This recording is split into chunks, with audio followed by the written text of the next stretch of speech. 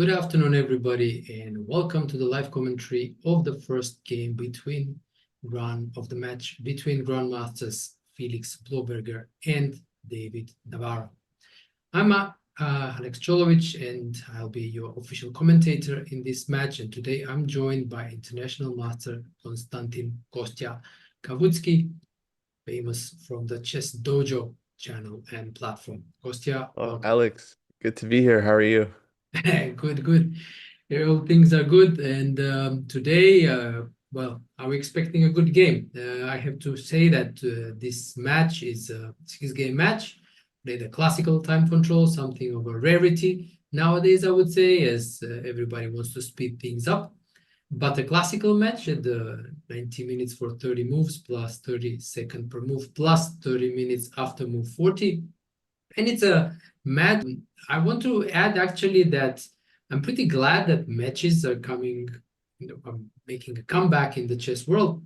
We've seen that with Hans Niemann already for a while, playing matches with various opponents. And here we see a young and ambitious Austrian Grandmaster Felix Blohberger, who is also trying to get exposed to high-level opposition in a one-on-one match.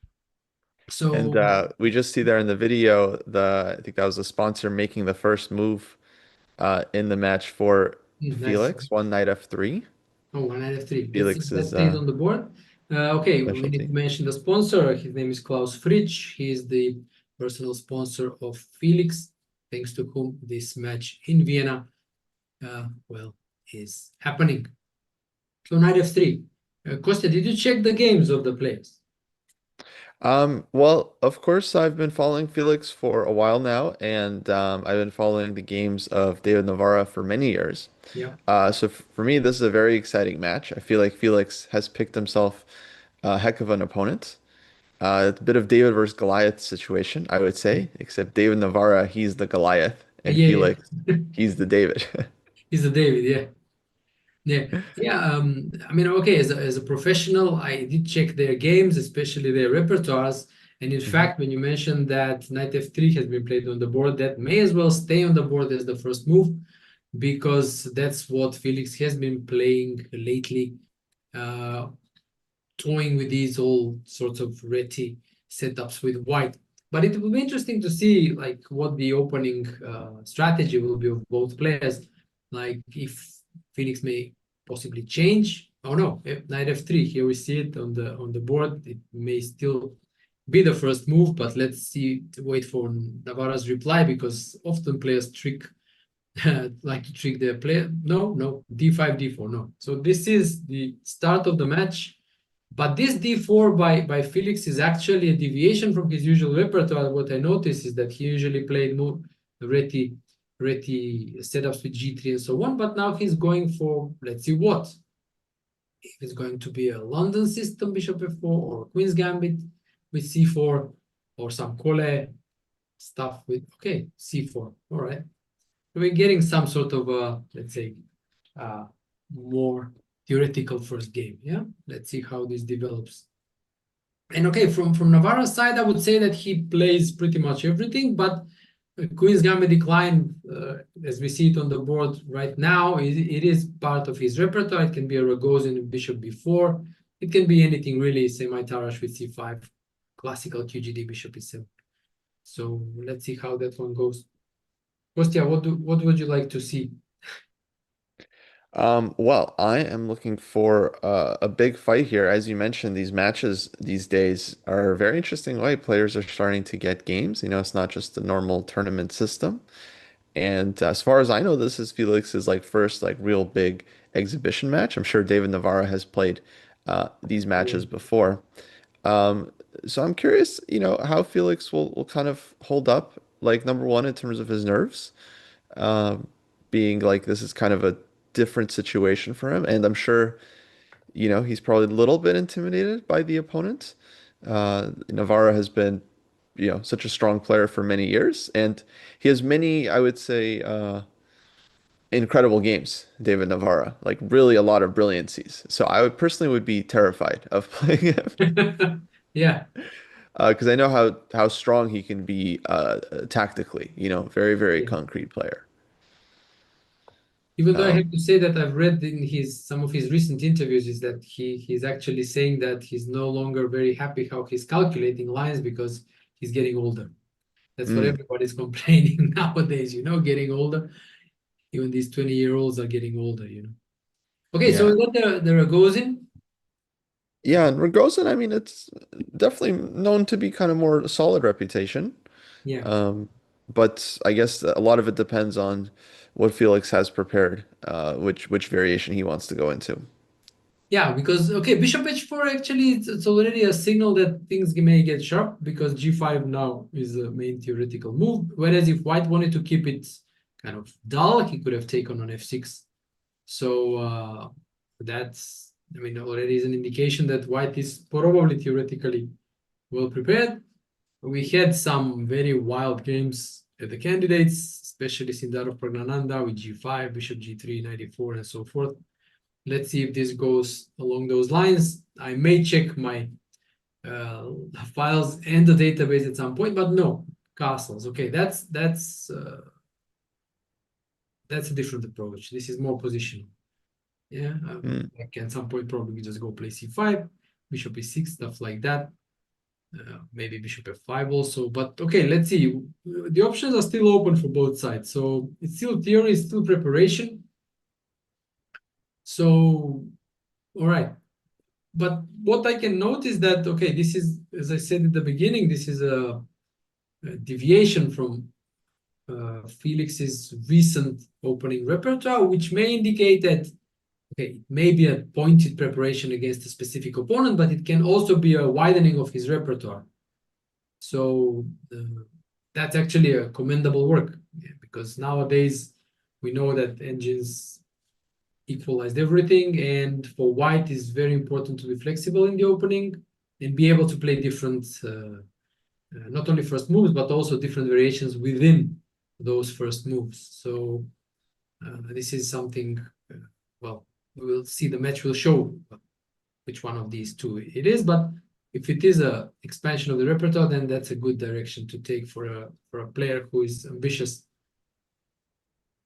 Yeah, and so it's a six-game match, and yeah, presumably both players did a lot of preparation. So I would think that, yeah, Felix has some good opening knowledge ready for these games. I'm sure Navara plays a lot of stuff, so I imagine Yeah, Rogozin is just one opening that Felix prepared out of many. Um, yeah, but absolutely. yeah, he seems to be playing pretty quickly, and Navara now thinking a little bit, but I can't imagine E3 has taken him off guard. Nah, not really. Probably just choosing it's like which way to go. I suppose Bishop F5 is one option. Okay, C5 probably is fine. G5 maybe also. So different moves. At this stage, I mean, when you see strong players thinking early on, they're most likely choosing from the things they have analyzed. Yeah. Hmm. Sometimes what happens is that okay, I've had this in my career told by a strong player, grandmaster, but woman, and she told me that very often she would prepare a line, right? But then when she would come at the board, she would start getting these vibes, feelings from her opponent, and very often that would lead to her changing at the board to some other line that she may not have specifically prepared for that game. So this kind of over the board decisions based on how you feel your opponent are actually an important aspect of chess. Um, okay, some people are more professional, you could say, than others, and they want to prepare everything at home and just don't deviate. But others are more attuned to the the vibes from their opponents. Hmm. And do you think Navara can be a vibes player? Like he'll maybe switch it up based on. Ah, it's hard to say. I mean, I don't know. This for some. I mean, to say if somebody is a vibes player or not, I think you need to know the person more because I mean, I've met Navarro obviously, and we've spoken a few times, but I can't say I know him that closely as a chess player. So I wouldn't know what his approach would be.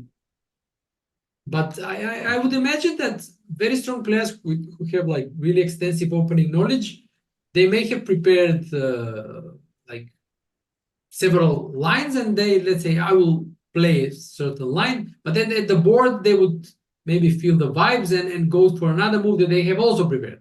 So it's not like a complete improvisation, it's more like uh, decision at the board.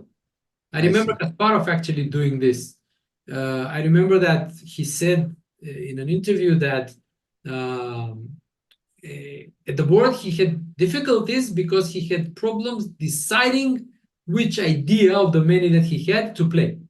Right. So that was his problem. Yeah. He knew too much. Yeah, I sometimes that happens to me. I prepare a line for like 3 hours before a game, Yeah. and then on the walk to the board, I'm like, I don't really like it. Yeah. And I show up like, okay, let's It play happens. It something. happens. But you know, it has happened to me too. But you know what has worked for me is that it was best for me if I could override that doubt and still trust my preparation, you know, Right, and still play it. And then what would happen is that the maybe the line or the move I may have been worried about just doesn't happen at the board at all, and I'm doing fine.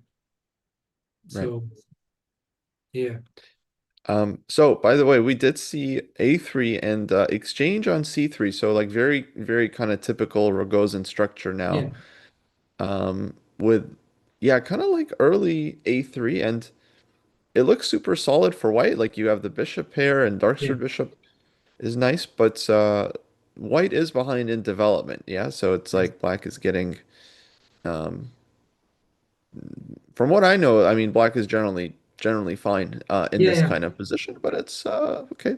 It's very solid. It's very playable.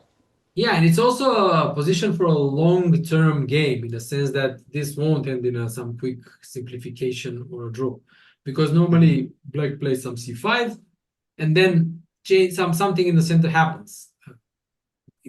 Black may advance with c4, white may take dc5, and either way, we have a complex situation in the center and a long game because nothing's going to be decided quickly.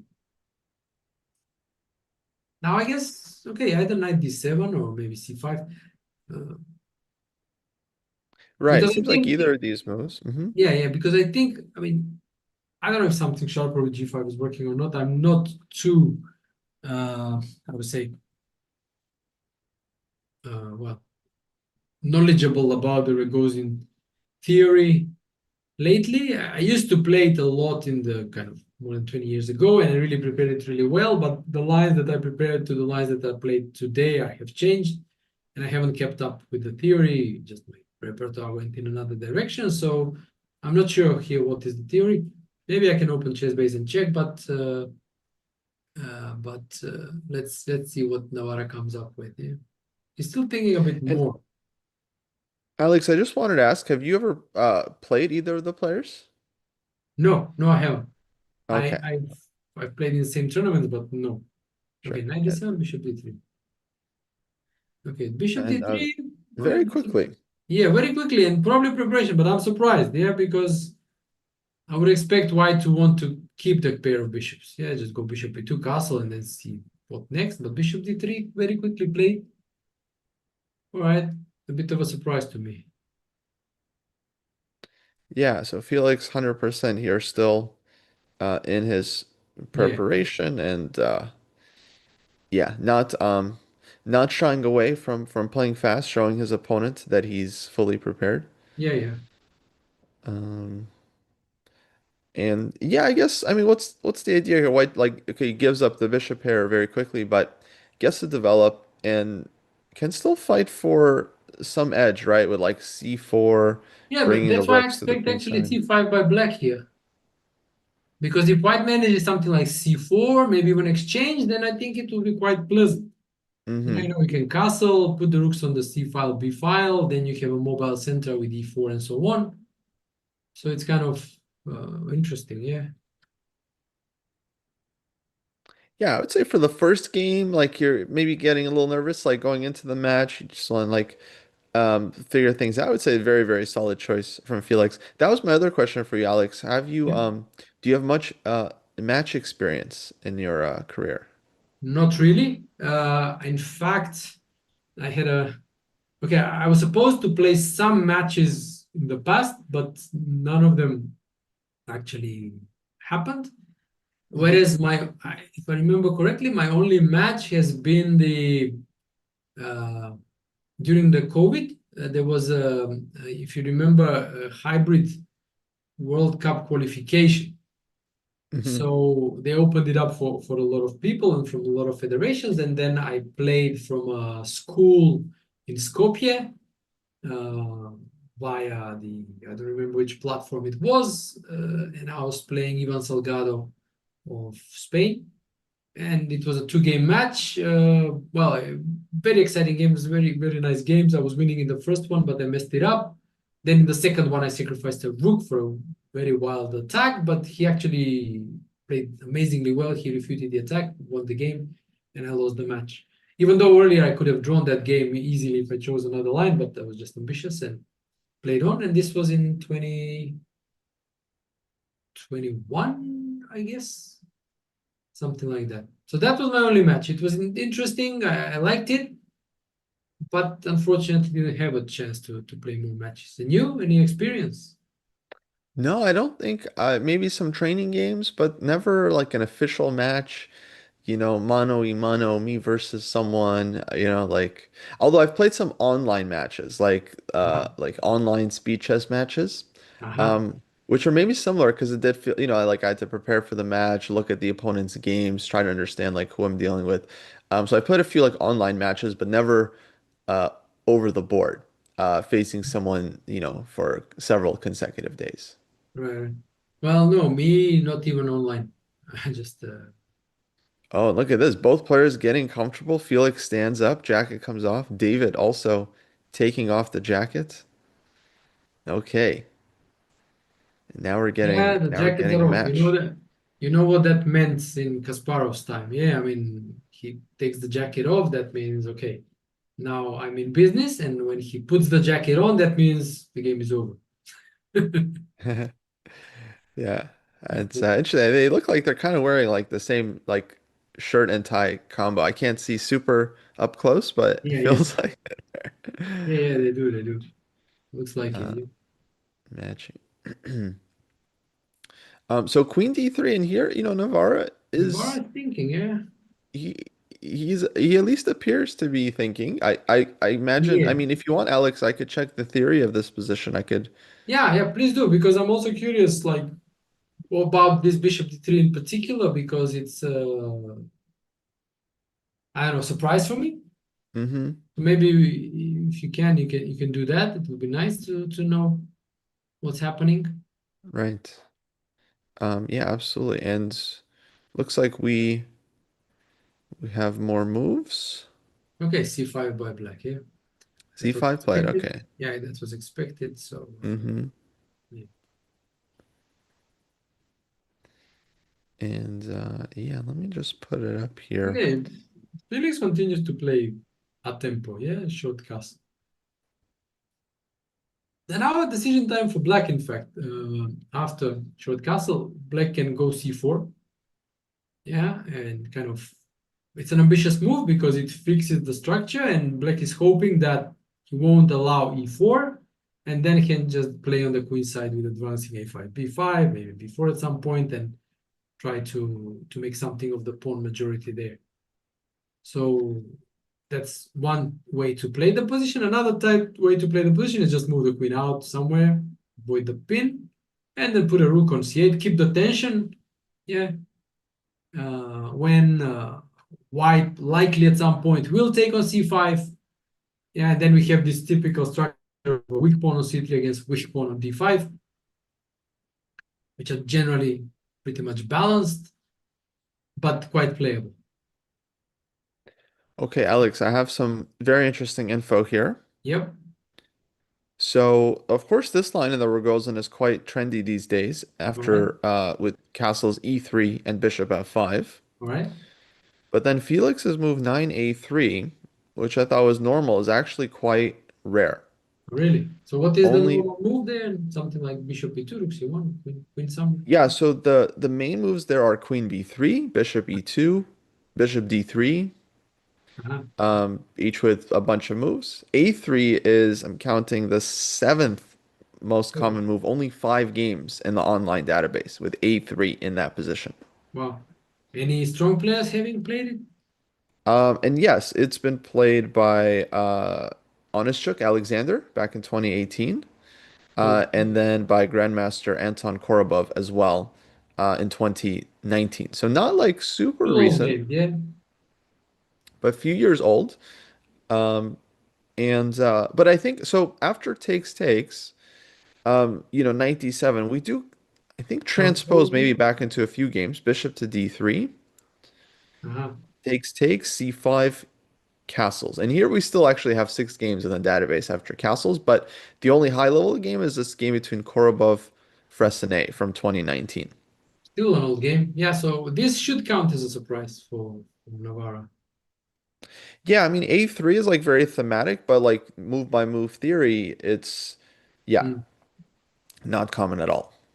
all right. All right, so this is definitely a good preparation from White, even if it doesn't bring anything tangible. At least it's a surprise. And okay, I mean, the position is still fairly typical, standard. And for a player of Navara's stature, he knows how to play these positions, but he still needs to figure out on a move-by-move basis, as you say, how to continue. Yeah? So now we can more or less say that for Navara, the game is probably started, whereas for Felix, we will soon see when that happens. Yeah, when we Yeah. start thinking a bit longer. Yeah. But I'm wondering how deeply can you prepare such a position when it feels like black has so many possible moves like rook e8, b6, rook c8.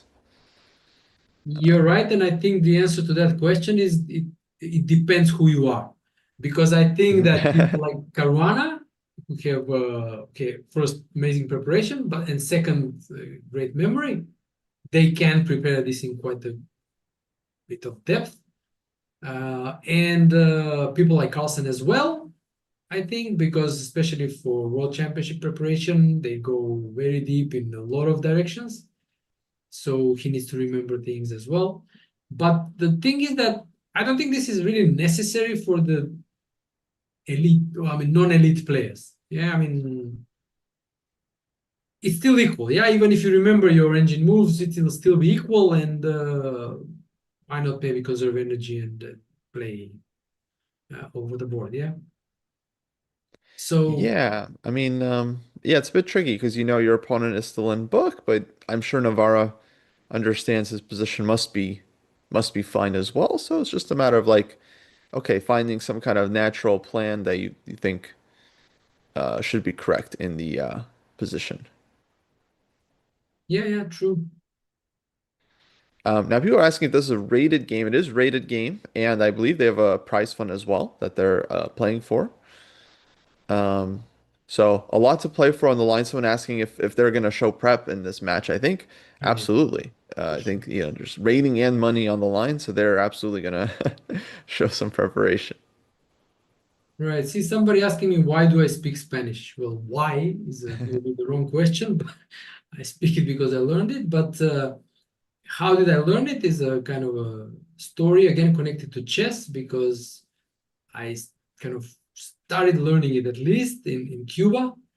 That was a long time ago, 2005, when I went there to play 3 tournaments in a row in Havana, the Capablanca Memorial in Santa Clara, and then in Santiago de Cuba. So I spent a month and a half in Cuba, and that's where I actually started learning it and speaking a little bit. And then after Cuba, immediately I went to Spain for another month and a half of tournaments. So in 3 months, I was in a Spanish-speaking country. And after those 3 months, I could already communicate something. But then I actually learned it properly and like to speak it fluently when I moved to Spain 2 years after that, 2007, when I was actually even forced to offer, I mean, to give classes in Spanish and so on. So that's how when I started speaking it kind of well. fluently, let's say. Yeah, so that's my Spanish story. Yeah. Dang, very cool. And Navarre, of course, famously speaks like 17 languages, right? Like Yeah, yeah, he's yeah. He speaks quite a lot, quite a lot. Yeah, yeah. And it's funny because when I've met him, I could, I mean, we could speak in many languages, whichever we choose, we can choose like which language to communicate in. So it was nice. Yeah, yeah, yeah.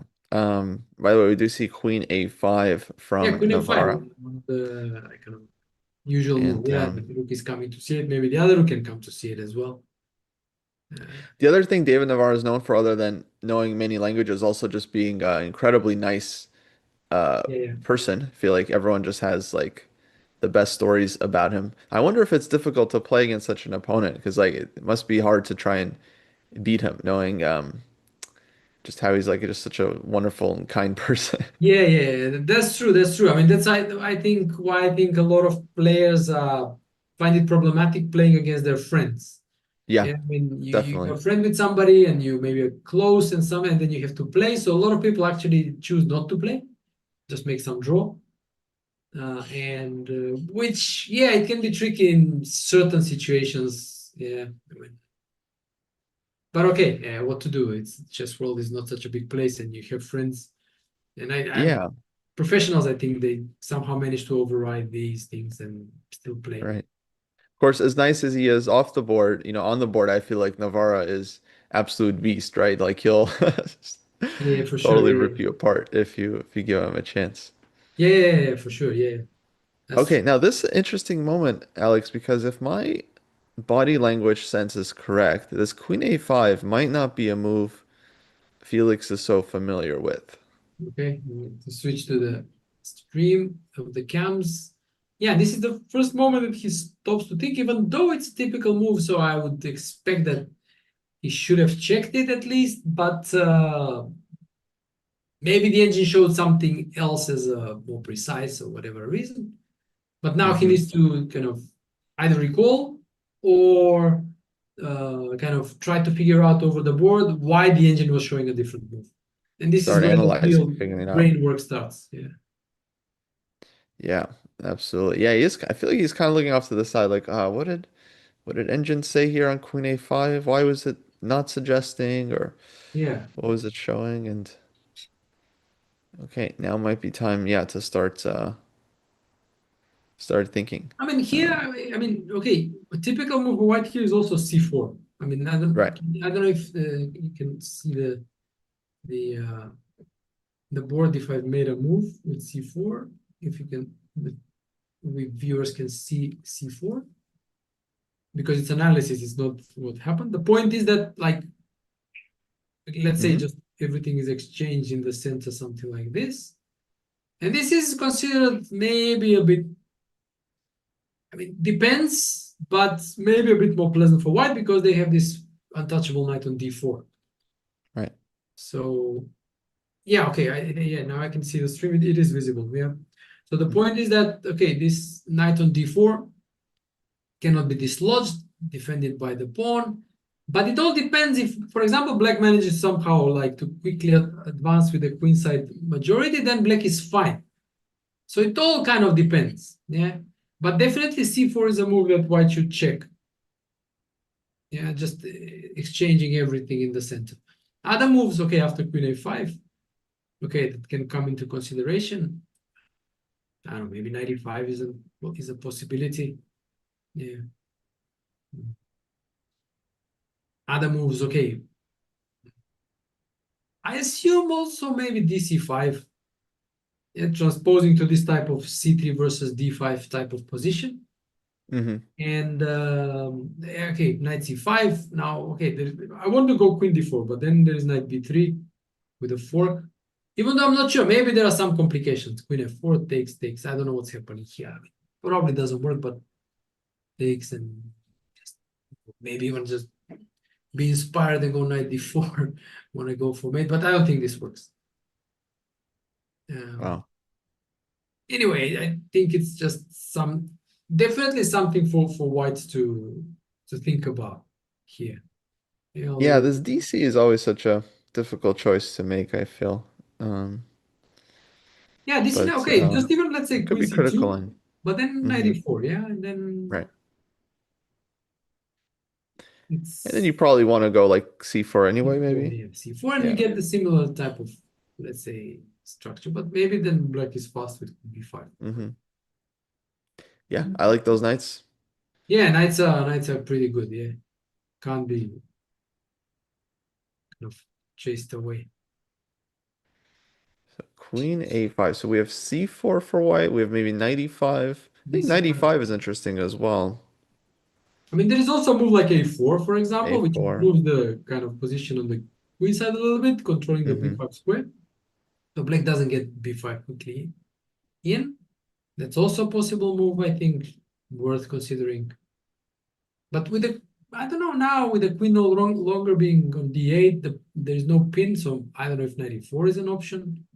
Knight Then A4. c4 can happen again because uh, the d5 pawn needs to stay there to defend the knight. So it So, looks like we've got rook F rook fb1. B1. Okay, yeah, that's also a possibility. Normally, Hmm. what happens is that this is useful when black closes, let's say, the position with c4, and then white goes a4 and puts the rooks on b and a and b files, and then with rook b5. In fact, I mentioned earlier that after c4, black would like to use the pawn majority there, but then it is white who actually starts playing on the queen side, and this can Yeah. be very unpleasant for black. So it's Yeah, also very thematic move. Hmm. thematic Okay. move. Yeah, yeah, it's a thematic move. And yeah, rook B8 is never so easy because you get hit with bishop G3. Yeah, exactly. Yeah. So this runs into some problems. So, So now, and what are yeah, the options? Yeah. I feel like, okay, C4 would be maybe my first thought as black. All right. Now there is queen f5. There is queen c2. I don't know. Yeah. And then, I don't know if this is. I mean, I don't know if this is actually working, but I was kind of tempted by some aggressive ideas. Still not sure if they are okay. yeah, so the thing is about these positions, like they're strategic, but they can get really sharp, like in a Exactly. second, like if white starts going all out on the king side, which sometimes they do. Exactly. Yeah. Or we can just Um, play queen c2 94. Okay, this one is hanging, so maybe we just put a rook on b4 and then go maybe a4, mm-hmm. 2, Interesting. and play on. Yeah. I love this rook b4, just plugging. Yeah, plugging the queen side. Yeah, true. Very interesting. Okay, so rook to b1 and Navara, he's thinking now. So I think he's just kind of totally on his own, but it's a Yeah. very kind of thematic Rogozin structure, and I saw in the games he's been playing Rogozin before, so Yeah. I'm sure he feels quite comfortable. And we have a move. I mean, on the camera, I Um, see he's still thinking, but I don't know if he heard. or no, not yet. Sorry, I thought I heard a move. Never mind. Oh, no. B6. Okay. B6 play. Oh, there we go. B6. Okay. Solid. Yeah. Now maybe. B6. Okay, so he's not afraid of like rook to B5. He has the A6 square. No, I mean, maybe A6, no, because A4, but maybe if rook B5, queen A4, Hmm. topping A4. But then from white's point of view, then B6, maybe A4. Yeah. Yeah, I think A4 now feels very logical. We still have our C4. Yeah. So just like, some space on the queen side. Yeah, maybe something comes to b5, probably rook, queen. I don't know, it's a pawn sacrifice, so probably not, but rook b5 maybe, and just putting pressure on the queen side. Yeah, Yeah, or B5 and A5. Yeah, comes to mind. yeah, yeah. So okay, I mean, looks kind of more pleasant for white, at least at first sight. But he went knight d2. All right, pretty quickly. Yeah? Oh, and he's continuing to, yeah, so this makes me think that he is still following what he believes is his preparation. Could be, Because could be. Felix, he doesn't strike me as like improviser, like he's just gonna play quickly. Yeah, if he knows what he's doing, but that's I think also a requirement of modern chess. I mean, you don't spend, as time as Tal once famously said, taking the rhino out of the mud, for 30, 40 minutes because Hmm. you just you don't have the time. Yeah, I mean, you have an hour and a half for 30 minutes for 40 moves, and you get 30 seconds, which still is 2 hours for 40 moves, but then your initial time is shorter, and then more quickly you end up in time travel. So you don't have time to waste on, I mean, maybe fantasizing too much or even calculating too deeply at some point. I mean, when it's not really necessary. So if you know what you're doing, you just play it fast. It's just a requirement of modern chess. Yeah. So the idea Right. is, of course, to stop 94, Hmm. introducing maybe knight b3 ideas. Yeah. Well, now white has like, yeah, very serious threat, like a4, knight b3. Yeah, that And would be so, a nice trap. Yeah. so he's You really know, kind of, I you think, know the trap. provoking There's black C4. yet. Push c4. Yeah. But now, at least after 92, c4 is less desirable for black because, okay, the queen drops and there is no 94, and white can continue maybe with both playing maybe f3, 4, and also a4, b5, and so on. So that's I think less desirable for black here. Yeah. Okay, so I'm kind of liking this for Felix right now. I mean, it looks kind of pleasant if c4 is not such an appealing option, like white gets good structure there, then But what to do? Because I would be a4, curious actually to know why not a4, because now maybe queen a4 and the queen can drop back to c6. Unless, queen a4, no. unless Yeah. his idea was rook b5, but kind of doesn't look like, or queen b5, and something Well, I along. guess it's like move by move. Like if he had played a4 himself, then he's allowing knight e4. Like Um, this, you mean? Yeah, yeah, maybe. yeah, Now c4 again or no c4. There is also dc5, knight c5, take on d5, take on c3. It doesn't really work.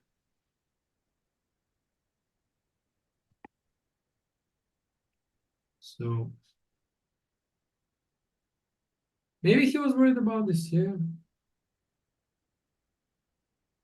we can be stubborn. Yeah, rook a3. hmm, Okay, he just probably didn't like it. Okay, just go 92.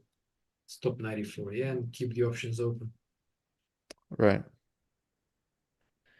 Um, yeah, and okay, queen a4, I think very, very sensible move here for black. Try to get the queen out. But okay, so you don't have a move in the position, no? No, I think right now, yeah, Navara, I think he's thinking here. So you have mode. Makes sense. Yeah, all right. Because yeah, one Yeah, wrong move, you can get your queen trapped here as black, so you have to be in the game, very precise. yeah, queen f4 makes sense because you bring the queen back to c6 and it's still, I mean, black is very compact, good central control, not too many problems, obviously, but Hmm. And Alex, do we know is there a second time control for the players or just yeah, the yeah, 90 after minutes? move 40, they get 30 minutes. Gotcha. Cool. Yeah, so Okay, so you do have to make move 40, and then they'll get yeah, some bonus time after that. yeah. I mean, I remember in the days when the time control was 2 hours 30 minutes for 40 moves, the Mm, good old days, yeah. There was this rule made by Botvinnik, and Kasparov also adhered to it and tried to follow it, was that you should make your first 15 moves in half an hour. But mind you, this was in a time when theory was not so well developed, so it was still considered rather quick, but still aided with some preparation. It was considered to be kind of decent because then for the remaining 25 moves, you get 2 full hours.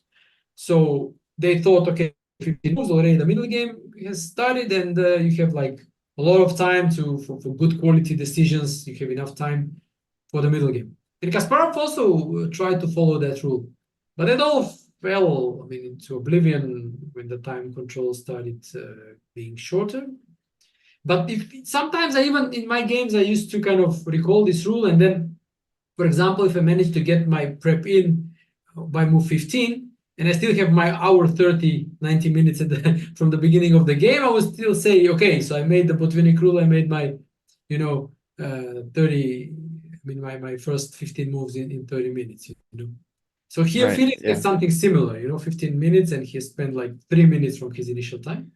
Right, basically because he's been, yeah, just mostly in prep. Yeah, Yeah, I feel like in modern times, what I often see is players play very quickly while they're in book, and then as soon as they're out of book, they'll just start tanking because they want to be like really precise, their first couple moves out of their yeah. preparation, which But totally understandable. this actually is a problem Mm, because I've spoken to some strong people. I think Gelfand was one of them.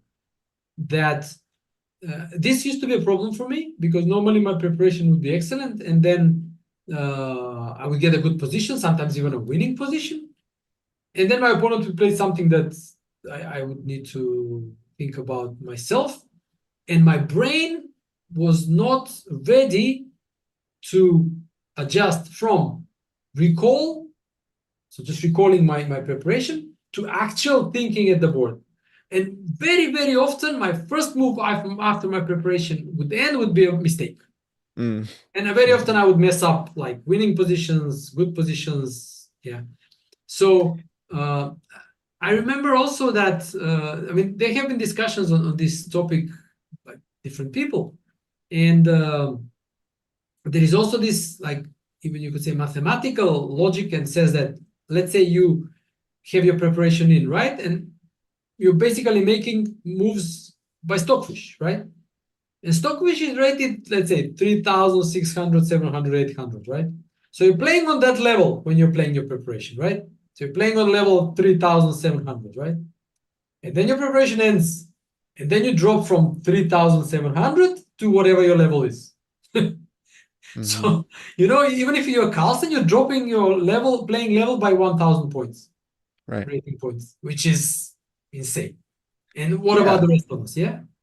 No, So, I mean, it's an important point because you have to prep yourself into a position that you can handle, right? Which I think a lot of players get this wrong because they just try to follow the theory, the engine line, the course, whatever it might be. Then they get yeah, into the middle of the game and they have no idea what to do.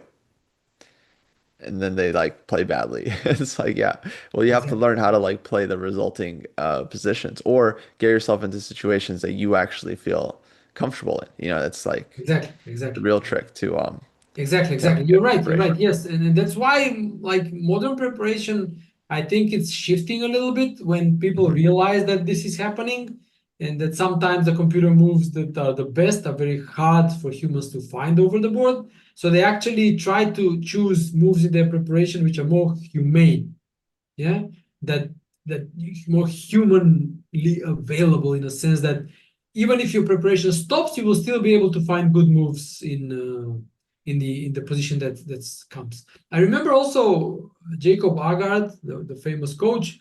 He noticed this in the World Championship match between Ju Jun and Alexandra Goryachkina, when he said that Ju Jun's preparation was actually much more human, and when the her preparation ended, she could more smoothly kind of continue the game without a huge drop of level, uh, which I spoke about. Whereas Goryachkina's was different. She was like bam, bam, bam, all computer moves, and then when she had to start playing herself, her level would drop significantly.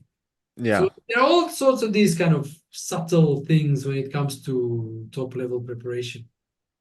Yeah, but I think I get it. Like if you're a top player, you kind of have this confidence that you can play any position and you just need to get a good position out of the opening and then you can handle it. But no, it takes some like real depth to like understand which positions are actually easier to play and whether you yourself can handle them or not and thinking about the opponent as well. Yeah.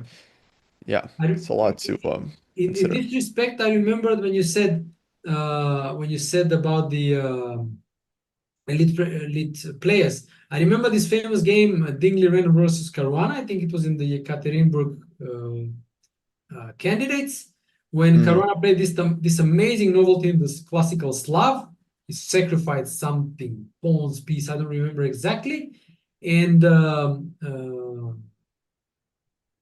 the position was so complicated and but still kind of easier to play with white because he had a kind of a strong pawn mass in the center. He was kind of defending, but easy to find the moves. Whereas for black to keep the compensation, he needed to keep up coming with the computer moves. And at some Right. point, Caruana couldn't. I mean, as long yeah, he was like 27 a lot. Yeah, at that time, maybe even 2800, but still 1000 rating points lower than the engine that fed him those moves. And at some point, he couldn't find the engine moves that kept the compensation and he lost the game. So even for them, it's very hard. Yeah. For them, it's very hard. Yeah. Yeah, no, yeah, for Caruana, exactly. Looks like we have Queen A4 on the board, Ah, okay. which is actually main move we were thinking, so we're in tune with that one. So that's Are good. you sure? Because my board here says that it's white. I mean, this is the back to life. Ah, okay. Queen F4 played. Okay, thanks. Yeah, sure. Sure. And Yeah, yeah, here. we thought this move was very logical because White was wanting to play A4 themselves Yeah. and trap the queen basically, but now Queen A4, Black can come out with Queen to C6. And okay, Felix is now back in thoughts. Yeah. Now how to continue? Yeah. Yeah, and I was looking for like some concrete stuff with like bishop takes F6 and rook to B5, but I wasn't Ah, really seeing anything. okay, let's check. Okay, takes. Rook B5. Yeah. Yeah. And Um, any threat? Rook C8, let's say. I mean, there is also maybe Queen A6 and just get the queen back from that there, but mhm. yeah, okay, just let's say Rook C8 and then what? Yeah. Yeah, exactly. And then what does White try to achieve from here? There's like C4 in the air always, and Yeah. so I couldn't really make this work, but maybe White has another option or other options after Queen A4.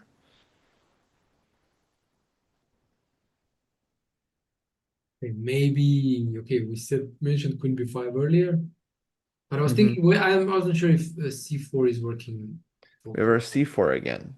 Yeah. If it's working. C4. Okay, sorry, I won't be moving the board again. Sorry about that. Because I Oh, was that's all good. wanted to see the if it was live or not. But C4 here, I don't know. I mean, CD, Queen D4, and, I don't know, DC, Knight C4, something like that. I was looking. Mm-hmm. I'm not sure.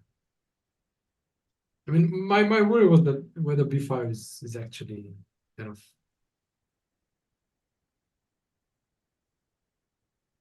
I'm not We're sure. worried about B5. In 95, maybe.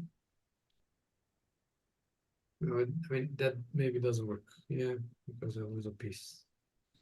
But not 95. Maybe 96. Takes. I mean, this is unclear, I would say. Yeah, I mean, this pawn is isolated, but it's also a passed pawn. Knight is kind of dominating the rooks. The pawn is also dominating the knight on d7. So this is, I mean, okay, there is blockading knight after knight d5. Yeah. Mm-hmm. I mean, okay, a random line, but I guess it's plausible. Yeah.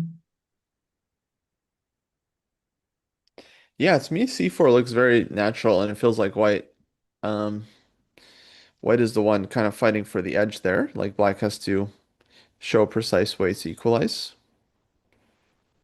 Um,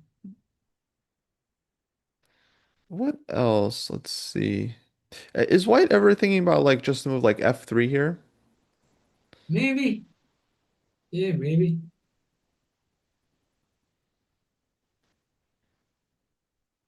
And yeah, the idea here would just be to strengthen the center Push it. somewhat.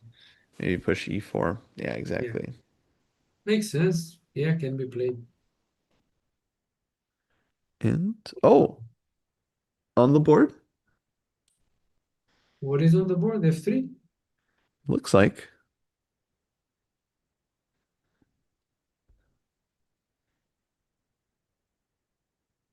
All right.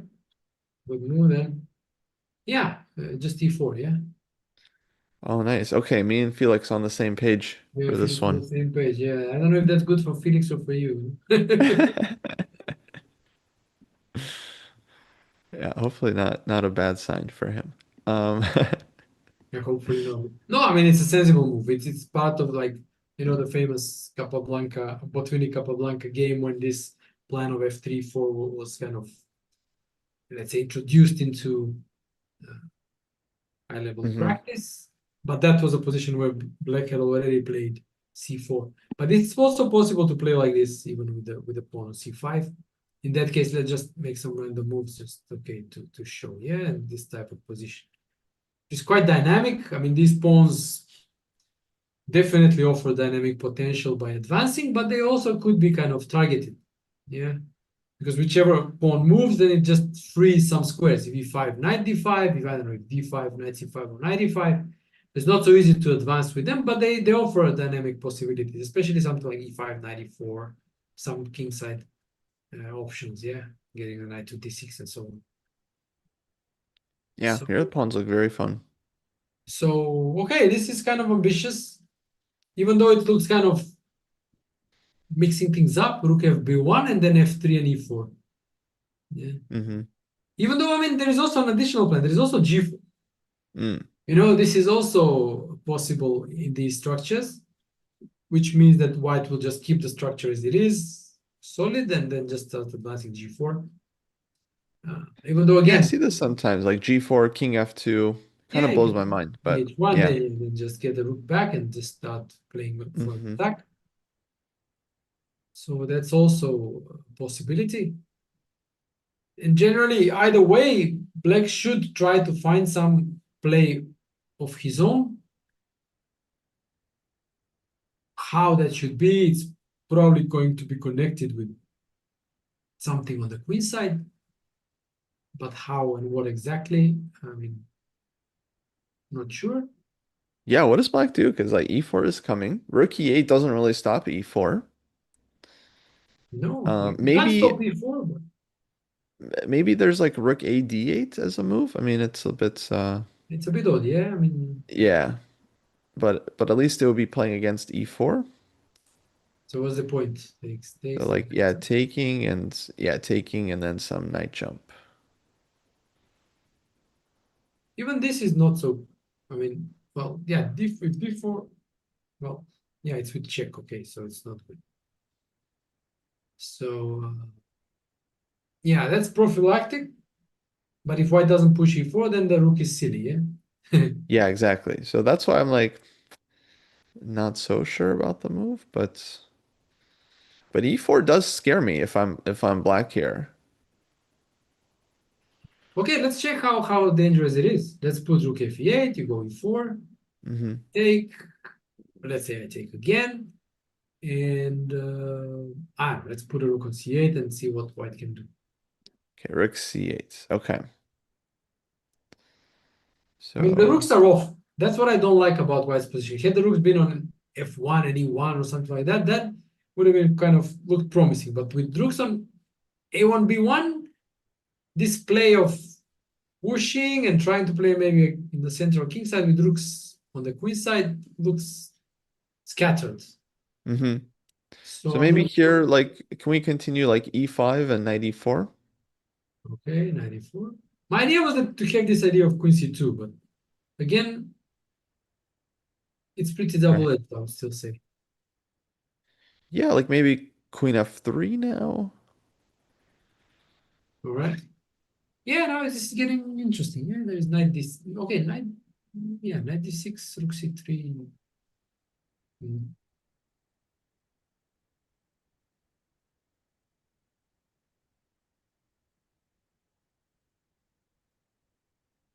Yeah, this is interesting. Yeah, okay, I don't know, maybe rook f8 or something. Hmm.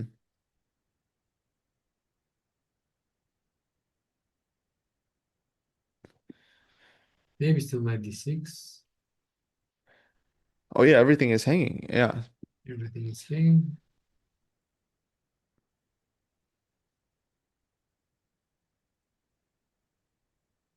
Knight c3, I suppose. Yeah, can be quite exciting. Yeah. Yeah, I would think White's doing well here, like Rook E1, for example, and Yeah. um, yeah, it feels like we have active position. Bishop E7 is a threat, Yeah. This looks kind of promising. Yeah. Still a long line, but anyway, yeah. So let's see. but it shows like E4 is a potential concern. Oh, definitely. Yeah. That's something to take into consideration for sure. So yeah, here I would expect Black to spend some time thinking. Um, Let me see the chat. If I can see the chat. What people are saying. Okay, thanks for the comment. Great commentary. I hope it is. And Navara, he's going into it now, so now he's coming up with some dangerous calculations. Yeah. And he's an I excellent wonder. calculator, in fact. Yeah. I have a feeling he's gonna maybe tank here a little bit because it feels like critical moment, like White just kind of showed his cards basically with F3, and Yes, now it's concrete. yes. I think he should spend some time here because you know the problem in this situation. I mean, problem. Okay, I mean how things happen. That you make some natural moves like we did, like Rook F8, E4, White pursues the idea. You take, you play a natural move again, Rook C8, and then you start calculating concrete stuff, and then maybe you see that this is not entirely working. Let's just say you calculate a line like this, and you don't like it so much, and then you go back, you realize what the dangers are, and here you start thinking, okay, what useful move can I make so that deeply into the line, I have something that makes my life easier. So I don't know, maybe we can start with Rook AC8, let's say, yeah? And if Mm-hmm. E4, then already this, maybe there is already Queen C2. For Queen C2 earlier, yeah, Yeah, makes let's sense. let's say, yeah. I mean, just like a conclusion from the line we just looked at. Yeah, so now you can't go to F3, knight is hanging, and there is also Rook C3 coming, so maybe this is an Hmm. improvement for black over what we looked at. Yeah, already an improvement, I think. So that's how you think in these situations. So you're saying don't just play the first move that I see. No, for sure. I mean, you start thinking with that. Sometimes it works, but then if you see problems in that line, then you start to refine. Yeah, like in this Ah. case. So Rook F8 comes now. I mean, put Rook on the semi-open file and so on and so on. But then you see you maybe uh, one or two moves lagging in creating counterplay. So then you say, okay, why should I then put the Rook there? But let's put this one because that was more useful. I have this Queen C2 I need. So that's how you think, kind of you improve the quality of your decisions by understanding the difficulties in the first line, the second line. So then the third line already is a better line for you. Yeah, so now I'm wondering what White's gonna do. Rook AC8. Does he take a timeout for Rook B2? All right, maybe.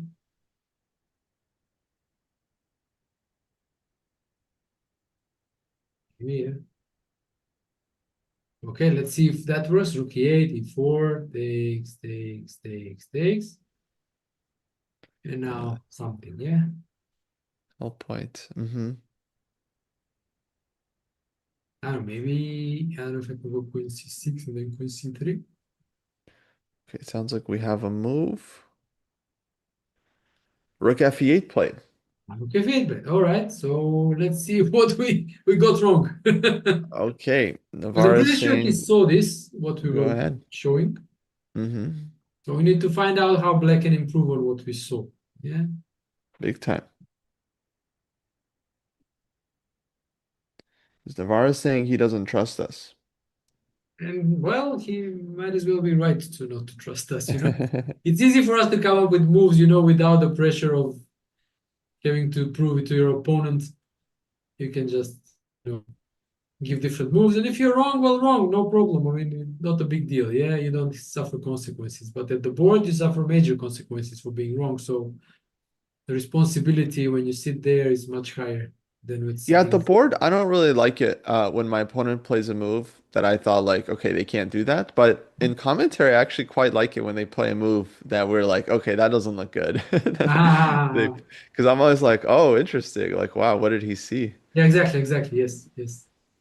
Right, let's see e4. Yeah, I don't know. Let's takes. I mean, these captures look natural enough, I would say. And now should be Hmm. something for black. Yeah. So did he find some? Well, I mean, you could consider like Rook a d8 here, stopping e5 All right. and threatening some Right. jumps. One more. Yeah. Yeah, it's And not an maybe he's obvious just move not because committing you don't Rook want to d8. Hmm. put the rook there, but it can work tactically. Yeah. And if I move the queen, then maybe knight d5, maybe not. Queen e3. Maybe queen c6.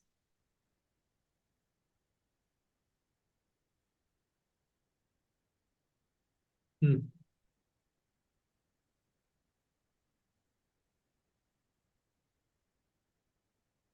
Yeah, maybe. Maybe g5 is Yeah, possible. yeah. G5 Hmm. was also thinking. Yeah, the idea is if I go knight d5, I think. Yeah, Right. or even knight g4. I don't know. Yeah. Maybe Now knight White's g4. position is loose here. No, but it's very concrete. I mean, the problems Hmm. are with the d4 pawn. d4 is hanging. Yeah, so like queen d3, knight c5. Yeah, And yeah, here it looks like black is just winning. yeah, yeah, yeah. And g5, this sacrifice shouldn't really work, yeah, because there are no pieces to support the attack. Yeah, we just move, I guess. Hmm.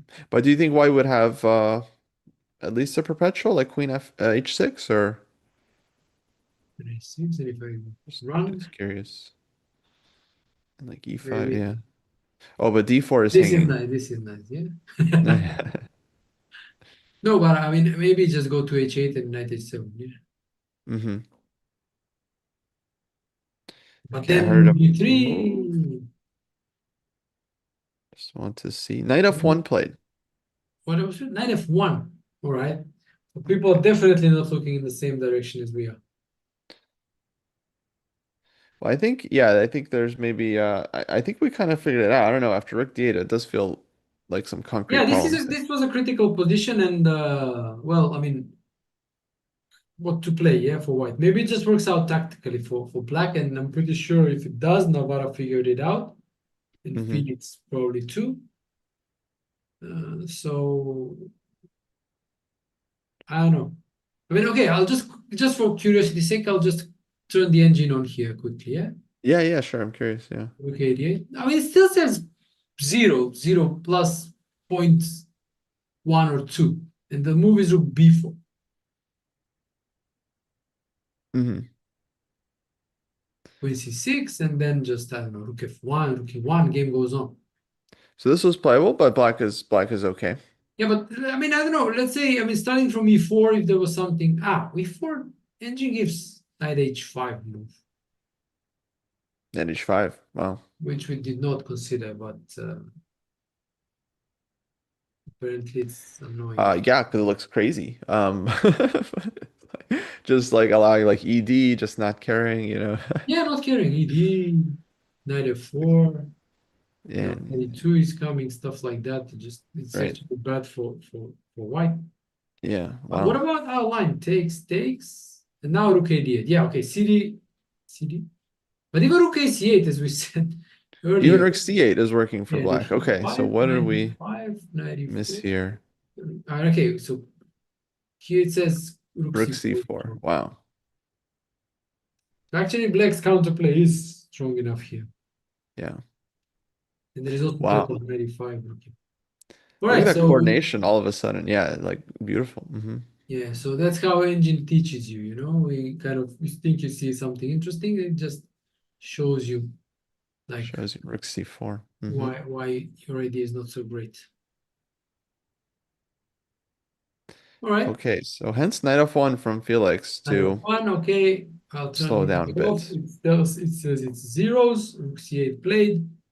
Then Okay. the game continues along the maneuvering path. Yeah.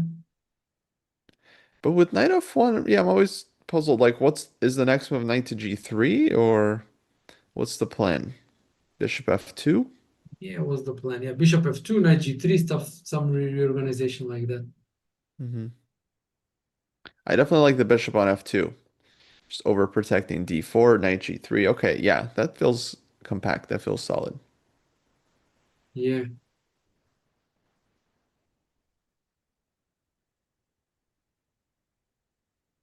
Yeah, we're not showing the engine because we try to figure things out ourselves. And here we just consolidate like to see what was wrong with our intended line to understand the position better. But normally we try to figure things out ourselves. So it's a kind of human commentary that you're getting. Hope you like it. But from a time to time, we may switch on just to understand things better ourselves when we are not sure what's happening. Yeah, exactly. But yeah, trust me, folks, we're much closer to the players than the engine is. The Oh, engine yeah, is like, that's true. Yeah, rook c8, it has this idea of cd queen c2 that I mentioned in some of the earlier variations. hmm. And now rook b2 makes sense just to cover the second rank. But okay, once rook, actually, I can show this. Once rook b2 has been played, then there are ideas like g4, rook g2, let's say. Yeah. Mm, So, and also there are also some ideas, let's say, okay, this is more in the case of like cd, then like bishop goes to e1 and maybe sometimes to b4, right. then to d6 and like some sort of rerouting of the bishop. Yeah, which looks quite nice. And then, I mean, if you all manage to, like, let's say bishop e1, then you go g4, rook g2, rook b2, rook g2, knight g3, knight f5, and things can work nicely, but never gonna happen. You just can't have it all. So,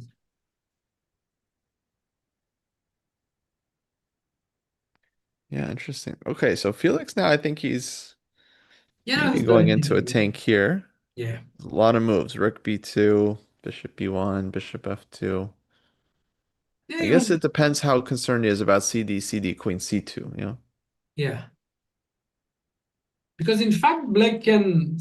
There have been games where Black has taken over the initiative like that on the queen side. Now let's make a silly move, king h1, and something like this. Yeah, queen c4 or queen c2. Okay, let's just say something like this. Yeah, and then Black takes over the c file. Maybe starts advancing here. A6, b5, knight Hmm. b6, knight a4. Maybe guy come to c3. Knight comes to c4. Black can easily overwhelm White on the queen side if White is just passive and does nothing. Yeah, So that there looks is like a a kind of dream strategical end risk. game for There black. is a strategical risk here for White, yeah.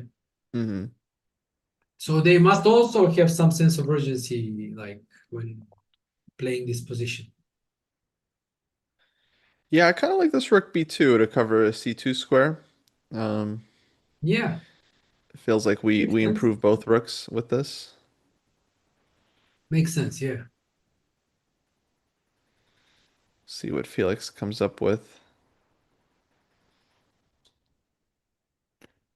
What else? Yes, bishop f2 is there possibly, but bishop f2, then cd, queen c2, and you're Yeah. forced. So exactly. Yeah, I think the main question here for White is that this idea of CD and queen penetration to C2 or C4 or rook C4, whatever it is, starts becoming kind of concrete. So they need to think like what to do against this play that Black is getting on the king side. Oh, sorry, queen side. Yeah. Could also see rook a2 as well. Yeah, rook eight, but rook, I think rook b2 makes more sense because rook will have to stay defending that pawn and the rook can swing if necessary. So I think that's a bit makes a bit more sense. Yeah. Yeah. Okay. I don't know. Yeah, time to predict the move. Rook b2, rook a2, Uh, something else. what is chat saying? I see one rook a2 vote. There's also queen b5 again. Yeah, queen b5. We're discussing this endgame. Yeah, but again, now at least I mean it looks like okay. let's say an exchange on b5. Let's just put it on the board, takes, yeah.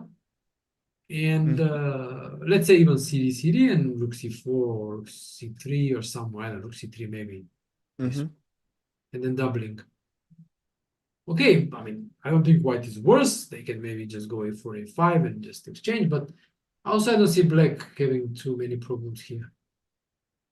I mean, the Yeah. knight must stay there. Okay, something like this can be played, but I think black is quite okay controlling the c5. White is also fine. I mean,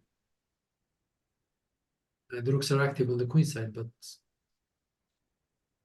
So nothing too. roughly equal this endgame. I would say so, yeah. But even here, like let's say black, I don't know, black can even consider c4 because e4 you can't get in. The knight must stay there to defend e3, so you can't use the knight to support e4, and black can go just go a6, Mm. b5, knight b6 maybe, and if he manages knight b6, knight a4, then white is under pressure. Okay, g5 will be flicked in at some point to not to allow bishop f6, but that's the general line of play. Mm-hmm. Yeah, I would guess white should throw an a4 here and Yeah, a4, yeah, a4 definitely something white should play. A4, yeah. yeah. And And now, then it okay, looks kind of balanced for me. Not yeah, sure. yeah. I mean, maybe rook b8 and still going a6, b5, Mm-hmm. but now with a4 flicked in, even if you manage that, just I don't know, let's make some random moves. Right, b5 takes. I think just the fact that you can use the a file is Mm-hmm. kind of okay. I don't know, somewhere doesn't matter. Yeah. Maybe put the rook on b4 and like can't chase it away, and it's like pretty solid, yeah. So that is possible, but I don't think it's too problematic for either side, I would even say. Again, I think that this is like I think the next move will show us how ambitious and what Felix thinks about his position. If it allows him some basis for being ambitious to play for more, or just I don't know, go queen b5, exchange queens, and probably steer towards the draw, or just keep more pieces on the board with something like rook b2, as we mentioned. Mm-hmm. And I mean, I don't know. I don't know queen f5. If that actually it's also possible. I don't know. To be again more aggressive, maybe g4, g5, maybe stuff like that. Yeah. Yeah, So we'll see how he's feeling. Yeah, I feel like if we see a rook move, like rook a2, rook b2, then more ambitious for sure. Queen b5. Yeah, I think he's trying to be solid. Um, yeah, but one thing actually, Alex, I'm not sure about queen b5 is like, can't black just go like queen c2? yeah. I noticed that too. But I think it's too big of an issue. Maybe just go back queen b2 if you want, and just chase it away, and Okay. not stay there for long. No, like I don't know, queen b5, queen c2, queen b2. Yeah, queen b2, maybe queen f5. Yeah, but do you really want the queen there? You know, I No. wasn't sure. I actually thought maybe like black is improving the queen, but I don't, yeah, I don't know. I mean, a4, I don't know, because then maybe rook is coming to c2. So Hmm.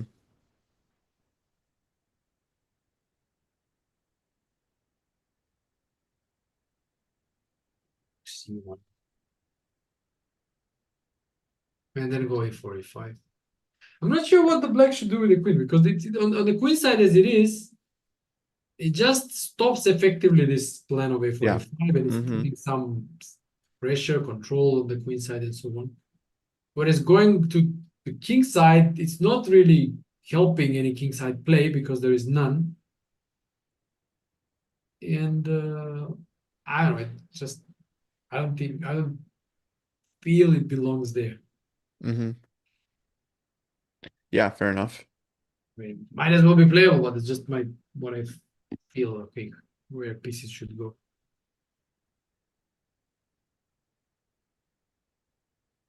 And yeah, Felix deep into the tank here.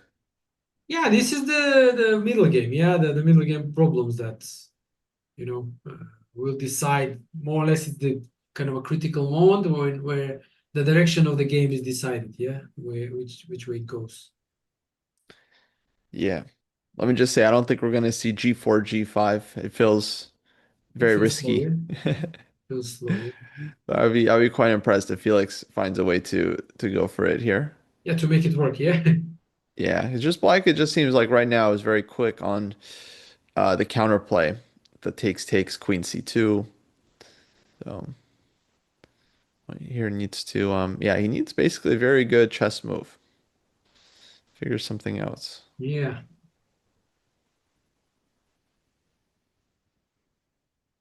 Well, the endgame after Queen B5, Bishop versus Knight, I mean, that's a bit too abstract because the bishop, what with the bishop? Yeah, I mean, it's not that it's affecting the game in any major way. You can put it on G3 to control B8, but even that is not some major accomplishment. So I don't think the bishop versus knight factor is very important for the endgame. Yeah, it's more about this play on the queen side that black is getting. So like this, as we're talking, yeah. So Hmm. it's more about the play both sides of play. Okay, white wants some a4 a5, black one maybe wants to penetrate along the c file and so on. So it's more about the concrete play than bishop versus knight as such. Yeah. Mind you, the bishop is also kind of a lot of pawns on dark squares, so the bishop is sometimes even limited by those pawns. And having a dark squared bishop with pawns on dark squares means your light squares are not so easily controlled. So there are some factors here, but I think here they are more of an abstract nature. What's more to the point is the concrete play. Okay, white to go get trying a for a5, black trying to maybe take, penetrate to control the c file, and so on. Because you can see the light pieces are not so active in this position. Yeah. I mean, I could see white maybe having a little edge, if we're allowed to just play like bishop takes f6 and a4 and king f2, like starts to Okay, feel let's see here, and so pleasant.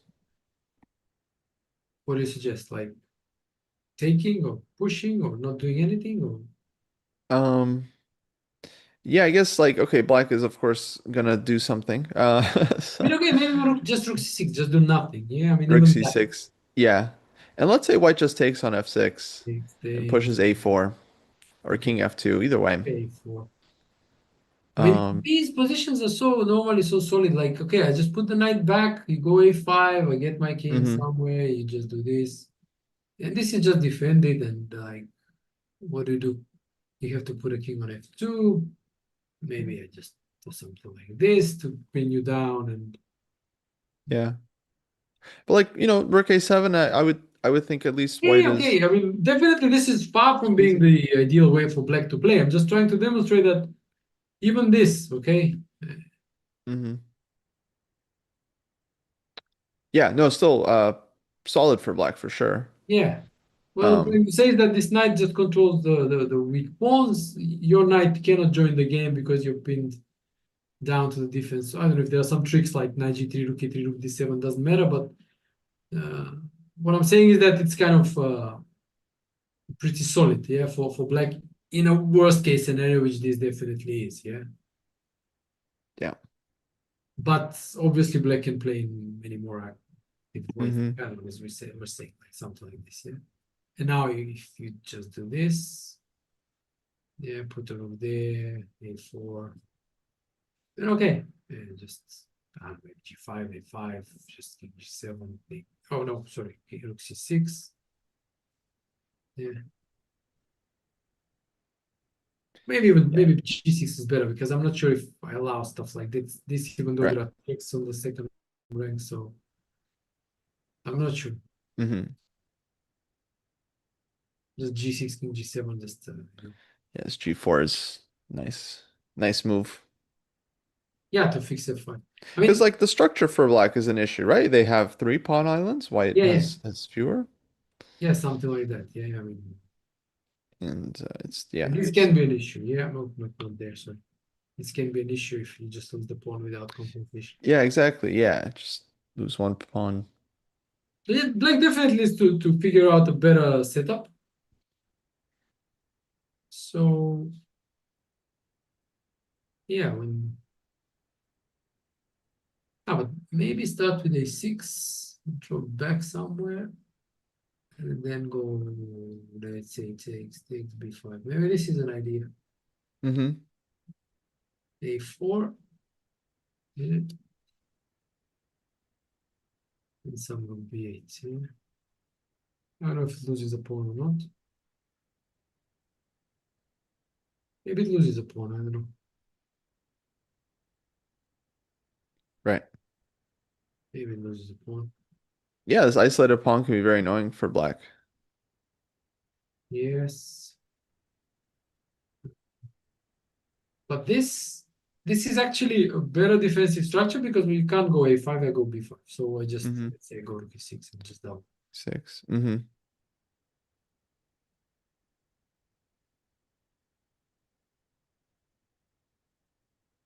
And yeah, seems playable again.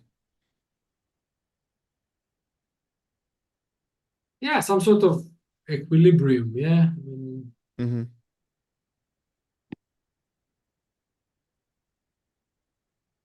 Yeah. So still thinking. Yeah. So it's definitely Yeah, big moments for Felix here. yeah. Rook c8, black has ideas. He has to try to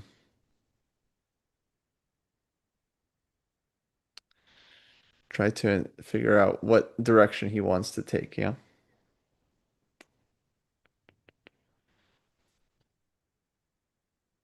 So Yeah. what do Well, we have? We have the rook a2, rook b2s. We have queen to b5. Any yeah. other People are suggesting suggestions? g4, g5, but we discussed this, and then I mean, thing is that it doesn't achieve much. Even if you push g5, takes, and then what? Yeah. It takes a lot to make something work out. Maybe rook b2, rook g2, and it takes a long time Hmm. to do anything there. So it's not really doing much. So Yeah, no, g4 is what I would do like in a blitz game. and hope for the best. Yeah. Yeah, and then I like lose and be like, oh, how did I lose? Yeah. I was doing everything right. No, I mean, discussing the chat is discussing the topic of ties. Yes. Pretty much like the players wearing ties because that's a rare sight today. If you remember these, I mean, videos and photos from the old matches, everybody was wearing a tie all the time. And I think this, I mean, Kasparov was always wearing a tie, even in his match with Kramnik in 2000, but Kramnik already wasn't. And I think this kind of Mm, attire, official attire of wearing a tie, in the 21st century, kind of loosened up quite a bit. And nowadays, players just go, even at World Championship matches, wearing like a shirt and a jacket, and that's pretty much about it. right. These And, days, yeah, you don't see the tie too often. Like Fabi, he's always wearing just jacket and yeah, shirt. everybody's wearing a jacket and shirt. Nobody's wearing Yeah. a tie anymore. I guess it's sign of the times, but it's actually I like seeing the players wearing ties. And as for the commentators, well, guys, you have to excuse us because it's hot where I live, so it's also hot in this room. So sorry about that. Yeah, Yeah, I mean, I don't know. I mean, I feel like, the tie, it's purely like an aesthetic thing, right? Like I feel like it doesn't actually provide a lot of value, especially if you're playing Blitz, it can kind of, yeah, slow. psychological, psychologically feel a bit strangled. Yeah, Yeah, but exactly. You don't feel as free, I don't know. I mean, people were playing in ties for decades, so I mean, shouldn't be too right? big of a problem. I mean, Karpov, Kasparov, whatever. I mean, Kasparov always wore a tie, so I guess it's a matter of habits and getting used to it. But it's but nowadays people are more loose about everything. So I guess that Hmm. applies to chess attire, and Yes, dress code. The famous words, dress code. Yeah, just go. dress code. Yeah. Okay, bishop f2 on the board finally. Yeah. Bishop f2. Okay, yeah, bishop f2 actually is another move that does play into White's plan because he had just played knight f1 Yeah, and he maybe. can't go knight g3 without worrying about g5. So it brings the bishop back to f2. Yeah, this also, I mean, supports d3 pawn and knight comes, but this is also, I mean, it shows, I think, some sort of an ambition, which says that, okay, I'm planning to go on the king side, and I say that your counterplay on the queen side, okay, I can deal with it. Yeah. So it's an interesting. I mean, this is how you read your opponents during a game. You see the position, you see the options, you see where they lead, and then based on their decisions, you can read what they're thinking about the position. So bishop f2 signals to Navara that White is not so much worried about this CD, Queen C2, Queen C4 stuff, and they think that they can find ways to deal with that. Yeah. Yeah, yeah, he's basically saying, yeah, he doesn't mind the endgame. He's preparing the bishop for that. He's preparing knight to g3. So yeah, And maybe his idea is that let's say CD. Okay, mhm, let's say Queen C2. Okay, takes. And now maybe knight G3. And the idea is that okay, E3 is defended, D4 is right. also defended by the bishop, and E4 can become a threat or a move if black moves either the knight from f6 or the rook from e8. And also, okay, for a5 still remains an idea. Yeah. Yeah, a4, a5 is always there. It's just like very simple minority attack, right? To Yes. just get Yes. a bit of an edge. Yes. In Uh, fact, I mean, maybe knight g3 is not even needed. Like you could start with a4 yeah, too. a4, and I think a4 black should almost always go a6, Hmm. to avoid a5. So that now a5 is always met by b5 because that pawn is safely protected, especially now when you don't have bishop f6 ideas. Yeah, so the knight can just defend the pawn. No Yeah. need to keep an eye on that knight. So this is kind of okay, I think, for black. Controlling the C file, yeah, I mean, nothing, queenside is safe. And only this E4 idea, okay, if it works, if it doesn't work, when does it work, and so on. Like, I don't know, Yeah. G4 maybe with ideas H4, Hmm. G5, but then black can play G5. Hmm. And this can be double-edged, I don't know, knight G3, yeah, knight is coming there, but I'm not sure. Okay, let's see something like this. Like I said, double-edged, yeah. Hmm. So maybe rook e6, then I don't know if this, I mean, black shouldn't, I mean, not the kind of force that they should allow a knight there, but still go just g6 and Yeah, maybe g6. Yeah, more solid. h4 there, g5 takes, and just knight e8. Can come to Hmm. d5, can come to d6, so c4. Because here, yeah, it's easy for white to just end up with a bad bishop, but e4, yeah. Yeah, e4. I mean, that's what I was saying. It's kind of getting double-edged. Yeah, I mean, still knight d6 probably. Hmm. Very double-edged. Yeah, yeah. I mean, it looks black is pretty compact. I mean, all these pieces, white pieces look a bit scattered, and a kind of center is there, but you don't get much out of it. So I don't know. Bishop g3, knight c4. So I mean, you've I mean accomplished e4, and then what? I mean, e5 just this awful knight f5 is coming. If ed just nothing, pawns are not going anywhere. Still knight f5 is possible. So thing is that going back to the position at the beginning, like even if you push e4, it's not such a big deal without queens at least. Yeah. Right. So I was asking if these two have played before, and I don't believe so. I think this is their first game. Yeah, I So checked that before the match. haven't They played. haven't played Mhm. before. Right. So that's kind of interesting. Yeah. Yeah, first experience. Yeah, yeah.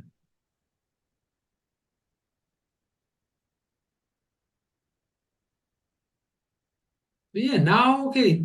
Navara should think what to do, whether CD, whether not. Okay, I mean in these positions, a typical idea for black can be h5.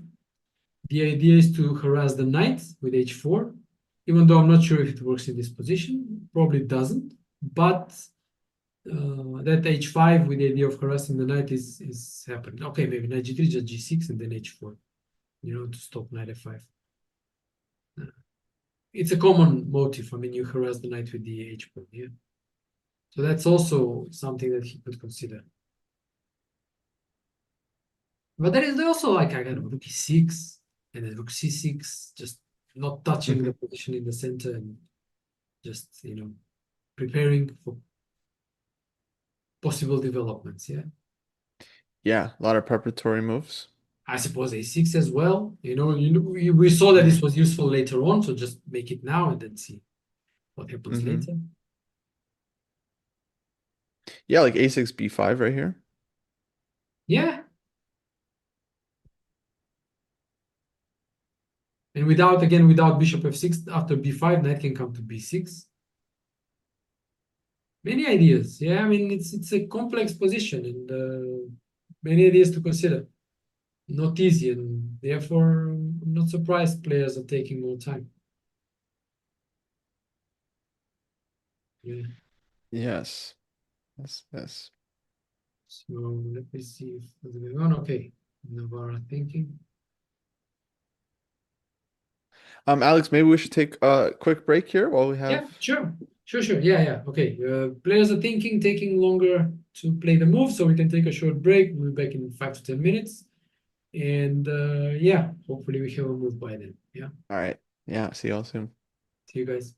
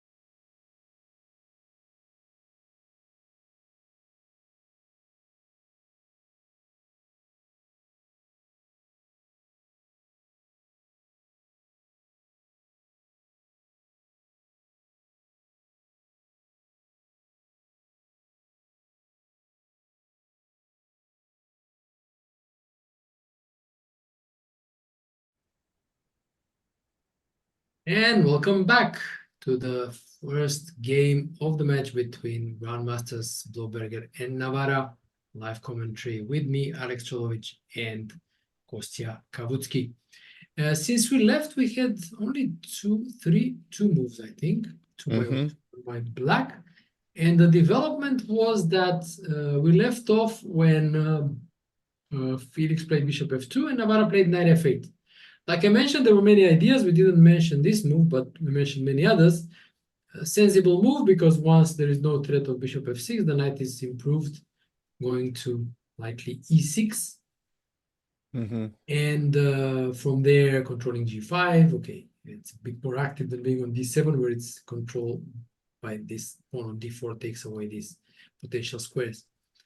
And Felix continues with g4. Now again, G4. yeah, something interesting. Yeah. Wow, Felix. Yeah, so this kind of,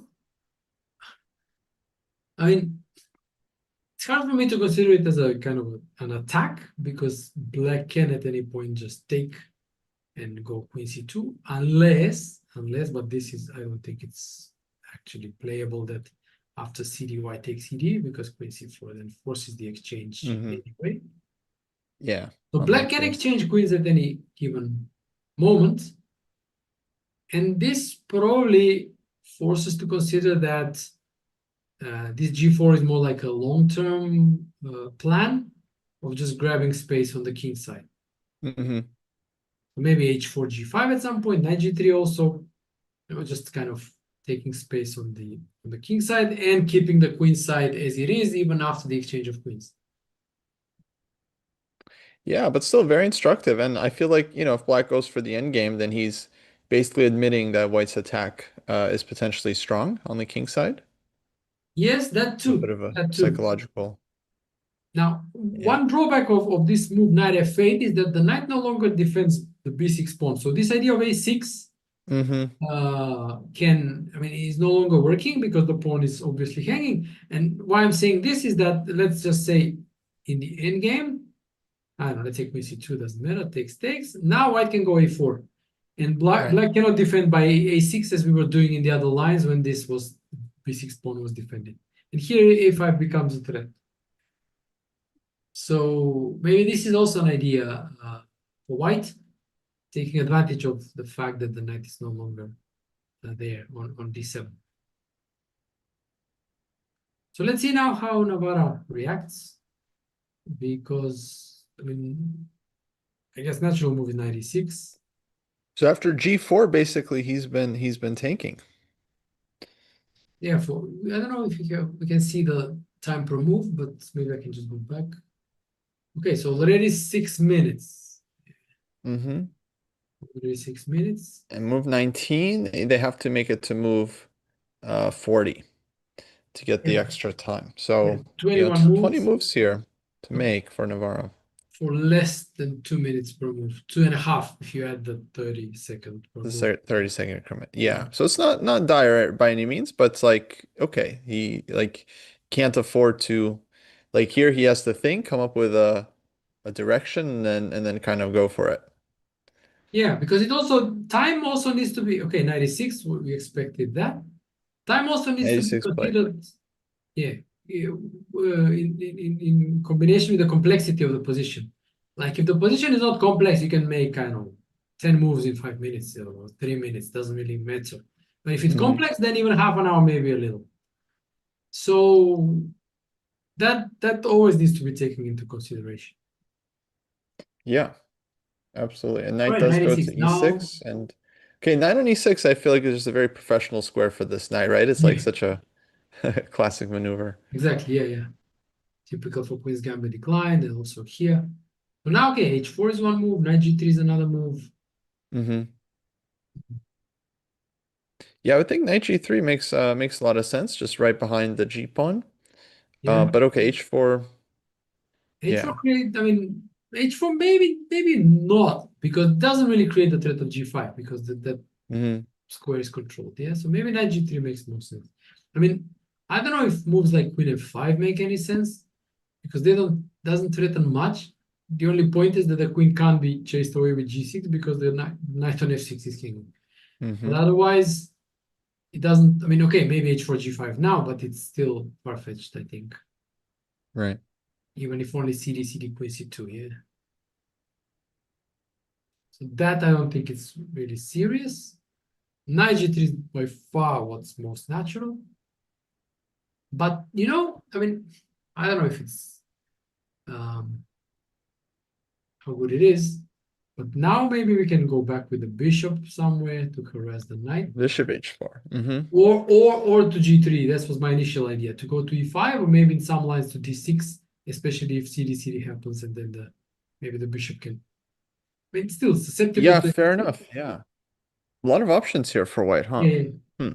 a lot of options. Yeah, A bishop h4 looks interesting because that's like kind of a concrete threat. yeah, Asking black if you want to play g5. which is pretty double-edged. Yeah, I mean, just weakening f5. Yeah. No, Yeah, probably I not. would love to But see but g5. but Hmm. knight g5 is normally a like, unless it drops something. Hmm. Normally you can do this because the knight cannot be chased away with f4 because it slots into the Hmm. equal square. But maybe here it's like takes queen Yeah, f5. exactly. That's what I'm saying. Unless it drops something. That's why I said Hmm. unless it drops the pawn. Yeah. So here, okay, if it loses the pawn, probably it's not the best way to play, but I don't think. I mean, can get double edge, I guess, like this. Yeah. No, it's still complicated. Yeah, you take that one, I take this one. It's a bit of a mess. But I Yeah. think black is not like this is also playable for black, I would say. Yeah, it feels okay for black actually. Like I mean, there's g4 for white, right? It's super double-edged, Yeah, weakening the king. and we're kind of opening up our own king, right? We haven't really done a whole lot to black's king Yeah, just yet. and like in this type of positions, like you have a two pawns extra on the king side, but you can't do much with them. Whereas these two are fast pawns that can run quickly. Yeah. So and your king is weak. So I mean, it's not really straightforward. Yeah, Okay, looks like h4 played by h4 Felix. played. Okay, so I Wow. discarded that because it did not create the threat of g5. But So he's showing confidence. He's showing yeah, just going for he it. wants Yeah. to advance. I mean, so now I guess he has the queen f5 idea again, right? Queen f5, g5. There is also one more idea, which is to go. I mean, it requires some sort of preparation, but okay, to go h5 in fact, Mm-hmm. and then go knight g3, knight f5 when the knight can't be chased away really with Sure. g6, but also kind of fixing. I'm not sure how good it is, like, honestly, but that's also something like sometimes people play. It also prevents knight Oh. g5. I mean, that's important. Yeah, I like how Felix is playing today. I feel like he's going for it. He's not trying to just make a draw. No, no. And he's pressing his opponent. He's asking some questions. And also, what I think is important is that he plays faster. And Hmm. these kind of decisions, g4, h4, bishop f2, g4, h4, are relatively quickly taken. He still has 49 minutes, which is quite a bit. Yeah, and like 13 minutes more than Navara, and playing fast in a phase of the game where the game is being, like I said, more or less decided in which direction it will go. Yeah. So yeah, as you mentioned also, yeah, queen f5 and then g5 can be Hmm. the idea, yeah. So I guess black still has some time, but yeah, at some point it feels like the Yeah, more I something look at is it, the more I happening. feel like black has to go for CD and queen c2, because otherwise white's kingside play is just slowly going to get stronger and stronger. And I thought, even on the last move, he might even consider like rook a2 again to stop this queen c2 thing, after which it's like not so clear how black uh, creates counterplay. I mean, even if let's say, I mean, okay, what black does here, it's also important, but I guess even if there is no queen c2, there's queen c4, right? Hmm. And then, okay, queen f5, let's say. So it should always be something around the c file and queen side, but if there is no queen c2, let's say the rook is on b2, Mm-hmm. Then g5 can become a bit of a threat, even though nothing too urgent, but like, I don't know, g5, g6, if it, what's happening, because let's just say, let's make some move for black. I just wanted to see if, to demonstrate what's happening. Okay, let's say look here. Mm-hmm. All right, g5 takes, goes back. And again, white's pieces are not really ready to support any type of attack. In g6, black can just take, Right. take, and then what again? Yeah. It's not that white can attack because all these pieces are very far from any attacking positions. And this can Yeah, easily backfire, in fact. exactly. This doesn't seem like it's worked out for white. That's okay. CD4 on the board. All right, nice, nice. Well, at Okay, least so Navara, he's yeah, he's had enough. yeah. Well, I Maybe mean, it's makes time to sense because he clarify. improved the position of the knight, and then there is nothing more to improve, so he goes to concrete action. Yeah. Okay, CD. And Let's see the yeah, Felix takes back with the C pawn.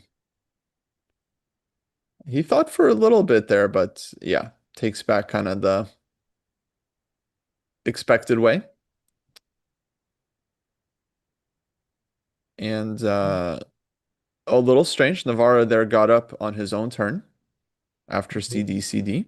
okay, there it is. But probably just had to toss something or s.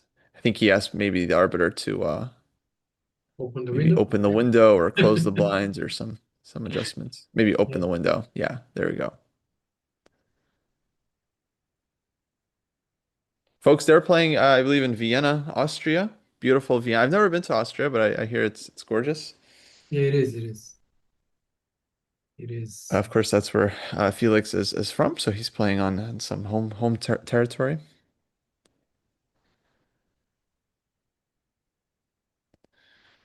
And we see a quick capture on the C file, but Navarra he doesn't hasn't made his follow-up move immediately, which I mean, can mean all kinds of things. But I often feel like, players as good as this, usually when they've decided on CD, they have their next move in mind already.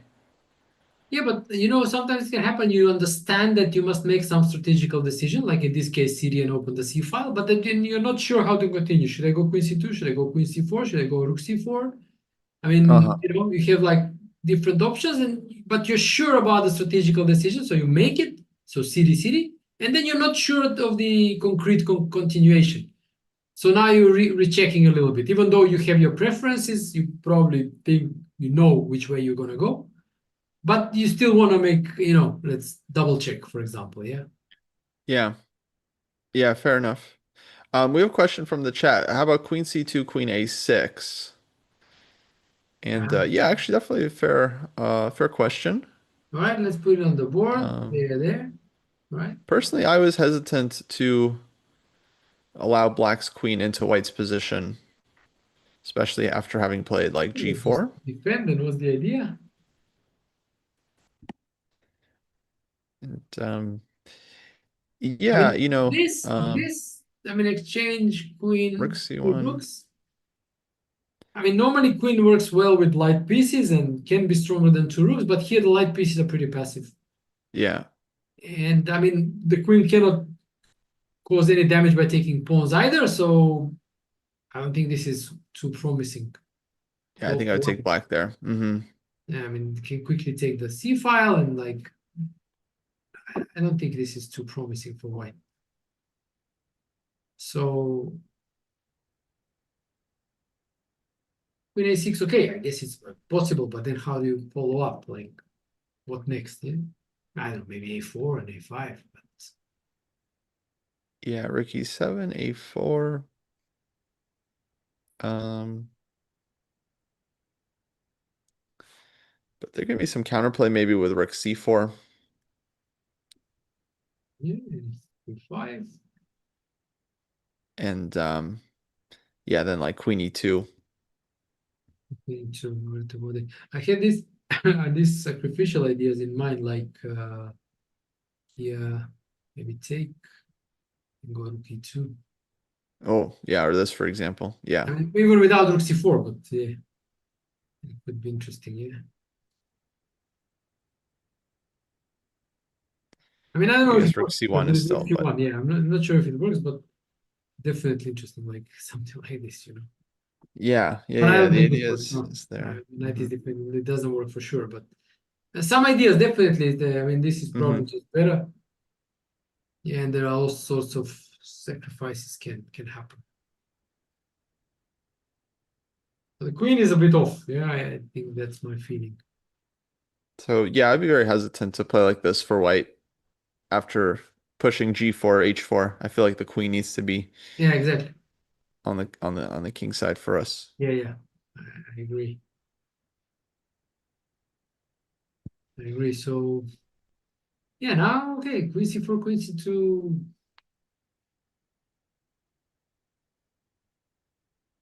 I mean, probably not gonna happen, but black, okay, just can leave it and go move like g6, you know. G6. I don't know, just I mean, I don't like h5 so much. That's why I'm not so sure about it. Uh, but what I'm trying to say is that black can just also not do anything concrete because these things will not go away unless black white goes queen rook b2. But okay, like normally you don't play like this. I mean, if you open the c file, you probably follow up with something concrete. So we do expect something like queen c4, queen c2. Yeah, what does the Navara have in mind here? I mean, it feels like, yeah, Queen C2 is kind of the most obvious move, but if that was his intention, something now has caught his attention. I mean, again, like I said, like maybe he could have done this without opening the C file, but just doubling on the C file can also be sensible, keeping Queen C2 in reserve. And There. how do we evaluate this endgame, Alex, after Queen C2? Okay, What do you here, think? this one. Yeah, like And if you had to take a side? ha, not easy, I mean, I would take black, but I don't like this A4 A5 idea. I mean, for white. Mm. Hmm. So that's what's kind of making me Interesting. indecisive. I would kind of take white. I would think white is a little I because I like that my plan is obvious, A5. It's just Uh-huh. like very easy. And yeah, it feels like black has to solve some dynamic problems. Play wait, rook C4. Okay, And that's rook also C4. mentioned. Yeah. Hmm. Okay, rook C4. Yeah, So that indicates that he does not really want to play Queen C2. Because now that exactly. would just be like wasting time. Exactly. Interesting. Yeah, this threatens like rook C8, Probably just wants the rook double. Yeah, C7. very natural. And rook C3. Yeah, exactly. And also without the queen's access to this diagonal, B5 is becoming an option, B5, A5, Hmm. even though it's not doing much, but that can also become an option. But probably just the most direct is just double. And I Uh, guess he's saying like you can play knight D2, but then that's not where your knight wants to be. I can go like rook C7 now and still double. Maybe queen C2 also, yeah. Maybe Queen C2, yeah, is like yeah, more tempting now as well. I And mean, then yeah, the knight I think wants to go to like G3, F5, and so on. So it's like losing time for white. but in the end game, I'm not sure if it's gonna go there. Maybe just go to B3, Maybe B3, maybe go sure. A4, A5. Hmm. Uh, but with the knight on B3, I can maybe go A6. So Oh, but A4 still, right? Like, and then knight will A4 is move. fine, but now A5, B5, I mean, this is controlled, so I don't worry so much. Yeah. Like knight C1, Yeah, but this is becoming strange a bit. like knight D3 isn't some pressure or This is the trick. Okay, so I should go yeah. into B7 then. Then yeah, okay, I guess it's similar to this endgame. Yeah, we've been looking at. Um So rook c4, yeah, I wonder if Navarra just has no intentions though of playing queen c2. I mean, this will depend on the urgency. Yeah, I mean, if it's becoming something dangerous, then queen c2 just He takes the still top. has it as a, yeah, available for sure. But maybe there is nothing urgent for black. Like, how can white, let's say, Yeah, he's saying go ahead. do something? Because as I mentioned earlier, like all of white's pieces except for the queen cannot really get quickly to the king side. Even the Hmm. knight takes two moves to f5, but then the queen cannot get to the king side. So it's not like white has an attack automatically. Far from it. Yeah. Well, in any case, I kind of like knight g3 here to All continue. right. Okay, let's see. Okay, let's see. I just double. Knight f5, yeah. Rook c3. Yeah, maybe queen goes to b5. b5. Although wait, no, it's Oh, okay. shit, I no. thought I'm I thought I'm wondering. No, but Rook c1. it may not lose because this, I take, you take, I take. You have the check on e7, even though probably it's not great, but yeah. Yeah. But also on rook c1, maybe white could have just taken on c1. To go for two rooks. Oh no, because black can throw in rook takes c1 check. I apologize. So we Yeah, sure. don't get that. Yeah. No, okay. I mean, this doesn't look too great. I So mean, queen because b5 is here, kind of walking into, yeah, typical yeah. I tactic. mean, from our analysis, what I'm kind of getting the impression is that maybe, just a feeling that maybe this game is turning a little bit into black's favor because Hmm. we see that white's banked on some kingside activity, weakening the king, pushing pawns, whereas black focused on queenside play. And now, as we look at this, we don't see any direct ways for an attack. Like I said, the pieces are not ready to support any type of attack, and black's pieces are actually quite ready to pursue queenside activity. The knight's also very well placed for some sacrifices, maybe, and controlling pawn movements, because if any pawn moves, then a square will be open for a knight.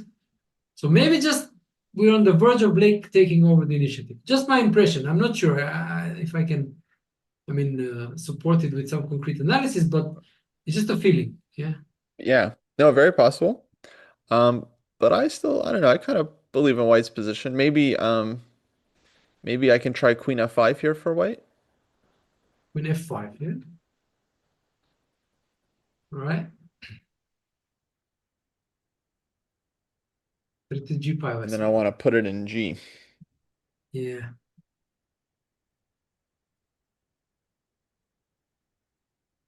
Let's see.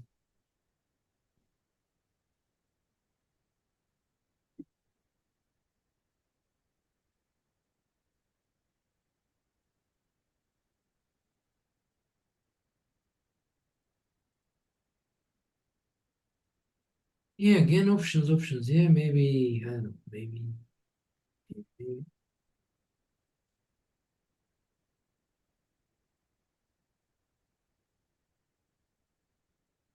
or maybe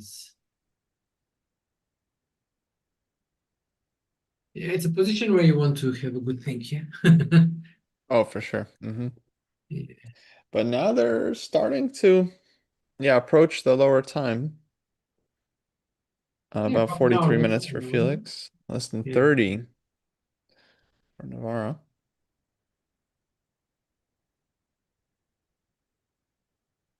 Okay, what if I just play bluntly? I don't know if I can play bluntly. Oh,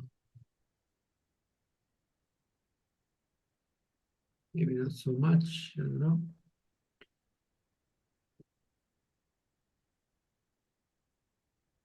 Yeah, I mean, no, okay. Queen c6 is probably just the dullest way to defend. And if g5 takes, Mm-hmm. get the knight somewhere, don't know where. Could be h7, At h7. attacking the pawn. And then, yeah, what's happening here for white? Are we happy? No, not sure, eh? Yeah, also not sure. Maybe G6. Takes, knight F8. Oh wait, didn't you have knight takes D4 there? Ah, here. Yeah. Yeah, that Yeah, works. just okay. So we all right. Refuted that line. If you go F4, it's just ugly for everybody, yeah? Yeah, just yeah, it feels like bishop is not gonna be my friend anymore. No, not Stop anymore. writing me. So Yeah. So yeah, I mean, again, this is the impression that white doesn't have anything like a big breakthrough on the king side, whereas black is compact enough in the center and, you know, maybe slowly mhm. taking over. I don't know. I mean, maybe far-fetched to say taking over, but maybe just that imperceptible moment in the game when things start to change. I Yeah, don't it know. feels like momentum's starting to shift a little bit. Absolutely. Yeah. That's my impression. I don't know. Maybe wrong, but hmm Um, yeah, I guess I mean, of course, I feel like White could play more solidly here. Like maybe in the live position we go knight G3, yeah. and then if rook C8, maybe put the Yeah. knight on E2. Just going defensive. Yeah. Yeah. Yeah, C2 or something. So rook C2 and I mean, just yeah, just going defensive. Yeah, I mean, yeah, admitting that you're worse, basically. You have to maybe do. rook C1. But yeah, it doesn't feel like yeah, I'm really playing for anything Yeah, anymore as White. Yeah. So Felix needs to show something on this move if he has any kind of play in the position or if uh he's just trying to keep it equal. Okay, I heard we have a move. with F5. Yeah. Queen F5. Okay. Well, like we said earlier, it's not clear if that's a good sign for Felix or for me. Uh, Yes, yes. we're in tune on that I one. don't see the. Okay, now I see it moving. Yeah, with F5. Yeah. Okay, people are asking in chat, what's the eval? What's the eval? So humans, like guys, when you're playing a game, you don't always think. Actually, you very rarely think about I'm better, he's better, unless it's very obvious. Normally, you think in terms of I like this, I don't like this, I have a good feeling about this, I don't have a good feeling about this. Most often, it will be I have no clue what's going on. And then what happens is that you actually start to calculate to get at least some clue about what's going on. So the players at the board are not quite sure what's happening in the position here.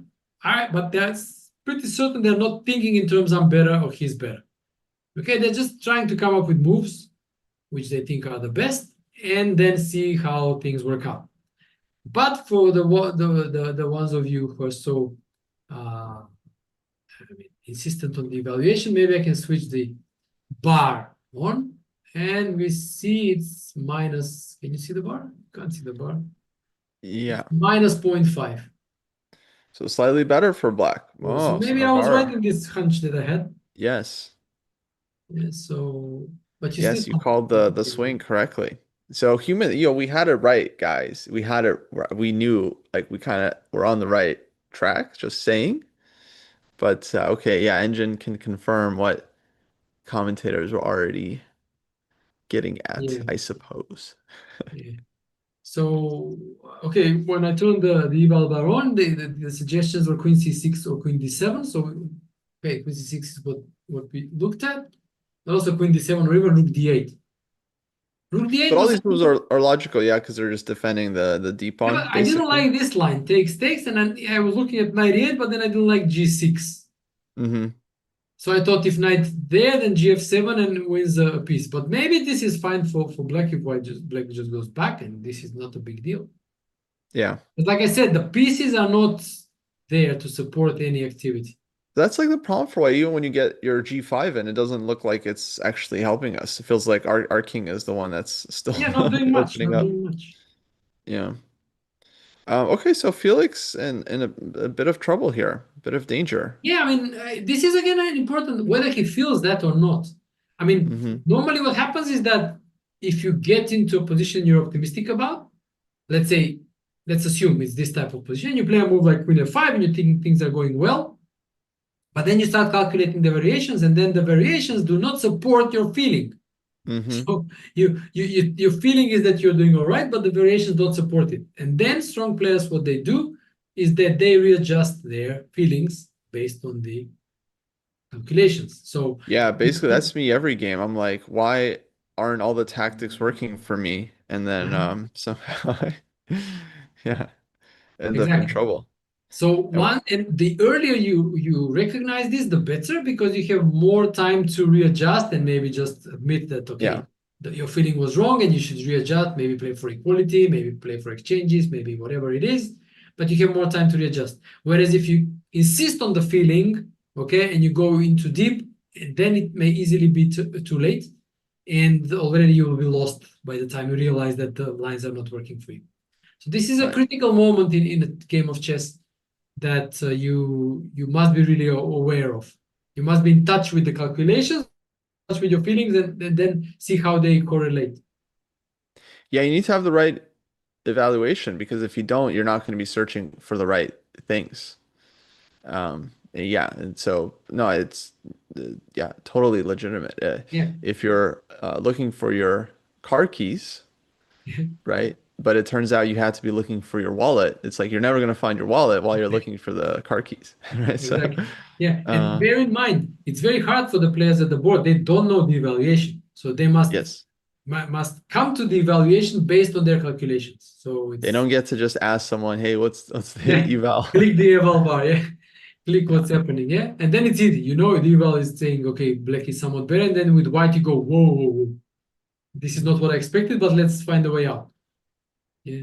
So, but I think Um, strong players, okay, Felix too, I mean, should start becoming aware that maybe this was maybe too optimistic going G4, H4, and so on, that this wasn't like putting the rooks on the queen side, the pieces are passive, but then you're trying to attack. Maybe it was too optimistic. Maybe right, he saw some lines that maybe were working, but then he miscalculated something. The reasons could be different.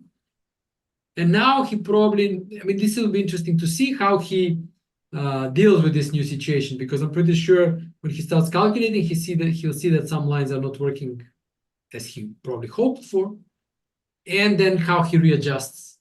Yeah, yeah, optically, this line doesn't look very nice. Like G5 takes knight H7, but then if you don't play G5, why did you play G4, H4, Queen F5? It's like it's exactly, so yeah, hard to pull exactly. back at this moment.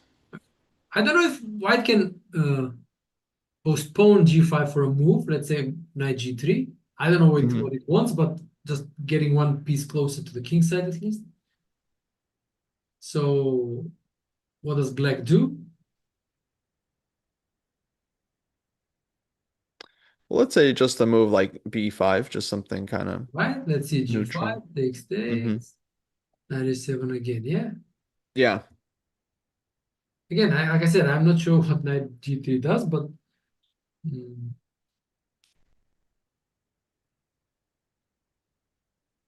does very little. We must go G6. But then the trick works again. Yeah. right. Yeah. Hmm. Yeah. I mean, how to suggest? Can we do the same with Bishop G3? Maybe at Bishop E5, something like that. Mm-hmm. I mean, obviously B5 is not the most forcing move for Black. It's a random move. We're trying to find some ideas for White. Yeah. Yeah. I guess knight D7 here. Yeah. And what's the bishop doing? Yeah, let's continue in our optimistic way. It takes 10 seconds.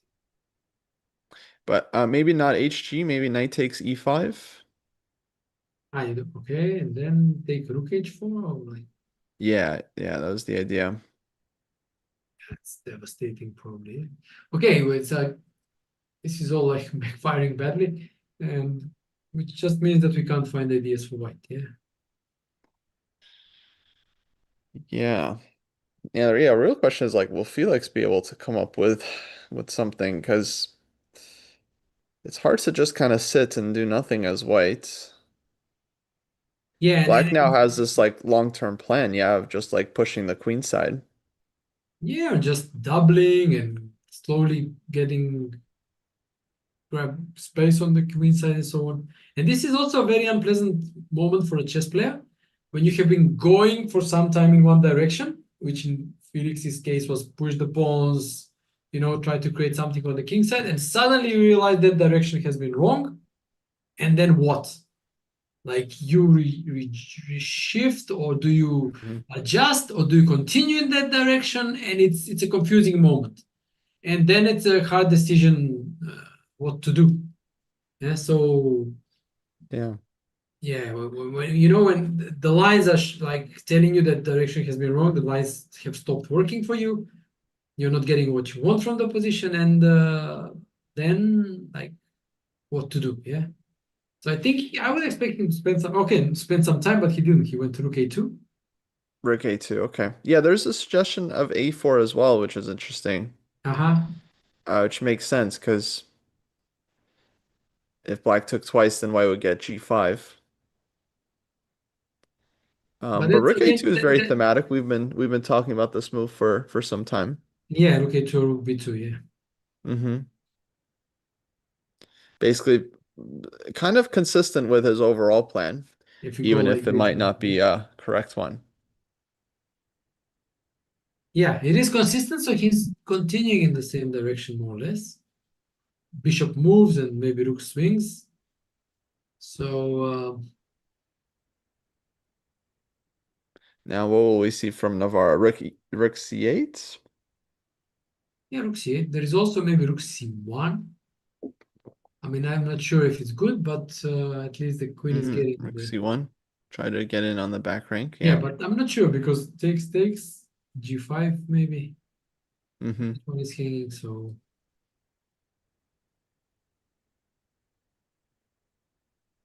not sure. I mean, probably it's not working. The queen is not doing much there, so probably not much.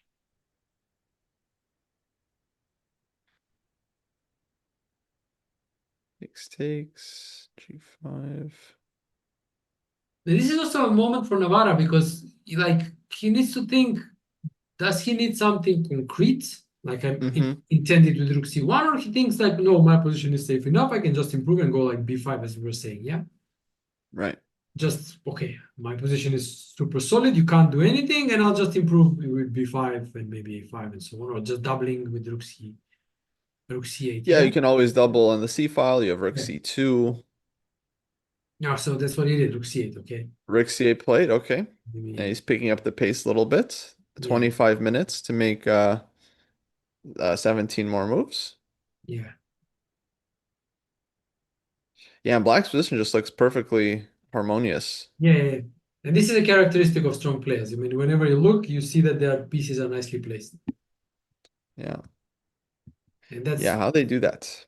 yeah, how do exactly, yeah, and that's like when they say, one player outplayed another. That's usually that.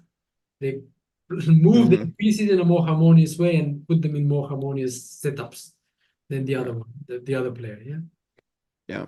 I mean, it's really even geometrically, you see it's like some sort of a side cross, like this. Aesthetically. Right. Yeah. No, Whereas very white nicely. pieces, like we said, it's kind of scattered. Yeah. Yeah, white pieces don't really have the same formation No. to them, do they? Yeah. Dang, Navarro good, huh? Yeah, yeah. Well, that's always why I mean it's good to analyze games of strong players because you get to learn and you get to also see firsthand how they play, how they take their decisions based on what, like as we analyzed, pretty sure that they saw a lot of the lines we showed. They certainly saw many more, and then taking the decisions based on these calculations. Yeah, and you can also see the quality of their decisions because Black being better in this position means that he made the higher quality decisions, and vice versa. White made some decisions which were not of the highest quality, maybe because of over optimism with G4, H4, and so on, or whatever. But obviously, tide turning in Black's favor means that okay, Black played better, as we like to say. But better, this is what it means, yeah. The quality of the decisions based on the calculations they made.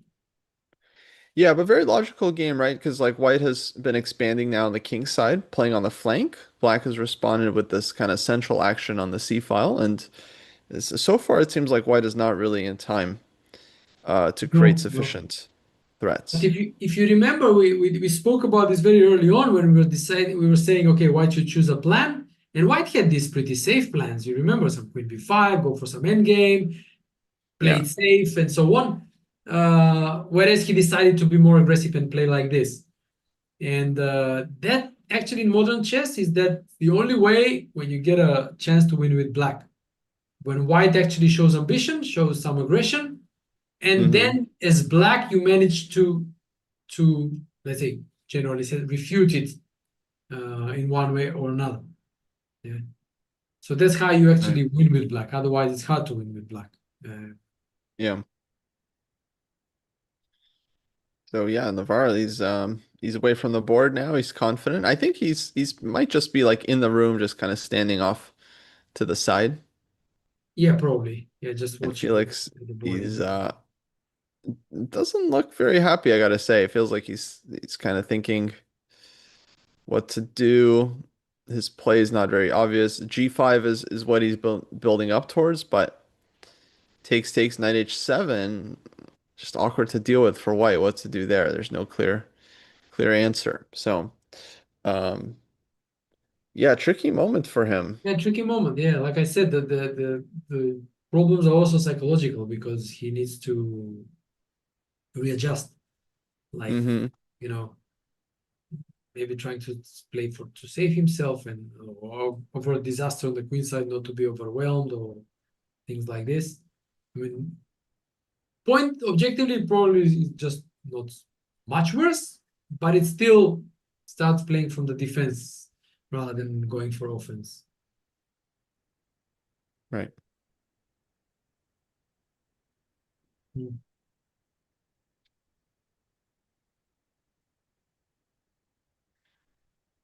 Okay.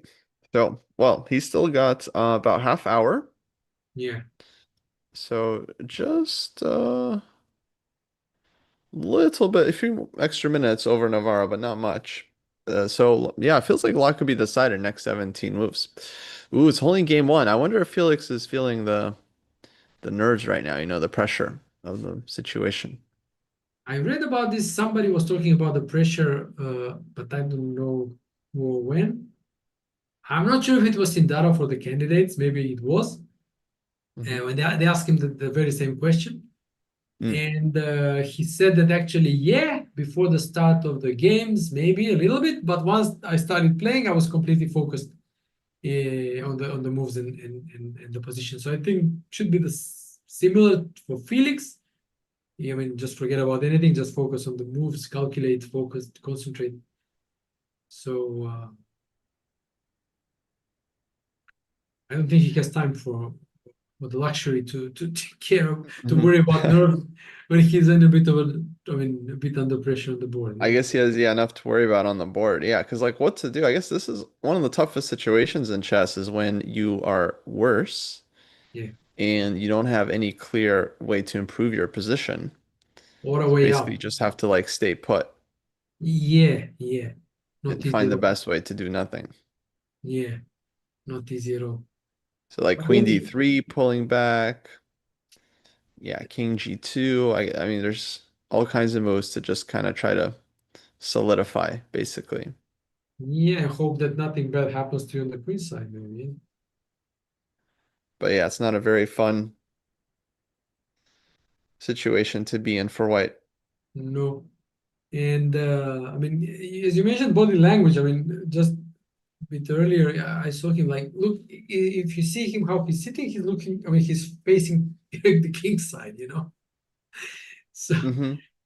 So I'm not sure. I mean, he's going to go something like va-bank and go broke, as they say, with some sort of advances there. Even though even that, I don't know how it will work out. But Yeah.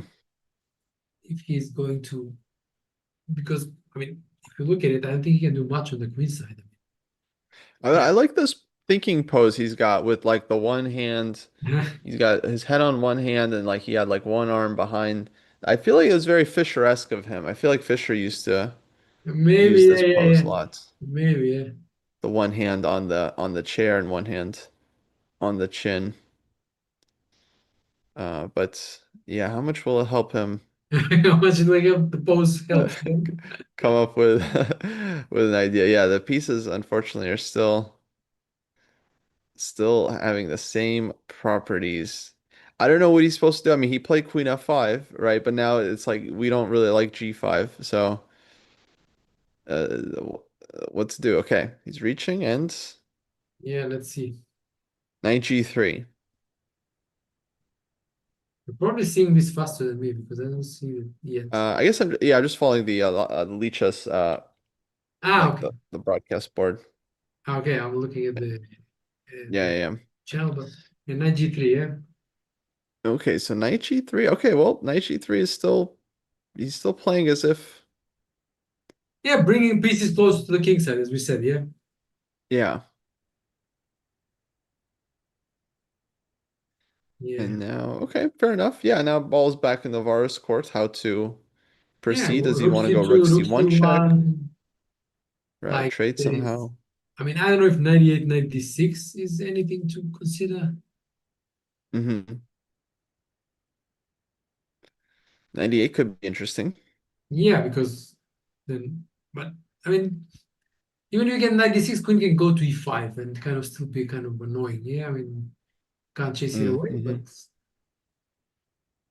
And true, the queen is still, yeah. I Can't mean, be still in the middle harassed. of the board, no squares, but you can't chase it away from e5. Mm-hmm. Okay, what happens if I just exchange, check, takes, and king g2?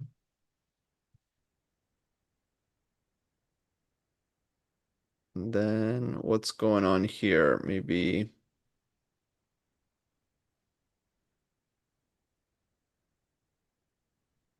Yeah, what's going on here? Hmm. Probably nothing much for black here because, Yeah, here I don't quite see it. G5 is now more of an issue, and yeah, I don't like it so much, this exchange for black, because, mm-hmm. Yeah, same. yeah,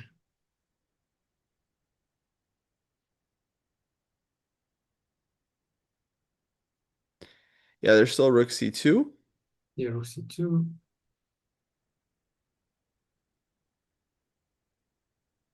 We can't insist on rook b2 because you lose a rook, right? Takes, check, and you take. Mm-hmm.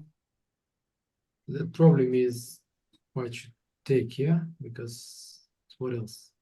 Yeah, I think. Takes, and now my queens must be exchanged. Then maybe knight comes to f5, yeah? Yeah, this is okay. I don't know. Like, is this really that bad for white? Yeah, probably not, but Mm-hmm. not too bad. I mean, Yeah, like a4 A4, is an issue. A5.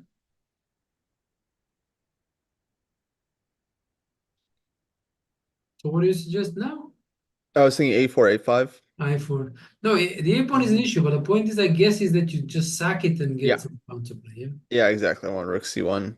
Yeah. Or I think white, yeah, this is kind of how white would need to play. All right. So no, I mean this anyway should be checked G3. the end game because um I mean I don't know if g6 works. It's like my point is that the knight is trapped in a way.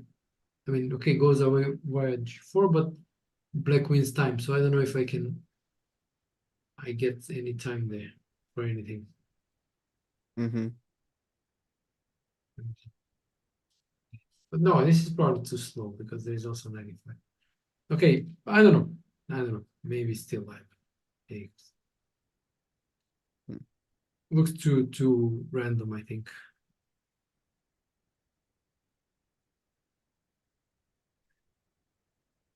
Looks random.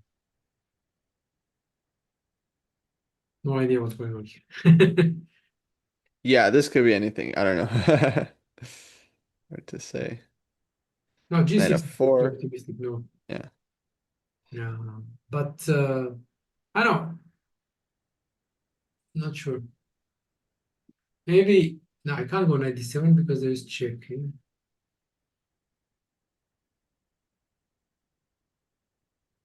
Yeah, maybe this is not too problematic for white then. Hmm. Yeah, endgame still feels playable. Yeah, playable for So, okay, 98 played. Okay, oh, 98. Okay, Navara we suggested this also. with the maneuver. And why not? Yeah, maybe preparing G6, but 96 also. Yeah. But does G6 trap the queen? I don't know. G6, F6. Hmm, Yeah. nice. So that's the more immediate threat, I would say. Well, you could always go back, but yeah. Go back where you mean? Like on G6, you can go like Queen D3. Ah, yeah, you can go back. Yeah, sure. But yeah, I would think H5. Okay, sorry. No. H5, yeah, knight d6 and queen. I mean, the point is you want to keep the queen somewhere here. Yeah, I mean, some threats. Hmm. Because if you go back, you're admitting again that you, well, didn't achieve much. Yeah, But here, I mean, again, this queen trap, I don't know, rook e8, threatening f6, right. knight f5 maybe, Hmm. takes, knight somewhere. No. Right, there's like knight takes D4 there as well. Ah, here. Hmm. Ah, that's even worse. So, can't go knight f5. No, but then you can't keep the queen in the center. You can't Yeah, go no, like it that. doesn't look, yeah, good at all. What about g5? So G5, maybe knight 96 to start. Yeah, okay, there. Queen G4. It's not clear how you should start because I mean you can also go g6 and then h5 to just I mean something like this, and then True. again this I don't think it kind of should work. Yeah. I mean don't know. No, knights are It's kind of strong. Hmm. far-fetched, but well, it kind of looks like a desperate attempt. I don't know. Hmm. So you can start with g6, you can start with knight d6, depending what you want to do, and you can flick in hg as well, like Right. hg, and now both g6 or knight somewhere, something like this maybe. Yeah? Yeah, I don't think white's giving mate here anytime soon. It Oh. feels like black is okay. Yeah, yeah. I mean, you can't swing the rook. I mean, there is also either rook c2 or rook c1 stopping any swings. Hmm. So, yeah. Okay, both players thinking. Yeah, yeah. Time travel is gonna come. Yeah, I mean, I think it's move 25 and they have 25 minutes, 25 minutes left. So it's a minute and a bit, a minute and a half. Okay. No, no, a little bit. Yeah. Yeah. Gonna move. For for for the remaining moves till move 40. So that's not too much, especially in a position where you need to calculate.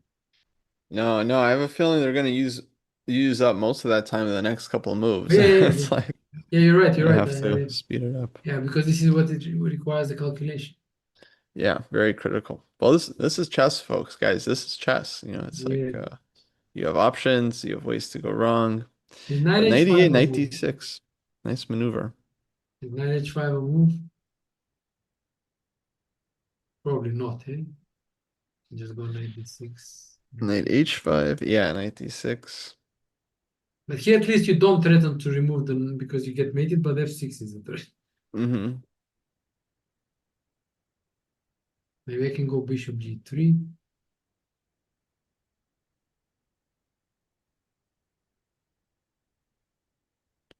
Bishop G3 still there.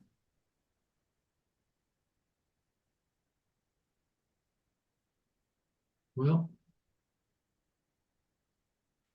Hmm. murky business. I don't know.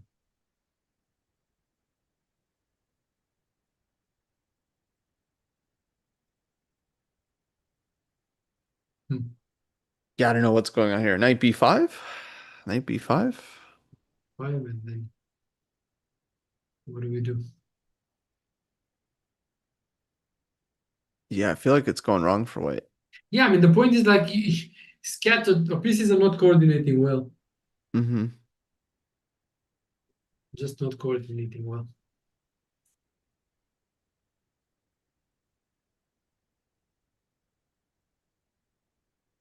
Yeah, that's hard. I mean, when they say some people have talent, like you mentioned, people like Capablanca, Carlsen, or whatever, you know, that's kind of the sometimes the most obvious way of that talent is that the pieces are coordinating well, and it appears that for them it comes naturally.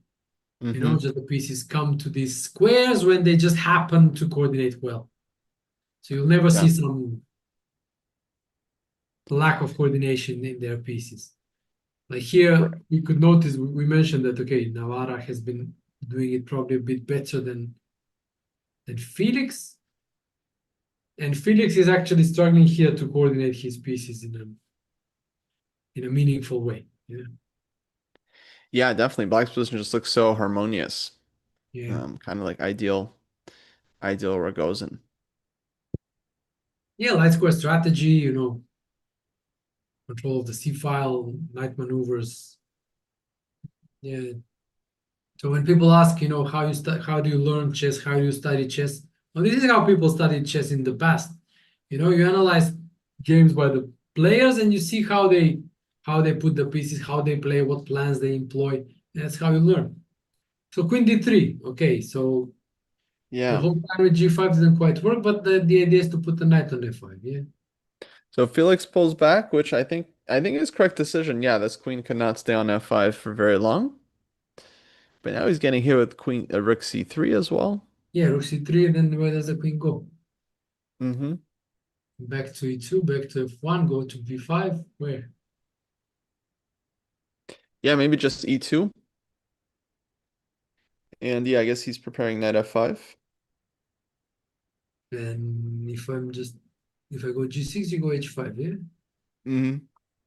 All right. If I go knight D6, you still go there or Yeah, I wonder maybe like rook C3, knight D6. Yeah, like and yeah, do we still go knight F5? well, probably what else? I mean, you're gonna do. Mm-hmm. But yeah, the structure I'd be very, very skeptical. And you're getting like good knight versus bad bishop a little bit. Hmm. Knight F8. Yeah, knight D7. I would think black is in control here. And you go E4 finally, yeah? Mm-hmm. No, this like no king protection, but at least you got your center rolling. But now black shouldn't take. I mean, it's not forced to take. But it's getting maybe it's sharp. Yeah. Yeah, it just feels quite risky.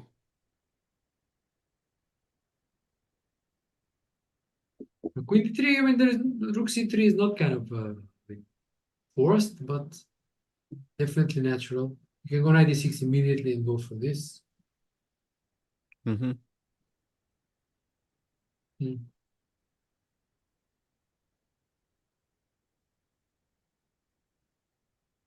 I mean, the threat is unpleasant, so Yeah, let's say trade. trade can go back. Yeah, And F8. maybe Mm-hmm. for 4. Wow. Oh, very double-edged. yeah, yeah, pretty sharp. Rook C3. Okay, that's the same position we got here. Mm-hmm.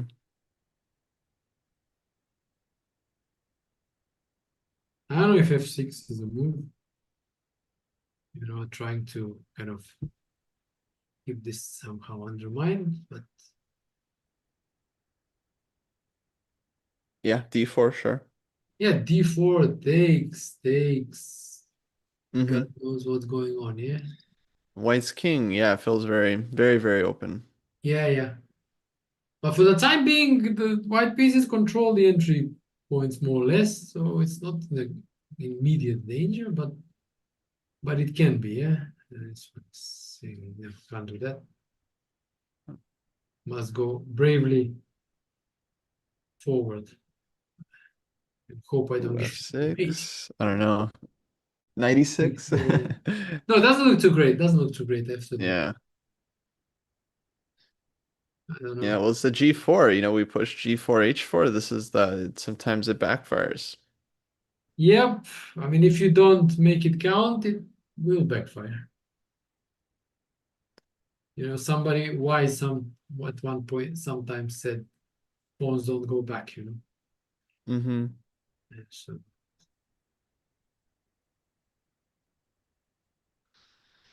hmm. Okay, so yeah, 96 looks simple and natural. But David thinking, do you have another move in mind? Like, I don't think, like g6 doesn't really make sense, right? You're just walking into h5. Yeah, that's I think one of the ideas with knight g3 to go h5, and if gf5 you can take with a knight. So it's Ooh, so hanging, so it's also problematic. I mean, okay, you can go rook c3 and it won't hang, but you don't really wanna go allow fg like weaken your king with black here. mm-hmm. So I don't think that's something he would consider. I wonder what's stopping him from knight d6. Like, he has another option. I He's mean, not sure I, about I something. think he's thinking whether to flick in rook c3 and stuff like that. I see. Yeah. Yeah, I mean, he's weighing like the pros and cons. Like,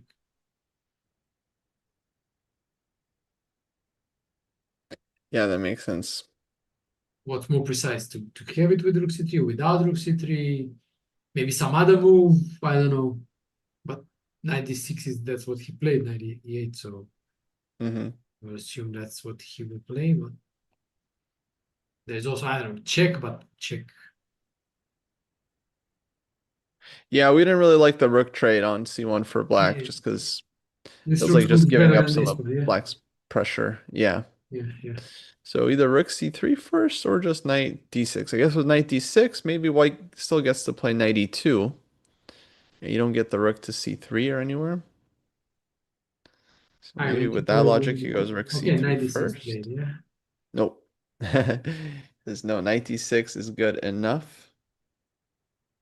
If you go knight e2 back, then black is happy. You put your knight back on e2. Okay, if you go there, just you're basically saying, okay, I'm gonna defend. Yeah, f5, Yeah, then just like b5. Yeah, nothing is f5. preventing black from just pushing forward.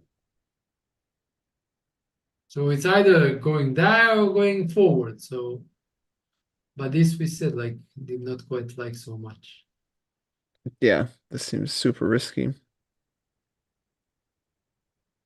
mean, I don't know if you kind of go rook e1, bishop e1 and swing the rook, but even with that, you're not getting anything on the king side. So even that doesn't look too great. Hmm. So a critical moment, do you go passive or you go forward and then God helps the brave? Yeah, now it'll be up to Felix.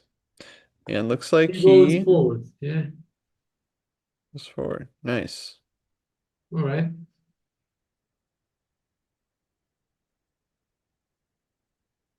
So he doesn't go back. Yeah, goes forward, and now probably things will get sharp. Yeah. Yeah. Okay. So let's see. 97 check is in the air. So black has to react quickly. Probably is taking on f5. Yeah, I mean, So I wonder if otherwise you we're have to going down spend the this move. knight f5 gf rook c3 line. This is what we were looking at. Yeah. Hmm.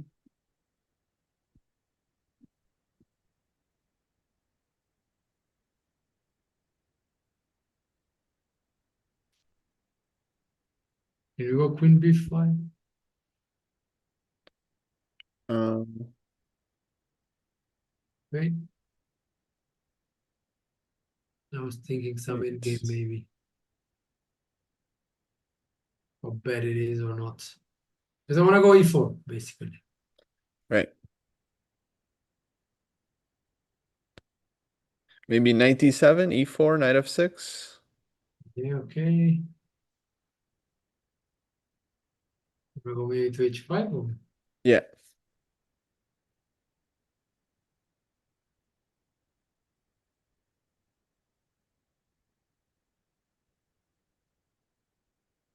yeah, it's a bit hairy, yeah. Mm-hmm.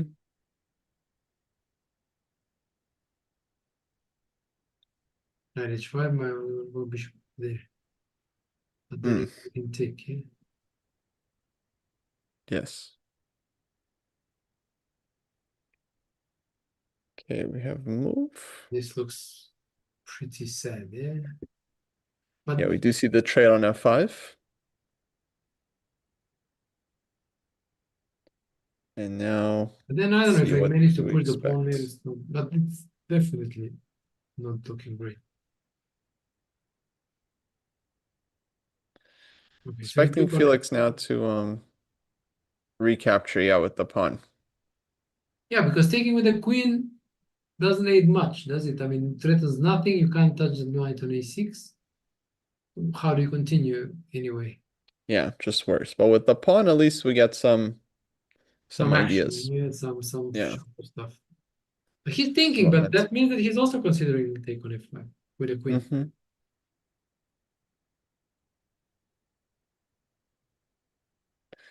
But yeah, hard to believe that for white. Bishop on f2 is quite passive.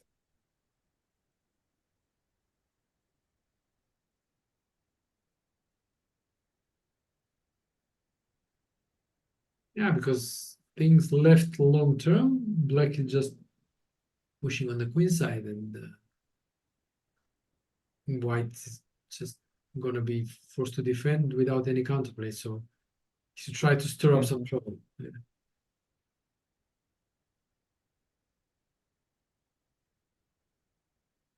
Okay, Felix thinking after knight f5 takes.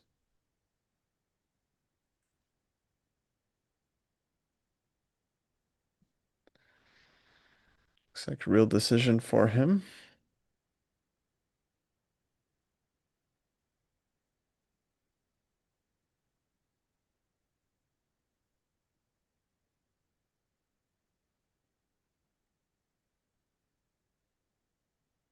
So yeah, if he's considering it, that probably he's seen something in favor there of white. Let's test. Let's see. I mean, queen f5. Well, it's like, yeah, I feel like you want to go GF as white to get this counterplay, but on the other hand, it might be weak for for white in the long run to take with the pawns. You might be accelerating your defeat, yeah. Yeah, yeah, yeah. But then again, okay, you take with the queen, but there is no counterplay left. Like you can't attack anything on the king side. So Mm-hmm. Yeah, also sad. Yeah. Not a okay, great b5, a5, b4. I just push situation. and like, and what do you do? Like, Mm-hmm. bishop must stay on f2 because if you move, I can also target the e3 pawn. And I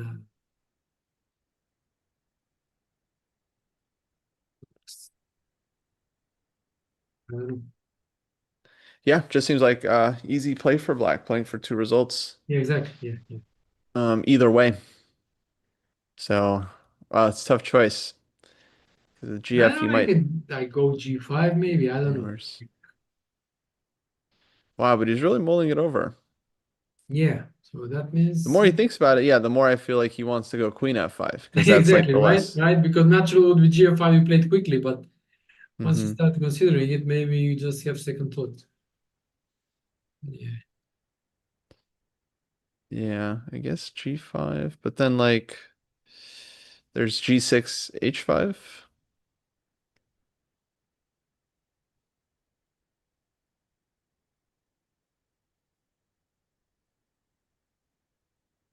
like without taking. Taking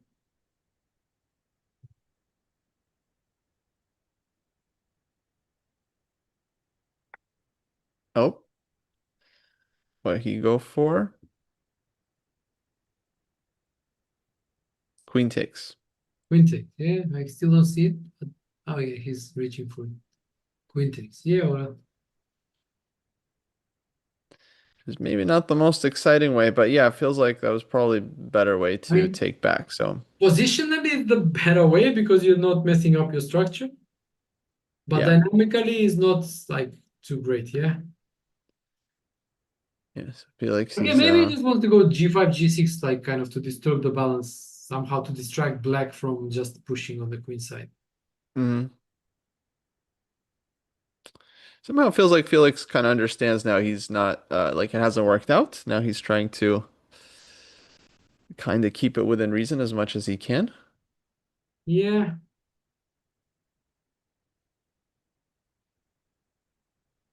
But Navara is a very, very good grinder. Very good at, I think, converting these kinds of positions. So not going to make it easy for him. No, no, I mean it's already like bailout time, yeah, for white and Hmm. but the question is like whether the bailout is something quick and tactical or it's some long grinding defensive task defending a worse position. So that's the question, yeah. And Yeah. from this decision, at least, Queen F5 is that he has taken the latter decision because if you want to go something dynamic and just go GF, but with Queen F5 you preserve your structure, right? And you're saying, okay, I may be defensive on the queen side, but I can defend. It's more like positionally justified, yeah. Hmm. Okay, I know. Okay, let's say B5, G5 takes maybe. Now G6 or no G6, I don't know. Maybe even knight F8. Yeah, it seems like a lot of moves here for black. For me, B5 certainly seems like the most obvious, just to get it, the queen side play going. Uh-huh. Um, I mean, the queen side play is still far. I mean, you need A5, yeah. A4, and even then, A B, then you still can't easily go B3. Maybe you need to exchange a rook or something. So there are still some moves left there. So white has some time, 2, 3 moves maybe to come up with something. Yeah.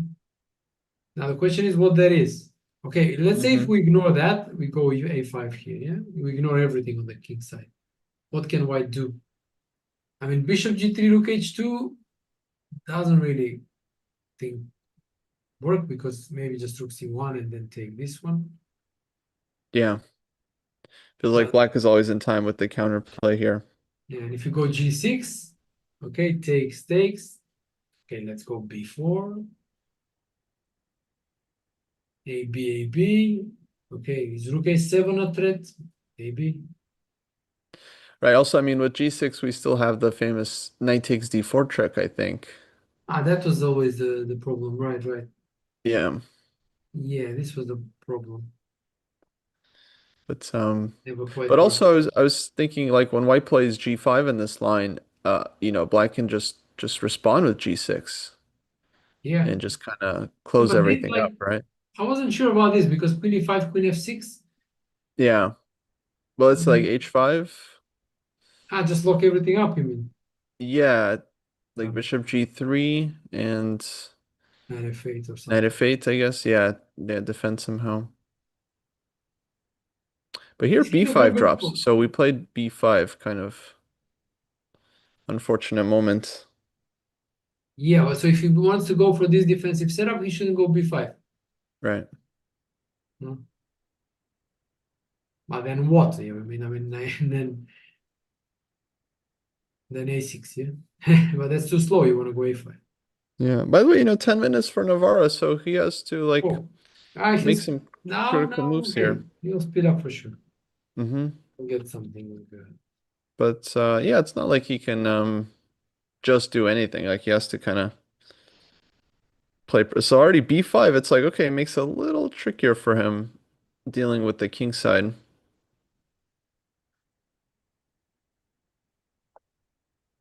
We got to move. Yeah, he should start making moves faster because okay, he went G6 immediately. Starts with g6. Interesting. All right. Yeah, I mean it makes sense because what we saw Queen F6, there is the trick, yeah, Knight Yeah. D4, and if Queen E5, right? I don't know. Well, queen e5, yeah, it's like the queen doesn't feel good there, right? Like rook e8, you get hit all the Yeah, Rook time. E8, and then there's again Knight D4 threat. Um, Yeah. But on queen d3, isn't white's kind of angling to play h5 now? yeah, this was my worry about G6 that it can run into H5. It Right. weakens the king side. But maybe he just wants to, I don't know, Rook C2 and exchange everything and then not don't mind so much the weakening. Yeah, so queen d3, like rook c3 first. Yeah, Rook C3 first, and then, Mm-hmm. well, where does the queen go? Yeah, Yeah, and like queen e2. and now Rook C2. Or even like if black doesn't play rook c2, I guess now h5 is h5 really such a huge threat? Like let's say instead of rook c2, black goes like king h7, then H5 you want to it's take, like or yeah, does white yeah even want to play h5? Like you just get get attacked. yeah, this is And even like knight g7 is there. Queen comes in exactly. Yeah. yeah, could be a problem. Yeah, it just proves that white has nothing on the king side. Like even if you like, Hmm. So Felix thinking after g6, but queen d3, I mean if that feels like yeah, that or this. I mean, there are not other options, queen no other option. e5.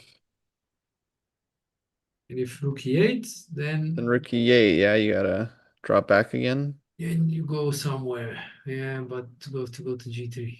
And this is Hmm. looks offside, yeah. Very.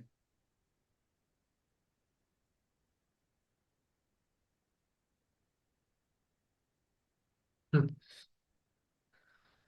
Okay, but now Felix, okay, he's on into 15 minutes, so a few extra minutes, but he's also gonna have to make like basically 10 moves Yeah. in the time trouble. And okay, go to body language. What's going on? He doesn't, oh, he's like deep into thought. He doesn't want, he's not rushing with Queen D3. No, no thinking.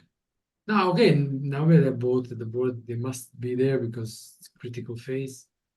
And Yeah. they don't have much time anyway. So But they will get extra time here. Yeah, once they reach move 40. yes, We're on move 28 right now for white. yeah. Okay, and the move, Queen D3.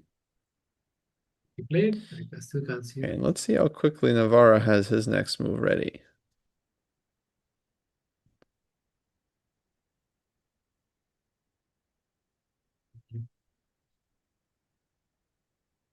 Yeah, okay. He needs to think Now we were thinking like Rook C3, yeah, makes sense just to keep Rook C3, yeah, because knocking the queen. Because an endgame would be pretty sad for white. I mean, no active play, and black just wants to advance the uh, the majority. The bishop is pretty passive. Even if you push e4, it's not a big deal.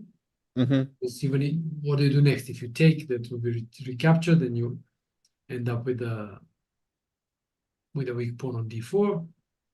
So an endgame is something white would like to avoid, but I don't think for too long they will be able to. Yeah, now the endgames all look nice for black, don't they? Yeah, so I mean, we already said like a rook c3. Why? How can I mean, unless even going to f1 doesn't avoid an endgame because of rook c1. So you Mm-hmm. can't really avoid. Yeah, this. Okay, now you should go to b5. Mm-hmm. Right. So, but even okay here, okay, maybe this is not that bad, but I don't know, maybe a6, Oh, I don't know. I feel like it's still risky, like rook c4. a6 queen b6. My idea was something like this, but I don't know. Sure. Yeah. Even this also looks pretty scary. Yeah, yeah. So I don't know.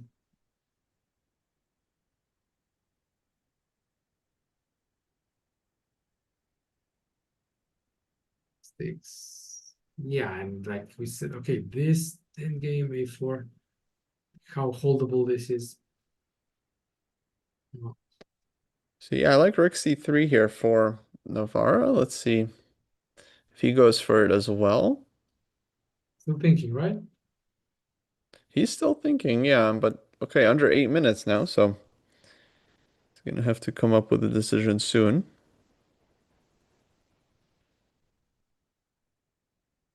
Yeah.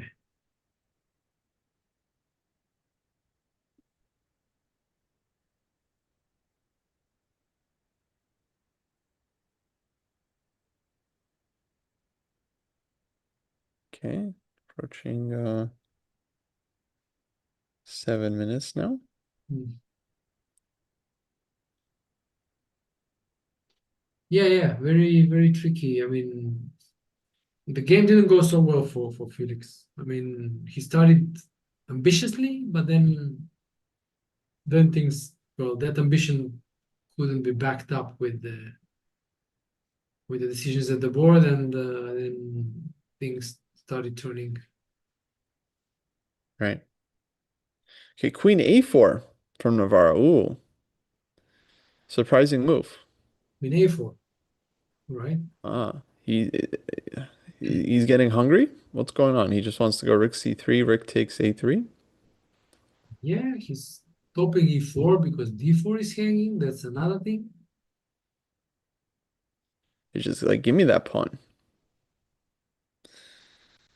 Hmm. Yeah, this is kind of an ambitious move. Yeah, I mean, maximalist in a way. Very. Yeah, if White doesn't find something here, this is not good. I mean, okay, rook b3 is there, b3, but then okay, let's see b3. but still you're allowing the check on c1. Then maybe Yeah, black check plays and like queen maybe queen c4. c4. Yeah, Yeah, oh, and then takes with pawn. even that. Starts to get unpleasant. Okay, maybe here e4. Mm-hmm. No, knight f4. Oh, well, I'm looking in the wrong direction at the board, forgetting about this stuff. Yeah, not so pleasant. And what if we still go h5 now, trying to hope for something, Well, I guess he wants rook c3. right? Queen goes somewhere. Okay, let's go to f1. But there is a One. okay, one right here. Oh, no, And okay, just take, yeah, maybe just rook takes a3. Yeah, might be something and else too. can't do Hmm. much here, yeah. There is rook c1 check. And, Yeah. nah, this looks kind of. I mean, not so sure though, because I maybe if I can somehow make it to the king side, I don't know, somehow. Hmm. Some g5 ideas. Yeah, that too, tactically, but But rook c1, black trades the rooks, and then all right. just kind of running out of pieces. Okay, but still, I mean, bishop g3, bishop b5, if I can somehow get the queen somehow. It's a lot of somehows, but the pawns are away, so I have some time. Okay. Let's see. I think we have a move. Queen b3. Ah, so if you go, it's going full defensive, yeah. Mm-hmm.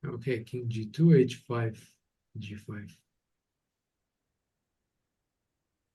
We get Right. a knight And there. then knight gets this like, yeah, perfect square in f5. Yeah, I go a5 still. Right. Then rook c3, right? You're c3, breaking through. queen there. Like queen e6 probably. Oh, it's getting like 93. I may get mated, yeah. Looks very dangerous. Yeah, for sure. Okay, I don't know. I mean, okay, we're not playing, so we can just make moves, right? Mm-hmm. Yeah, my idea was this.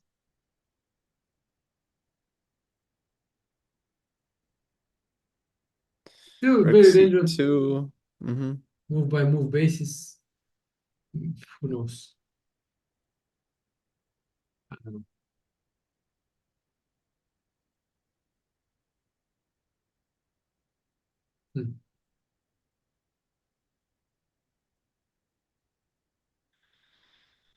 Hmm.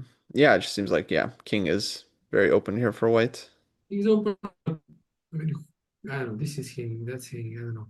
It's kind of should be bad, but maybe not losing immediately at least. But I mean, definitely. Like I remember once Aronian said that the best players are always trying to be maximalist in their Mm. approach. So this Queen D7 is definitely a maximalist for. Yeah, big time. No, yeah, I think we were both thinking just like safe endgame for black, start pressing, Yeah, yeah. comfortable, but no, Navarro wants more.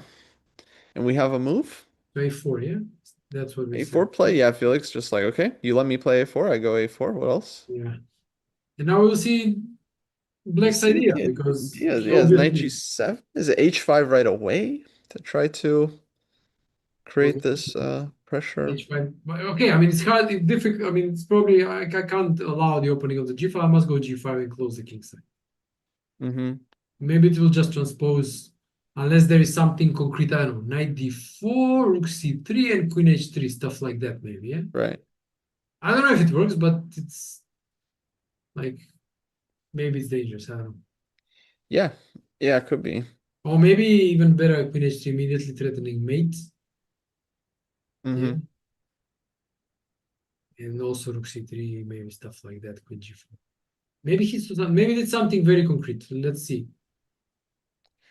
Could be about 2 minutes for Navarra, so I don't know if he can just like sack a piece here and Oh no, if he sacks a piece, he must have calculated. must Otherwise, have seen everything. Yeah. yeah. Okay, move. Mm, we have something. Knight G7. Okay, yeah. Knight G7 played. So he's going for H5. Wow. G7, yeah. So our kind of first idea. Okay. You got Now the I would think one. critical is like A5, just going just Yeah, saying, just okay, you show allow me A5, show me but what you've got, yeah. H5, yeah, I think White's king is a huge danger. So But A5, H5. this play kind of reminds me in a way of Capablanca's, in a sense that playing on two weaknesses, because if you get, if we go a bit earlier, okay? So you see Black was playing all the time on the queen side, right? So Hmm. maximizing and pressing and so on. So the moment White transferred his pieces, in this case the queen, to the queen side to defend there, okay? What Black is doing is switching to the other side and start attacking there because that side is empty now. Yeah. This was typical of Capablanca's play, and Hmm. you can notice it here in Navarre as well. Yeah, Yeah. Very nice play, like principle of two weaknesses, and yeah, also just the practicality, keeping the queens on the board when White's king is weak, sensing this counterplay with H5. And now, I mean, it yeah. looks very unpleasant. Also, another thing, Alex, we didn't mention is, well, actually, you played King G2 in the earlier analysis because if you didn't, Uh-huh. then on H5, G5, there would be Queen H3. So, Yeah, exactly. That's why I played King G2 to cover H3. yeah, it's major, yeah, major issue now is of like A5 or something. Yeah. What about Queen B5, probably like Queen E6. Rook C6 maybe also, I don't know. Mm-hmm. And now nothing Just really changed. avoiding. Yeah. So But it's yeah, not. Felix is gonna tank here now because it's starting to get very unpleasant.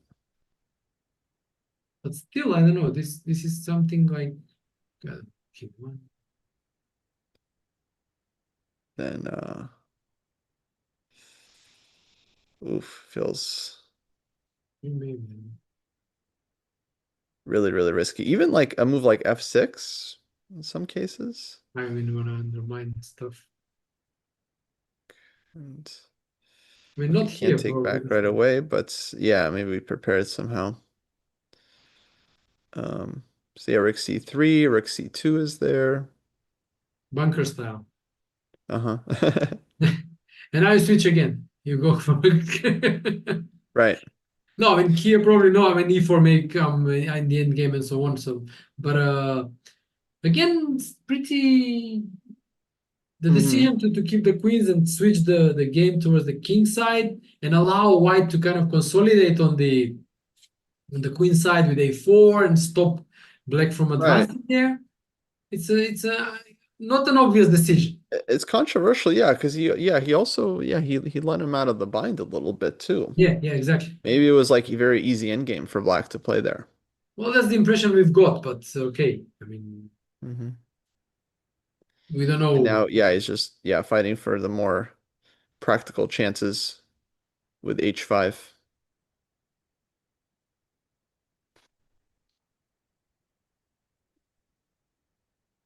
Yeah, but you see, I mean, for Felix, it's unpleasant because he was defending against one thing. Now he needs to adjust and defend against another thing. And you Right. see how these strong players constantly pose problems.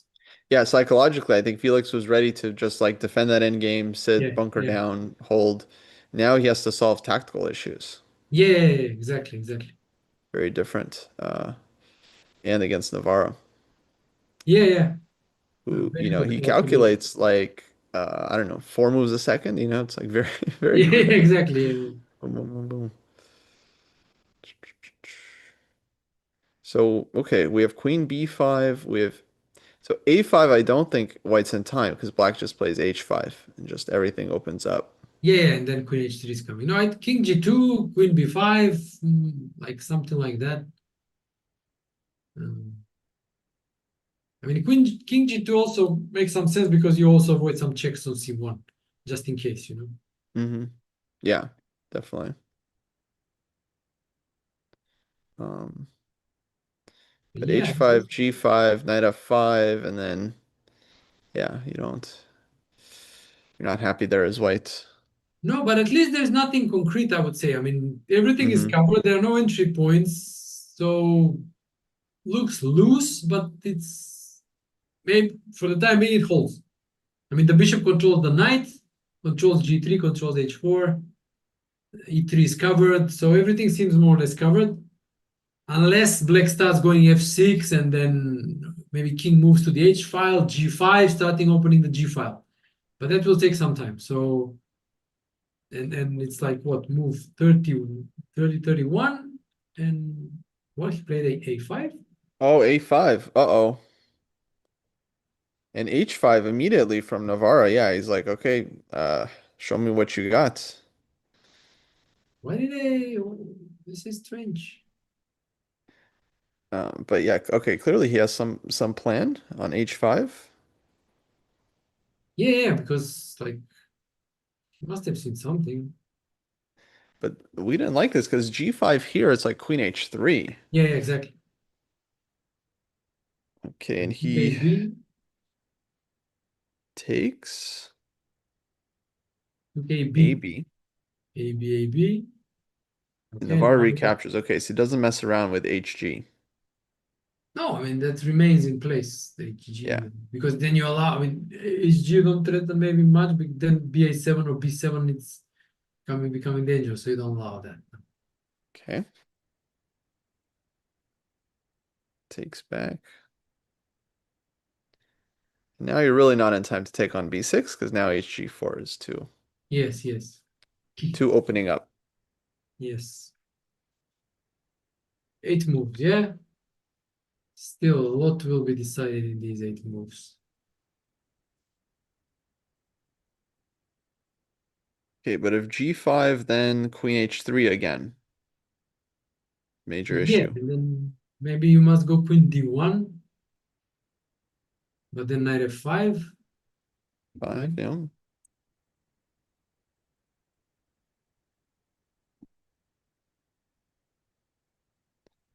Okay, But 5 minutes for Felix. 8 more moves to make. yeah, Queen b6 is out. Gh5 is out. G5, Queen h3 is too many threats with like Rook c1 and stuff. yeah, I'm not sure why he allowed this h5 so that he can't reply with g5.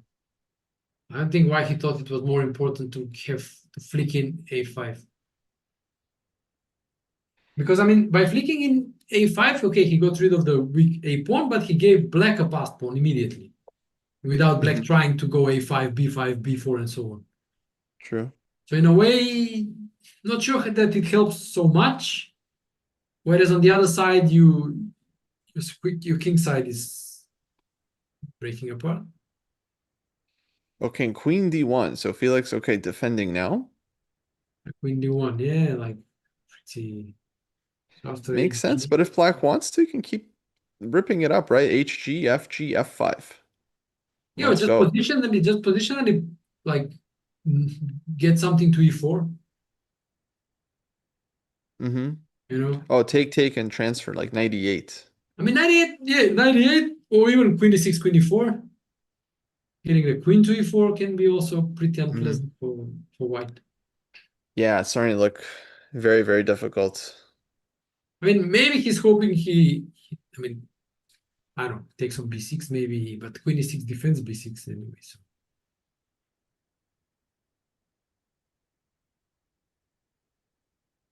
Yeah, I think even though it's like reduced material, the problem is White's king is going to be very open, and there's so many heavy pieces on the yeah, board that Black has more than enough pieces absolutely to to mate. light up the king. Yeah, And this e4 square is going to be very, very difficult. Okay, 1 minute for Navara, so he still has to find the right move here, basically, with his hand. yeah, but he'll also see quite a bit here, even with little Hmm. time. Oh, yeah. Again, it's a matter of, I mean, obviously he understands this is very promising, but he needs to choose from different options. Like we said, HG, and then whether to get the knight to e4, whether to get the queen to e4, whether to just defend that pawn on b6, because now already the pawn structure is long-term in his favor with that hole on e4. So he doesn't need to do anything urgent for the time being, whether to go f5 as you suggested. So Right. a lot of things to choose from with little time. So that's what he's doing. He's basically choosing. And how much time? Okay, It's he's under 1 minute left minutes. for him and 4 minutes for 4 and 21 for Felix. Yeah.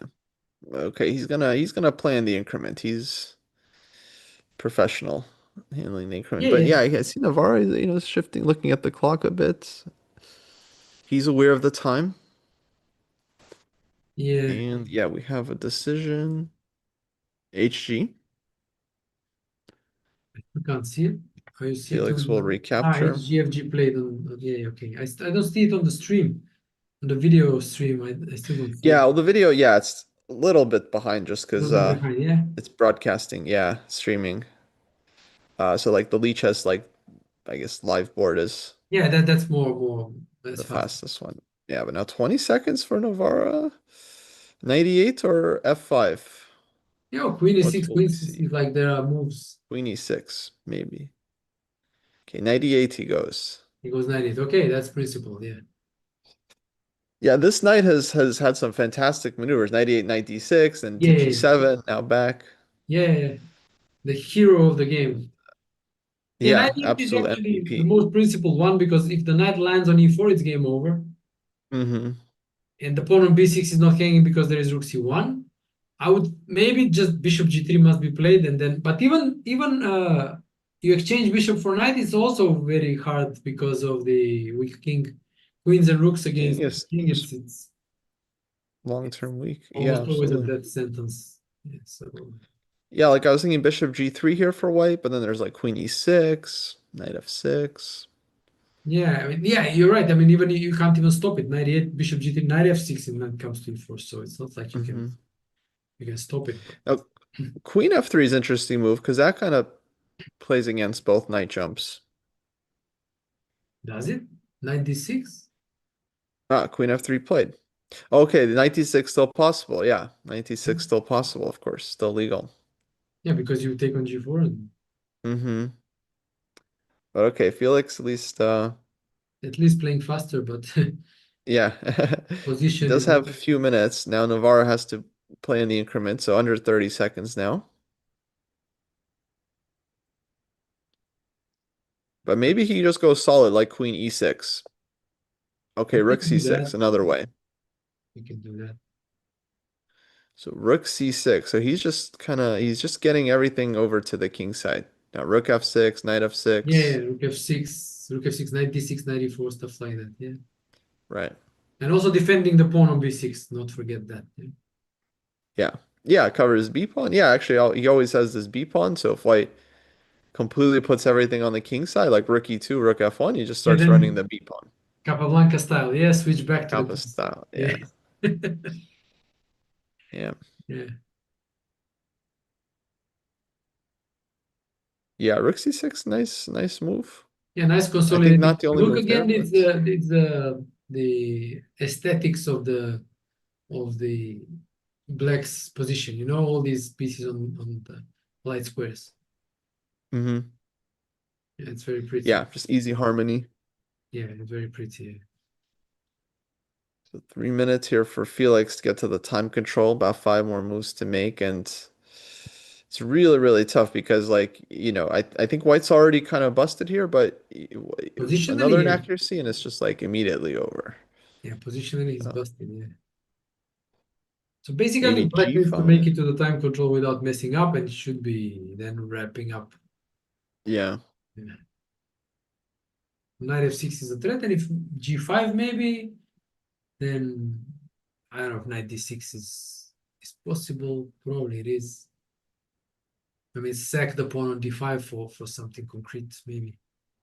It still requires some calculation. I don't know which move is it. Okay, he'll have if g5 now, he needs to think. Yeah, he's still 5 moves left for 40 seconds, so he needs to calculate if knight d6 works or not. But he can also go queen e6 and prepare knight d6, right? Yeah. Yeah, the other bummer with G5 is that you're just allowing like knight G7, knight F5 back. That too, that too, that too. Yeah. So it's always like But he the less evil. plays G5 because yeah, what else? Like knight F6, knight E4 is such a huge issue. So what to do? But yeah, now like strategically, it's like just every endgame is horrible for white now at this point. And yeah, personally, I would think about like knight G7, knight F5, put the knight back on F5. Yeah. And, okay, there he goes. Yeah, knight G7. What did white play? Ah, g5. Now, okay, g5 was playing knight. Okay, okay, I didn't see that. Yeah, Yeah, yeah, yeah, yeah. Knight g7. Okay. and I mean, even sadistically, queen f5. You know, you exchange queens, get the knight to f5. yeah. And So this endgame now is like feels like better version almost than before. nah, just completely winning. Not only a better version. The previous one, we Hmm were not sure if it was winning, but this one is for sure. Yeah. Um, but I guess there's always like, if you trade queens, white gets rook b5, rook b2, maybe some. But then even like I think like even if you exchange b6 for e3 or something, the others will drop like h4, d4. They're all too weak. I mean, Yeah, yeah, long term, yeah, it's huge long issues term for white, isn't it's it? hard. But like principally, black should try to keep the queens on board because that's what he did earlier, yeah. And now it's even more to the point because the king is still weak, yeah. Yeah, so rook b2, queen e6, just holding the pawn. And yeah, I think even if black did lose the b pawn, I feel like the king for white would still be so open that black would just Yes. have huge chances there. Yeah. A queen e6 makes sense. What if rook b5 now? Maybe.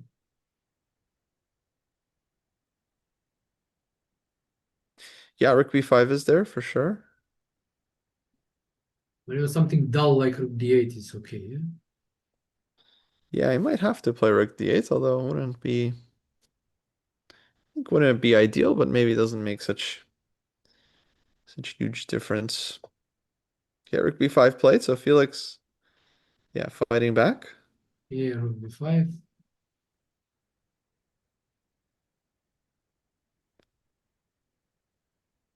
Yeah, if it's Rook winning, d6 also, but bishop g3. Okay. yeah, if the b pawn drops, if it's winning, depends, well, how how possible it will be for black to get to the white king. Because if the b pawn drops, then there's only one way to win the game for black, and that's going against the king. So that will depend on the pieces on the board, how like in which exact position does the pawn drop. Mhm. But obviously having the pawn is a huge advantage to black because it's a potential threat. Yeah, I do like these last couple of moves for Felix though, because it feels like he's improved his position nicely. In a Yeah, I way, would I, say I mean, how does Black I make was progress? expecting Navara to go queen e6, knight d6, knight e4 to get the knight to Right. e4, not to f5. But all right, Yeah. Well, yeah, he slowed down a little bit last couple of moves just because of the time pressure.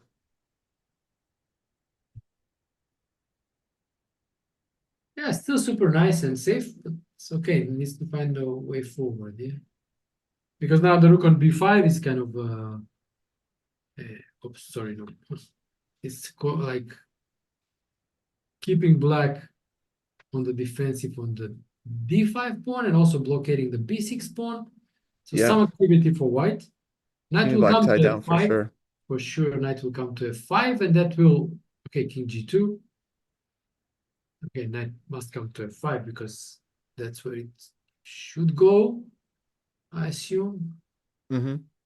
Because if the knight doesn't come to f5, the bishop can jump out of the box. Yeah, the knight f5 Yeah, must knight come. Now the f5 play. bishop is dead. Yeah, because it needs to defend the e3 pawn. But okay, white maybe can go to b3, cover that one, maybe threaten bishop g3 at some point. Yeah, to activate the bishop a little bit because even though it can't go anywhere because h4 is hanging, so Hmm. things are hanging. Yeah, I think maybe rook 1 b2 now for white. want to b2 with the Cover the idea. second rank. Yeah, okay,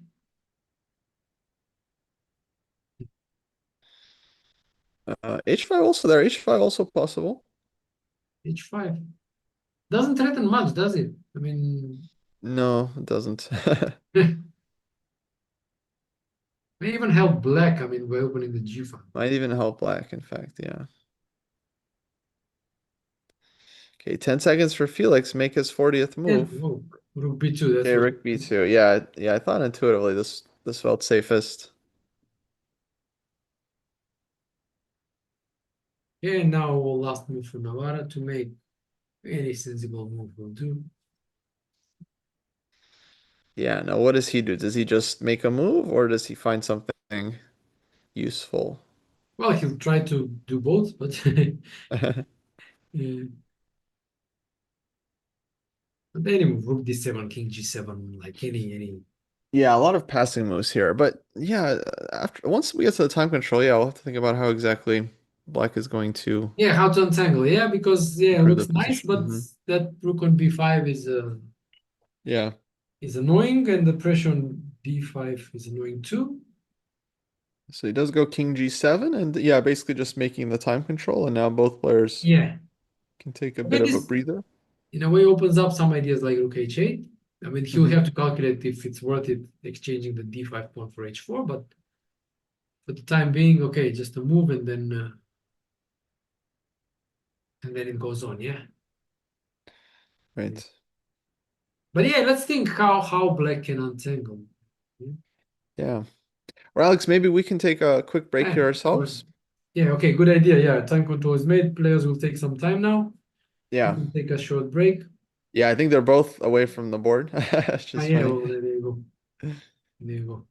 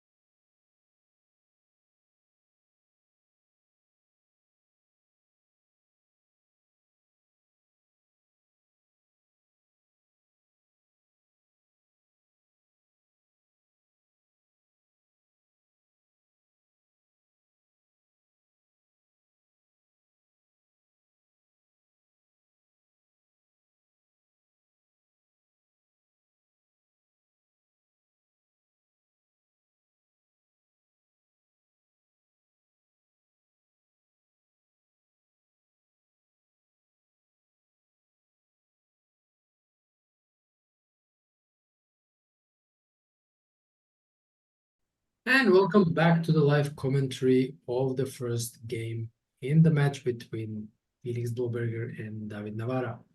We just left off at the time control, and now we are back, and we have seen some changes at the board. What happened is that we left off at the move King G7, final move 40 by Navara, and here Felix went for the Queen exchange. So Queen F4, Rook E8. This is already targeting the pawn on E3, and went Queen E5. This is, well, we need to think about what's happening here, because before that, I mean, I don't know, he spent around 5 minutes on this decision, Queen F4 and Queen E5, because we were thinking like how will like improve the position with the being tied down to the defense of the D5 pawn and also to the B6 pawn. But Felix decided to force matters himself. So Queen F4, Queen E5 takes, and now we have an exchange for the B6 pawn for the E5 pawn. With that being said, Yeah. the pawn on E3 is still hanging. Mm-hmm. So this is quite a forcing solution. And well, it needs some calculation to see if working or not. Kostya, what's your take on this? No, very interesting decision. I mean, I guess a lot of it depends on the resulting outcome of this like end game. But if if my math is correct, I feel like we're about to get a rook end game, pawn down for white. Yeah, it's like But takes and take on E3, right? yeah, but somehow it feels very drawish. Like rook d6, white's rook feels extremely active. The g pawn is nice, kind of fixing black structure. Like um This is a bit tricky, yeah. yeah, I guess like rook d3 and then rook d8, and Well, then I would think ask maybe this. black makes progress. Rook e5 maybe. Yeah, so I think the valuation largely depends on the eval of this one, but earlier we were thinking like before the break, we definitely thought that white was in big trouble. So this feels like an improvement over the situation between move 30 and 40, Yeah, for yeah, with the Felix. long-term suffering that we were forecasting, yeah. Because that looked like, yeah, either he's suffering or he's getting mated or both. And here it's like, okay, I mean, this this still would might be, be difficult, but not sure. I mean, I don't know if you want to let the king out or not let the king out, but the point here is that you have to decide whether you want to live with your king cut out or you don't let my king cut out. So, I so think rook d8 would be my instinct, yeah, and just play like this and then ask how is black gonna yeah, F6 could progress. be played, but then F6, then check. Yeah. this shouldn't be a problem, right? Um, yeah, I mean, I think it seemed like white had options there too. Yeah, that was So, just one line, but this is the key. Like, um, so but Navarra, he does something interesting. what? Looks like rook takes b6. He didn't take. He didn't exchange. He This goes goes. rook c4. Yeah, this is definitely better because the rook endgame was obviously tricky, but Mm-hmm. keeping both rooks gives additional options to harass the king and attack more pieces, more pawns. Yeah, Because so this one, right, feels more ambitious because if you win h4, you might win g5, yeah, and then yeah, you have two pawns. yes. Okay, so but there is still rook b4 here for white, right? So he has some more. He has king h3.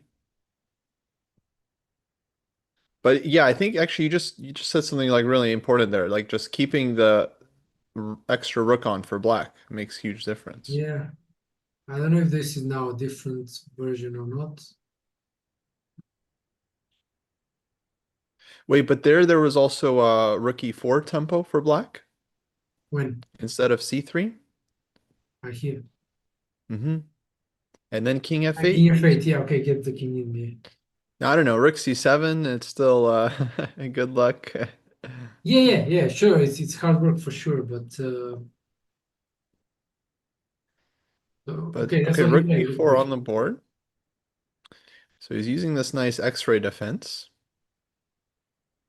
Can you insist like rook e4? Ooh, rook e4.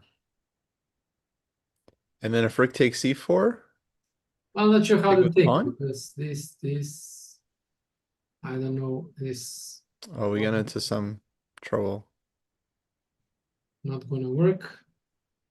But if I just take with the rook, then maybe rook e2, rook e5 something.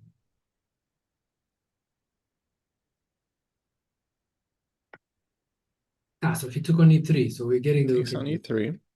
Okay, so we're going into this rook endgame now. Yeah, so probably he's gonna give this bishop up very quickly. Yeah, I mean, king f3 makes little sense. The knight will run away and still attack the pawn on h4. So I would say it's pretty forced to take.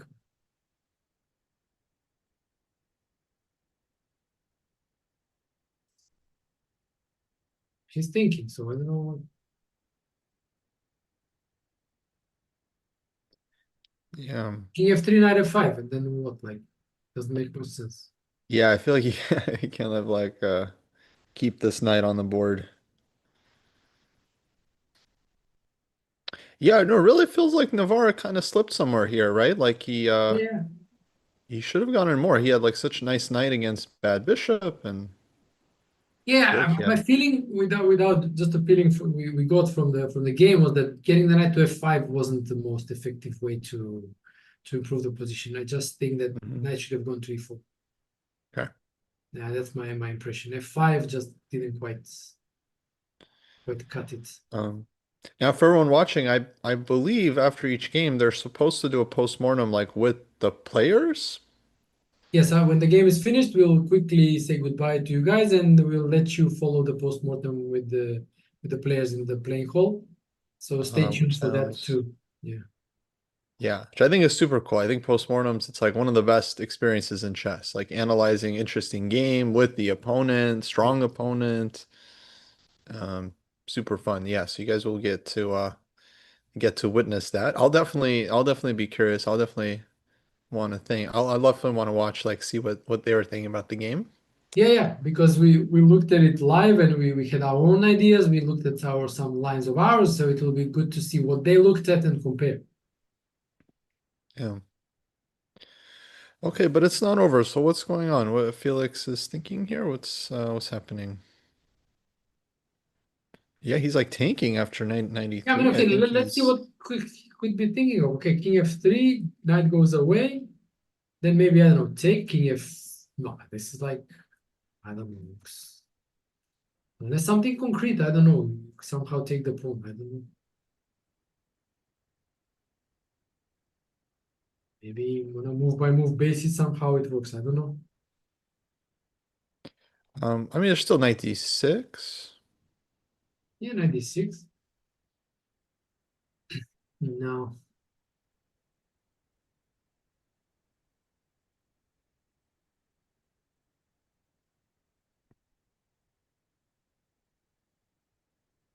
Hmm.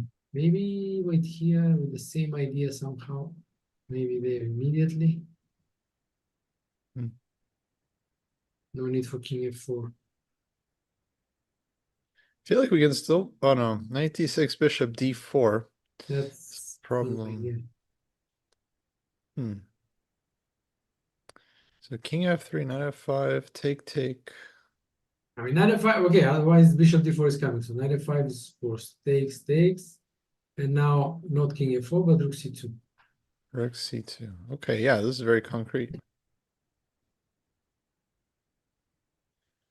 Just trying to make immediate draw. Yeah, immediate draw. Yeah.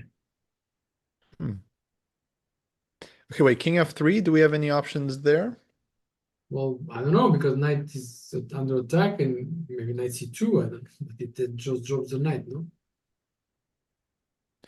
Maybe we can take on b4 first Right? and go Then knight f5.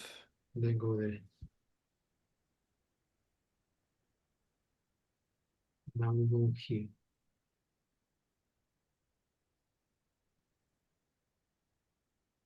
Hmm.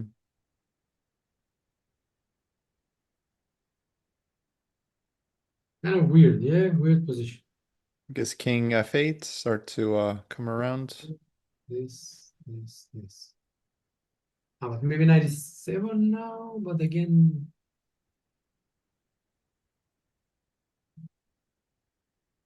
like how do you defend the pawn? Yeah, 97, maybe bishop c5. I mean, it's really concrete, yeah? Yeah, yeah, yeah. I guess, yeah, I can see why he's thinking about this Yeah, exactly. No, I mean, because in the other version, okay, you're just pawn down rook in game and, you know, yeah, you're that not really also is sure, right? tempting because you like takes, and now if you find a setup somehow that's, I mean, I don't know, cut the king out off or somehow, I don't know. Yeah, rook b8. Rook b8, and now black needs to decide like whether to put the rook somewhere and like in front Hmm. or advance or like whatever it is, and then what to do with the king. So Okay, it looks like he did take, but yeah, just like for the record, we didn't really see king f3 actually. That might yeah, have yeah, it been wasn't clear. It wasn't clear. folding. Yeah. Not immediately clear. So okay, yeah, but now we're expecting take rook. I mean the setup with the rook on the back rank also looks very solid. Yeah, yeah.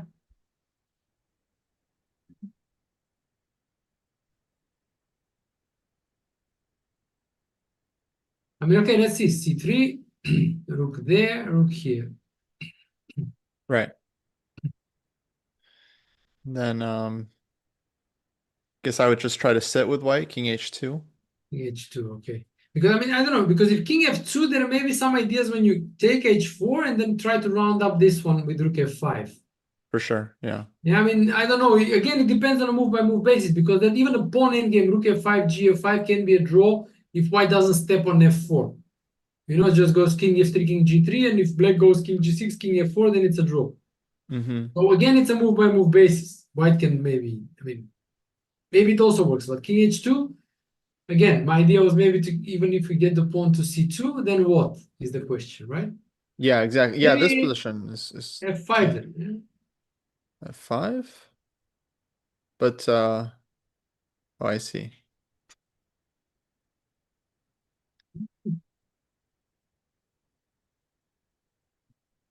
We I take guess three, I guess f5 you think when it takes?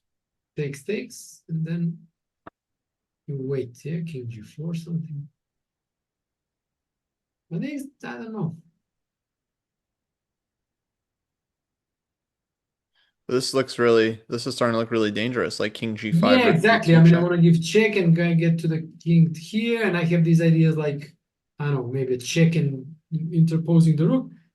There could be some ideas, yeah, but that's what they're And we playing. are Yeah, we are going down this path. Yeah, rook b8. This is all on the board, guys. And they are playing OTB, folks. So it's not like online chess where yeah, you know you could just make moves. Like physically, they're moving it with their hand. yeah. Check the stream. You can see them at the board, Yeah, wooden pieces. moving pieces. Yeah. Um, okay, can we go through that line again? Because I thought that was very like critical. So C3, right? So Then C3, there, yeah, then rook here. C8, rook Okay, D3. let's go Okay, to F2 because this king F2. stops getting the pawn to second rank. So the only way to play is F5. Wait, can we think for a moment before F5? Just want to see if there's any other.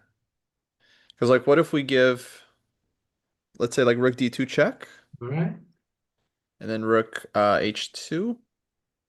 but this should really be much. No? So this one, I guess, is a draw.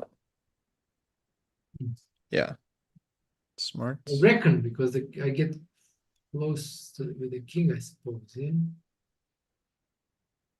maybe even there. And this is what I was talking about. This. Yeah, exactly. This thing. It should be a draw, I assume. So this is a draw. So white's in time. Yeah, because if you go there, I get the pawn. Mm-hmm. So, Okay.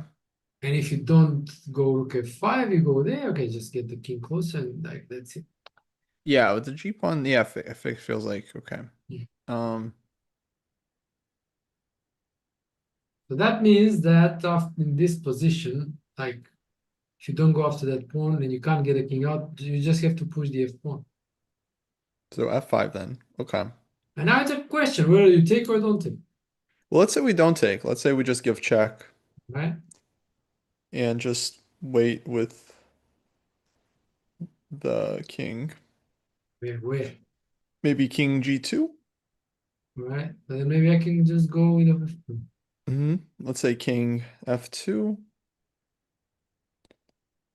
Say king g3. right? And now time for the king to get somewhere. Okay, let's say just rook c4. I'll just wait. Or even rook, maybe rook c6. Maybe more. Okay. No, I mean, okay, I don't have to worry about that pawn. I can just go. Oh, right, right. Yeah. No, I mean, I Um, think you should actually not maybe waste time. Maybe go h5 and g6 for some counter well, I play. was just gonna Maybe just go try back. to hold on to that. Like say Ah, argue yeah, that. sure. But like how and when, yeah? Yeah, like maybe like yeah, like in this line, I'll put the rook on c4, All right. and then let's say like king f2, and then rook c5, rook c8, and It's not getting it. maybe rook c6 now.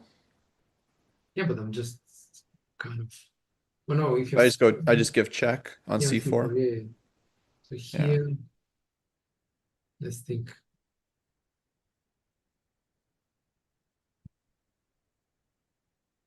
This. Um, then check on c5. Or maybe this Oh, but better. then you come in, yeah? I don't know. This maybe. I don't know. Some tricky. Okay, then h5. Yeah, Yeah. sure. Even that, I don't know.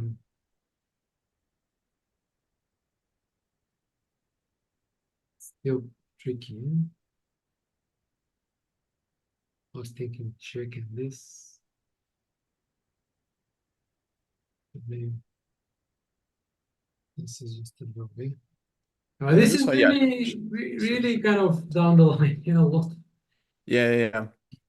But now I feel like this is kind of where the game is headed is So that's okay. why That's did what these we Oh, think. we have f5 already. Okay, wow. I thought they were gonna take some time and No, okay, but so it's the they're only just way to play. Yeah, there's no. immediately asking the question. Yeah. So rook Yeah, we b8. were playing Rook D3, wanting to get the pawn to C2, but he just goes F5 immediately with the Rook. Mhm. Maybe it makes sense because after F4 the Rook is defended.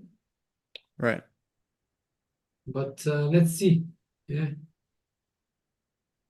Yeah, I guess my first question would be here, like, what if like rook c7 check, rook c6, all right. just to start kind of Maybe. harassing. Can't take because of King D7.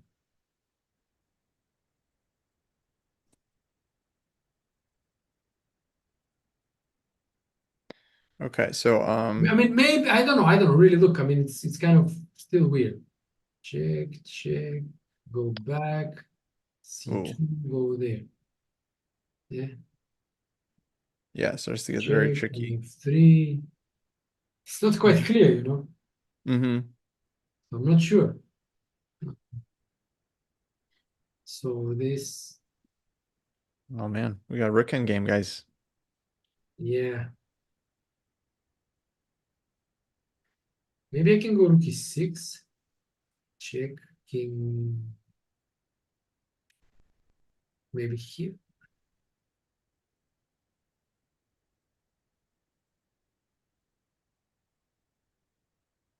or I just okay, anyway, even here, there, and now something like this, look behind.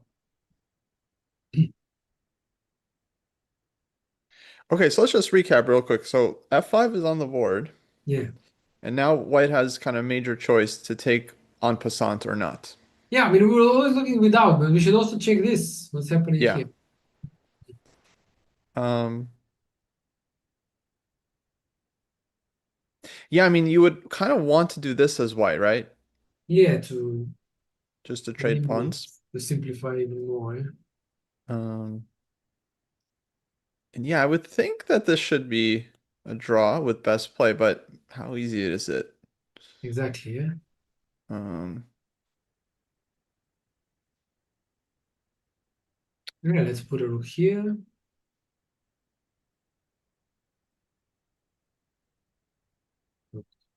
Well, doesn't change much, but mhm, okay, I have to go to chase away the rook. right. Let's say like King G2. Like King G2, you allow me this and C2, and I think that's a major improvement. Oh, I see. Okay, fair enough. So that, but in a way, then it's sort of a Zugzwang. You have to wait. But if you wait, I just bring the king over somehow. Yeah, it could Maybe be just H5 now? Why not H5? here. Mm-hmm. Takes. This is some sort of theoretical stuff, but I don't know what it is. King E2, Okay, King E3. okay, this is a draw. Should be a draw, right? Yeah, this is a draw. So H5, yeah. So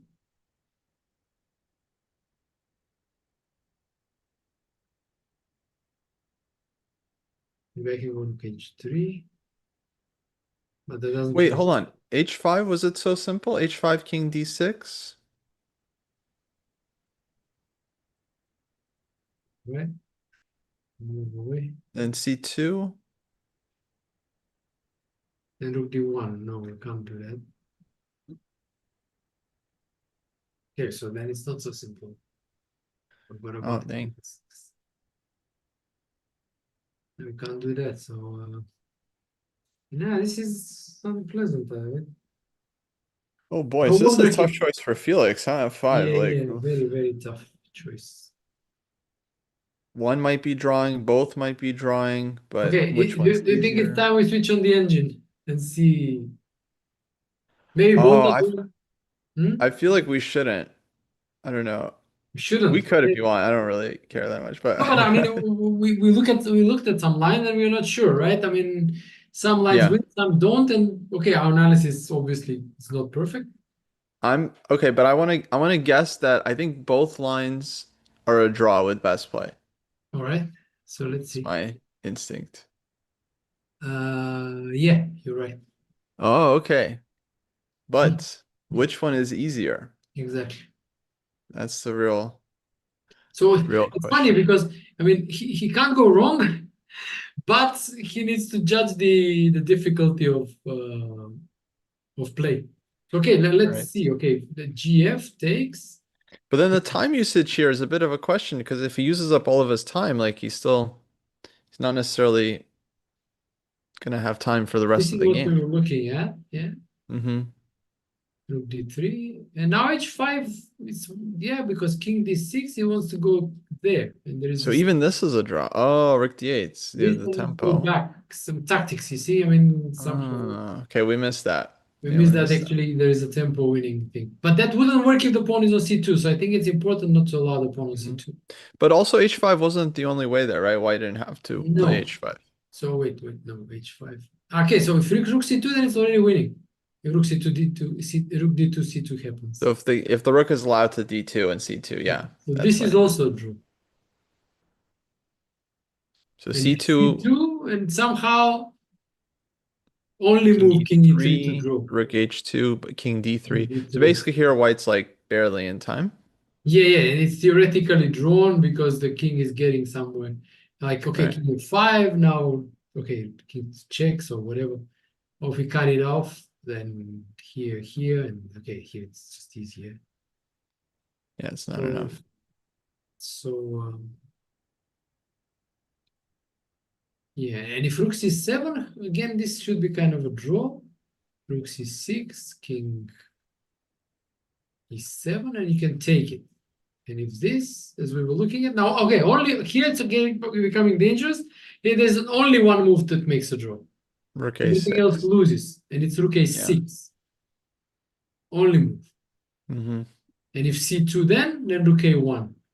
Yeah. Rook c3, rook c1, king e6, and h5, and it makes somehow a draw. f4, and now even king f1 makes a draw, which is weird. We normally want to push here. And this is some kind of a double fortress This here. is like positional draw. Yeah, but I mean, okay, rook a6, you need to find rook a6. Hmm. So Yes, not that's not easy, easy. not easy, not Hmm. easy, not easy at all.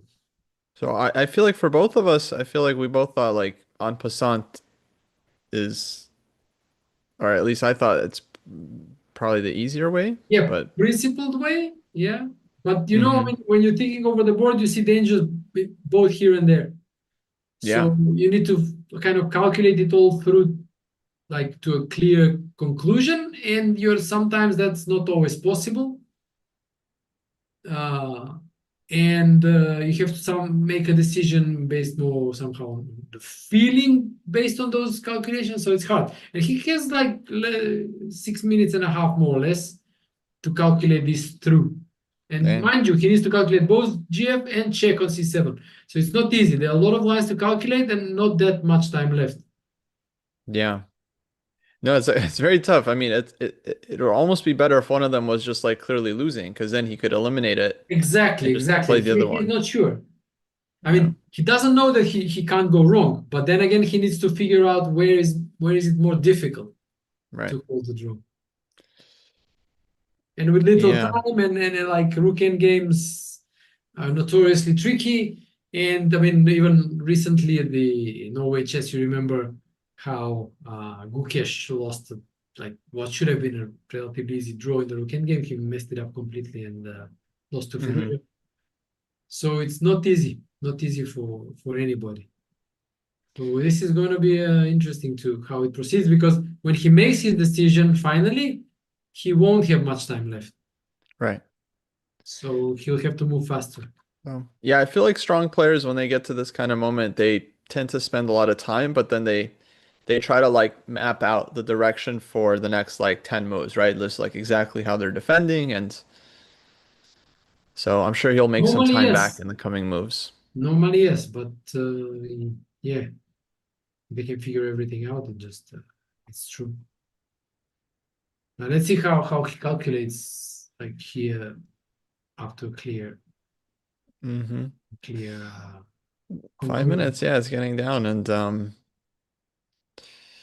as folks know, if he wants to take on passant, it has to be this move, guys. You cannot give check and then take on passant. That would be way too strong. Okay, Okay, I so heard a capture, so it looks like he took. yeah, he took it. Let's see. And Navara is going to recapture. Yep. Does take on passant. Navara has no issue with that.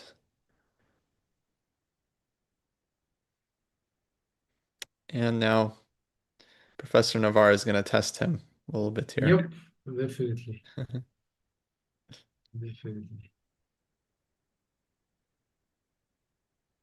But if he saves the draw, it will be a good start of the match for him because he was under Hmm. pressure, like at a serious Absolutely. I think very, very disadvantage. decent start. Yeah, Yeah. serious disadvantage, and then saving the draw would be a massive boost in confidence. And I remember it was Lasker who said that in order to win a match, you need to make a few difficult draws. So that will be a good start for Felix if he manages. Nice. Emilia says, my first time seeing en Yeah, passant IRL. Yeah, it has a certain aura to it. yeah, Okay, King F2. We were liking this move. yeah. This Played was quickly by Felix. So yeah, he's kind of calculated it out.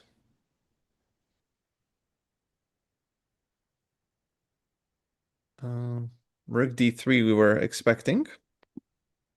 yeah, but there's also Rook H3 just to mess around a little bit. Mm. Rook H3, King G2, and then Rook D3, yeah? Yeah, exactly. Yeah,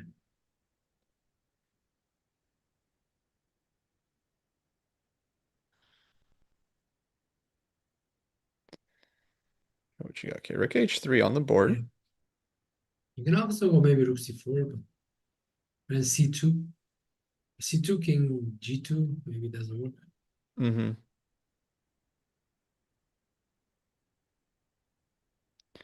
Yeah, rook c4 looks Oh, very possible. my next classical tournament. Well, that's guys, I just recently I became aware that I actually stopped being a chess professional in 2019. Coincidence or not, pre-COVID. My last tournament was the European Individual in 2019, which incidentally took place in my home city of Skopje. And that was the last one I played. Ever since then, I've only played league games. And my next classical event is going to be a league tournament again. So I'll play for a club, the Spanish Team Championship. So that's my next thing that I'm planning to play, which is in August.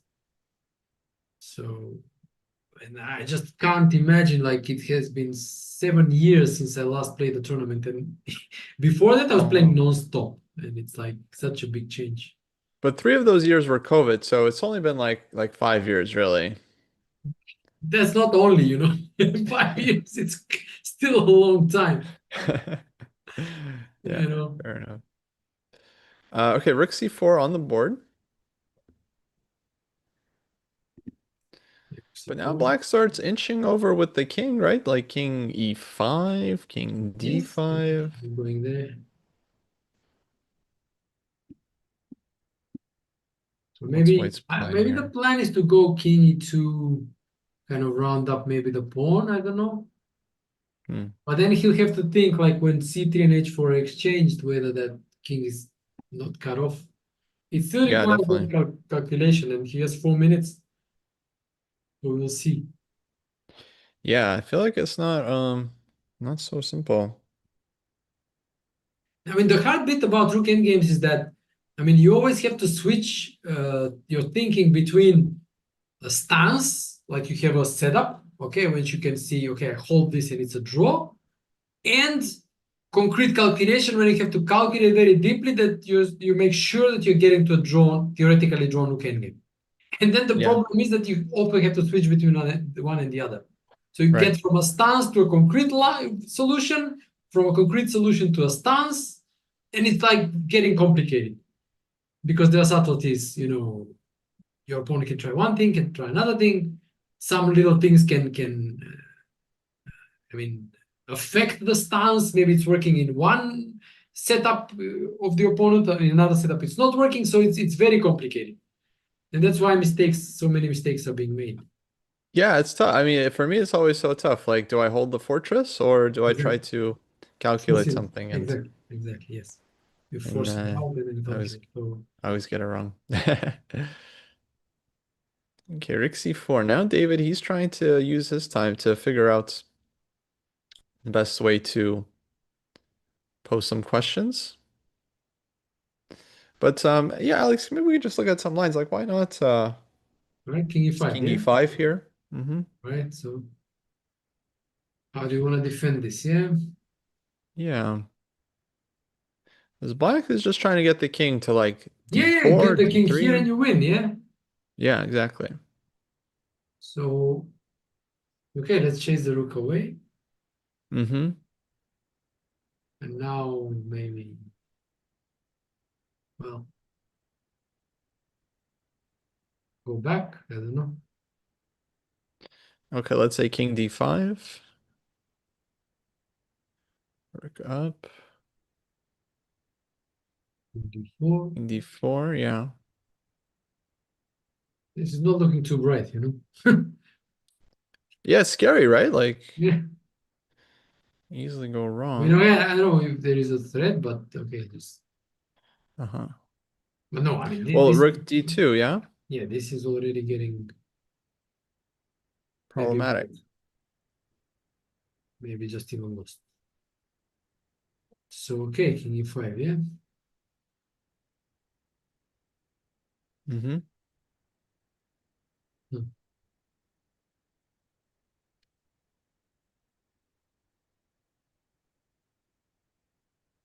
Hmm. How to defend? Can we go here? Okay.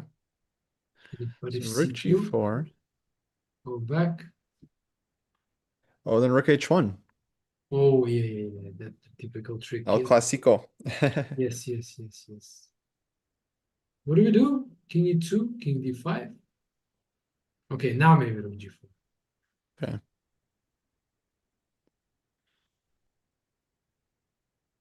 Uh-huh. Check, and then go down. Maybe this is the way to go. Because once we win the pawn on g6, it's the draw because the king Yeah. is into the Yeah, end. exactly. Yeah, now the king is in position. So, yeah, black's not in time here. Yeah, maybe king e2 is the move. So, king e5. We go king g2, and then we just go back. Just kind of keep bothering the rook. Yeah, and here what can black try? I mean, I don't know if check is worth it. Still go down, yeah. And if c2, I mean, rook pawn endgame, take the no, pawn endgame is winning, so must go king c1.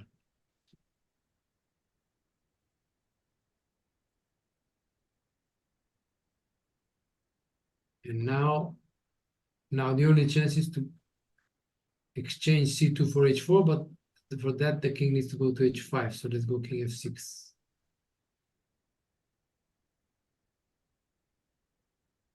Wait, but can't we take on c2 here? And then Now, h5? Yeah. wait, this h5. Mm-hmm. Okay, h5, g5. Yeah, king here.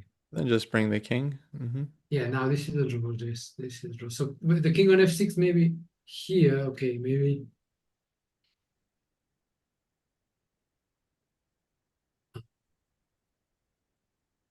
Okay, maybe first. I don't know.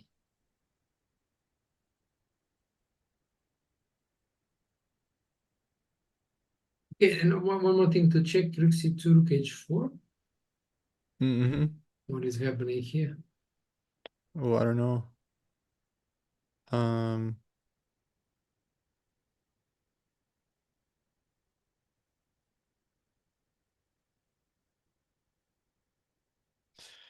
oh, this one's tough. I don't know. Our king's far. Yeah, yeah, yeah. Maybe king d1 But then you and lose immediately. Check, check, and exchange. oh, check, check. Yeah. Yeah. Shoot.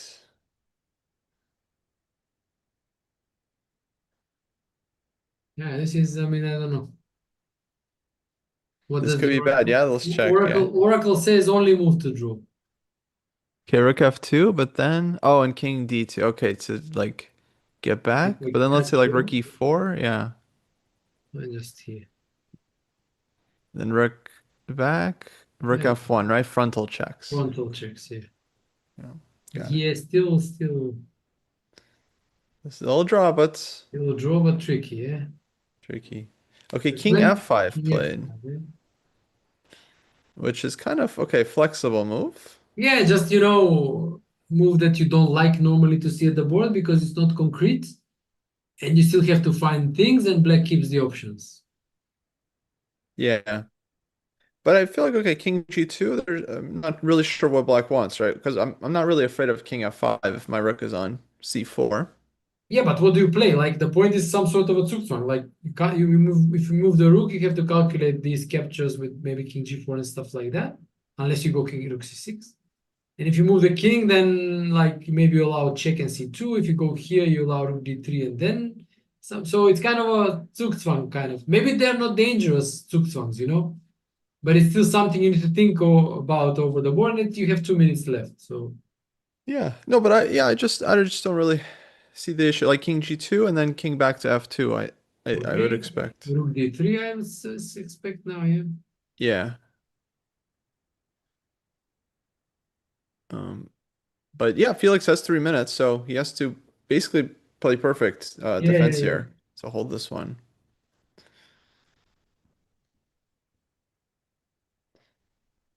So let's see. Okay, yeah, Three, rook d3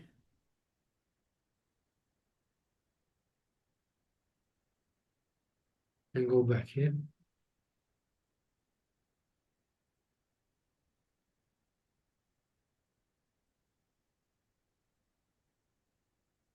and king f2 quickly. Yeah. All right. Yeah, now Navara kind of has to show his cards here, I feel. Yeah, because I don't know what happens with this plan, king f6, king g7, king h6, and then trying to distract white by giving up the c pawn, taking up the h4, and then trying maybe to cut off the white king. Hmm. Because the other plan is to go towards the c pawn with king e5, yeah? Right. I don't see any other plans. Like you can move left and right, but if you want to make some progress, you have to go either one or the other direction. So he needs to think about which way.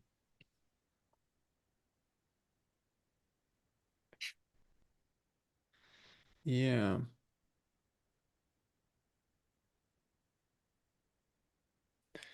But I like this. I feel like we found a pretty good setup. Rook on c4. Yeah, I think we weren't really able to crack that with black so easily.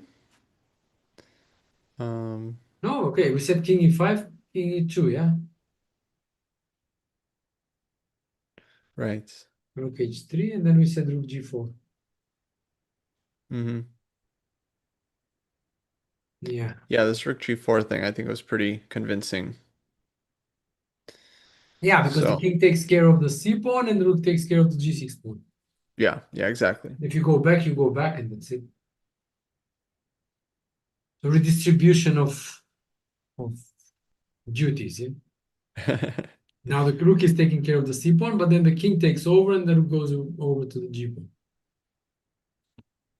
So maybe he should try the other one. Let's see what happens with f6. Hmm. I don't know if white can be kind of But annoying. what I don't really get about this plan, it's like, let's say I just let you do whatever, like put your king on h5 and put the rook on h3. All right. Uh, You wait. yeah, and then I'll like in that position, I'll try to go like king g2 or something. Right, Some type exactly. of So position, king yeah. f2, let's say, rook h3 to king g2. Okay, let's see. No, maybe I can try this. Hmm. Oh, I see. Yeah, this would be pretty tricky. I mean, you should go to e1 though for me because if King here e1. it is, and then there is a Right. check and let's c2, but Yeah. maybe you can go to e1, Okay. I like that. and now is the thing how to, because if I put it here, I don't get much. Hmm. And going back is going back. And here it's like nothing much because the king is getting to f1 in the next move and it's simple. Right. So yeah, even doing all that doesn't do help much. But I'm also sure if I don't know if white can even stop that by going rook c7 and Yeah, then I mean maybe white, yeah, it doesn't even allow it. yeah, I think we have a move. Looks like okay, you play king e5. uh-huh. So a little bit okay. It's like he could have gone in this slightly ahead. And now rook g4 is our thought, yeah? Yeah, king e2. Yeah, he went king e2. First king e2, yeah. Okay. Yeah, actually no, king e2 is what we wanted, and then rook Yeah, g4. yeah. Okay, so Felix is on Okay, track. maybe he can be tricky, put the rook on g3. But then king f2, Mm, yeah. and king f2, yeah. Exactly. Can we go okay, rook g3, king f2, king d5 Then somewhere? rook c8, yeah. And now maybe we can okay, he went rook g3. Okay, Now we okay, can so we can we can pretend we're that we all set. have got something, yeah. Mm-hmm.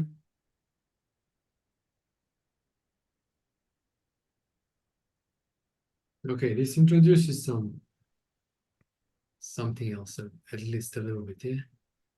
Then like king e2 here, I feel like it's still But then comfortable. Okay, c2 I can't do, but I can give check. Check king d3. Check there. I don't know. I mean, let's check first. King d3. Okay, if check you go back. Okay, I haven't achieved anything. Okay. Mm-hmm. And if I go forward, Um, then this is, I think, a line we did not particularly like in the previous lines we were looking at. Check and it's a little scary, but yeah, I'm not so sure. So maybe like let's say rook d8 check, right. king c4, and rook d6. But then I can just defend it. The king is coming, so Okay. Maybe this rook is g8, not rook d6. here rook G. But then this guy can promote maybe. Yeah, I don't know. No, but then this wins. Yeah, So I take on g6. yeah. Just take and see elementary stuff. Oh, yeah, too slow. Yeah, just one move, but still. Yeah, so some introducing some tricky moments. Yeah, and So rook notice that g3. Navara is playing pretty fast. I mean, he has like Yeah, he's putting the pressure, and yeah, Felix now needs to find something here, right? Um, because this is like feels like one or two mistakes away. yeah, he went h5. Okay, that's concrete. So now if I take check, takes, does that should work. Ah, h5. Okay, yeah, it's very concrete. Wait. Okay, Okay, let's see. Let's see. This might be check solution. here, here. King d1, yeah? Maybe not there, maybe rook g1. And I want to get the king to b3, c2. But then rook h4, yeah? All right. Still King threatening. up, Ah, king king d3. d3, all right. Mm-hmm. So, okay, and if I go here, I go king d1, Mm-hmm. and you're just in time, yeah? Just in time. Oof, Wow. Okay, yeah, so he's holding it. He's holding it.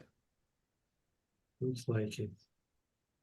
Okay, clutch move h5, but yeah, it's logical because black didn't put the rook on h3, so Yeah. we get a chance to trade off the pawn. Okay, but it's not still over. I mean, you can go g5 and keep the game going. I know, I just thought of g5.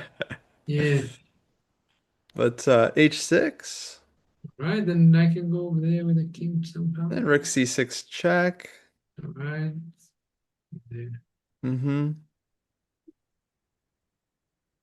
Okay, let's say h7, Yeah, I'm and not then sure if I should go rook h3 or maybe rook give h3. but here we just take on c3. Oh, yeah, sorry. Yeah, so I have to go there. So yeah, check.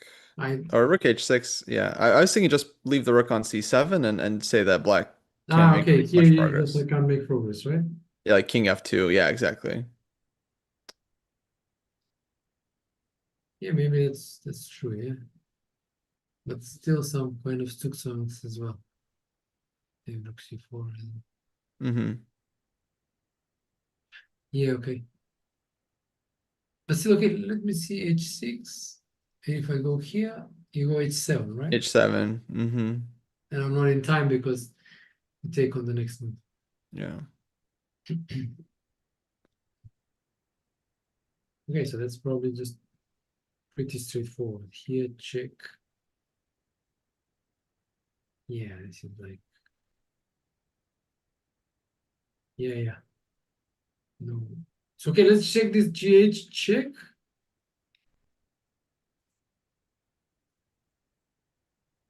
Here.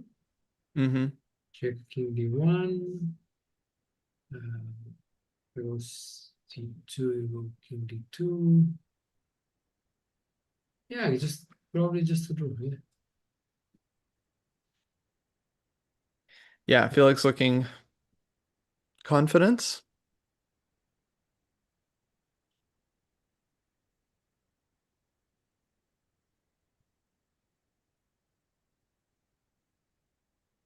Yeah, it looks like that's it. So a great start then for him. I mean, Just very important to be able to defend worse positions. Like, I mean, especially against elite opposition who normally don't give you chances to go back into the game once you've messed it up. And it's good that he actually managed to fight back. Because you would expect Navara to have this iron grip, and not let you back in the game. But hey, just he, Yeah, yeah, I gotta say, no, I thought he was in trouble. I thought Navarro's gonna, he's got like positional advantage, yeah, yeah, pressure, safer king. But no, Felix, yeah, great defense. And he's almost there. Navarro just looking for some final trick after yeah. h5. Um, If king d5 here for black, then let's go back to whiteboard. what were we thinking? Yeah, this one or we didn't. Maybe we can go there, Hmm. but maybe Yeah. not. Maybe not. Maybe not. So because the king is getting now to Oh, beat it's him. one tempo faster. Oh, okay. Yeah, Hold on. Yeah, this yeah, would be that's the trickiest move, in fact. okay. Maybe rook h4, And if g5, h6. g5, h6, and if gh, then king d1 first. Yeah, or I think you can take in king d1. I think it's the same as the other Ah, yeah, line. yeah, yeah, yeah, yeah, just in time. Mhm. Yes, yes, yes, true, true. Yes. But g5, okay. I mean, maybe h6 is not even the only thing there. Maybe you could just go rook h1 back and you're still kind of you're fine as white. And like here, yeah, g5, go Yeah. back. Okay, but this, I mean, okay, the h pawn is running though. Yeah, exactly. So I think now it's like okay, black has to Just to get the rook somewhere, yeah, yeah. which is not that simple.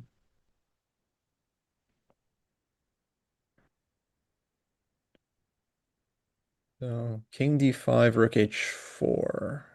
Yeah. Yeah, It's because pretty. otherwise, Otherwise, yeah, it's then I don't know actually if okay, maybe rook f4, I don't know, but no, but yeah. rook f4 again, the same thing, yeah. Um Then I go there. oh right, right. Yeah, yeah, tempo up for black. Yeah. So rook h4 should be the only move. Hmm.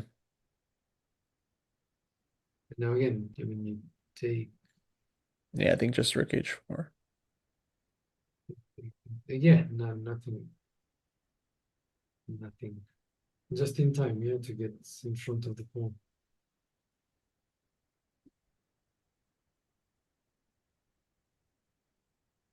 But can we try with this? Check. Can't try much,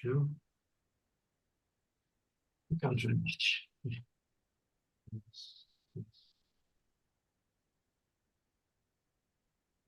Nah, not there. Yeah, Yeah. yeah, can't try And much. this one, yeah, Yeah, shouldn't so be a draw. okay, he went king d5, yeah. Okay, king d5 played, so we found the The trickiest move. tricky try. Yeah. But I'm sure Felix already saw this. Has his move ready. Let's see how fast he replies, yeah.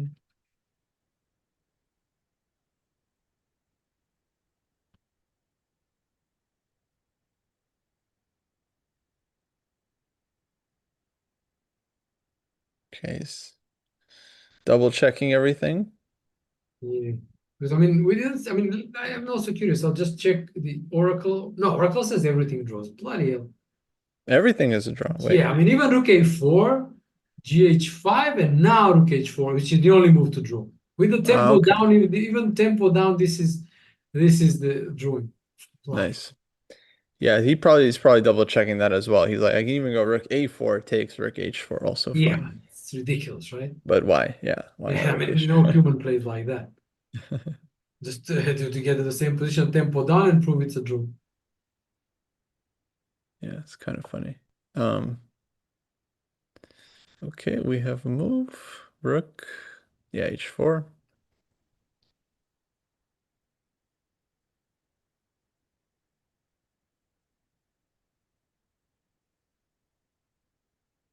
Okay, less than a minute. Should move pretty soon.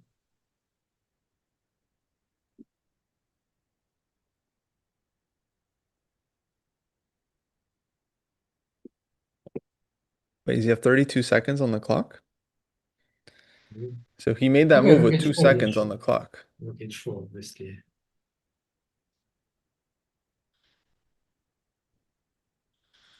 Oh,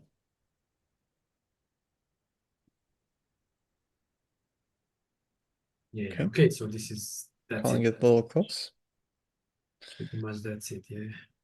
But yeah. Yeah, I'd be really surprised if Navarro finds another chance here. Well, there's not many options left. I mean, the pawns are being exchanged. The king is in front of the c pawn. So, or if they are not exchanged, okay, you have this h6 trick, but also dropping back with the rook. Okay, he went g5 actually. Okay, tries g5. What happens if h6?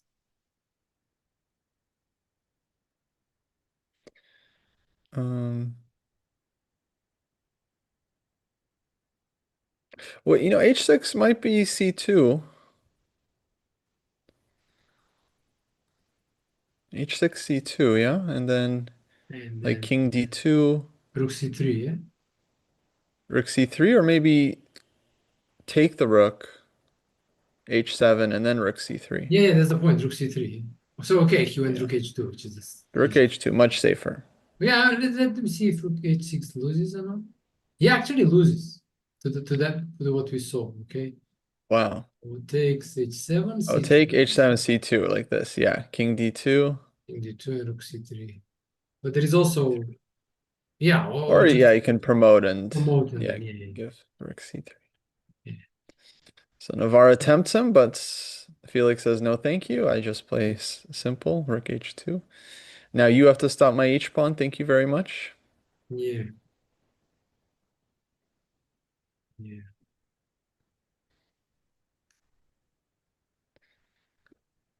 But you see how these guys like they keep the game going for as long as possible. He's not taking on h5 to immediately make a draw. He keeps it for as Yeah, long as possible, you know? every last chance, exactly. Yeah, like try to squeeze out everything there is, you know. Like, Yeah, so now, okay, some king e4, it's some check check, and the rook can drop back and stop the pawn, but it will just lead to uh, elimination of the pawns. Yeah, right. Probably king d4 here seems simplest, h6, then rook e3 check. rook e3 and go back. But then without the black rook, it's like black cannot do anything because Hmm. I mean, the pawns are easily controlled.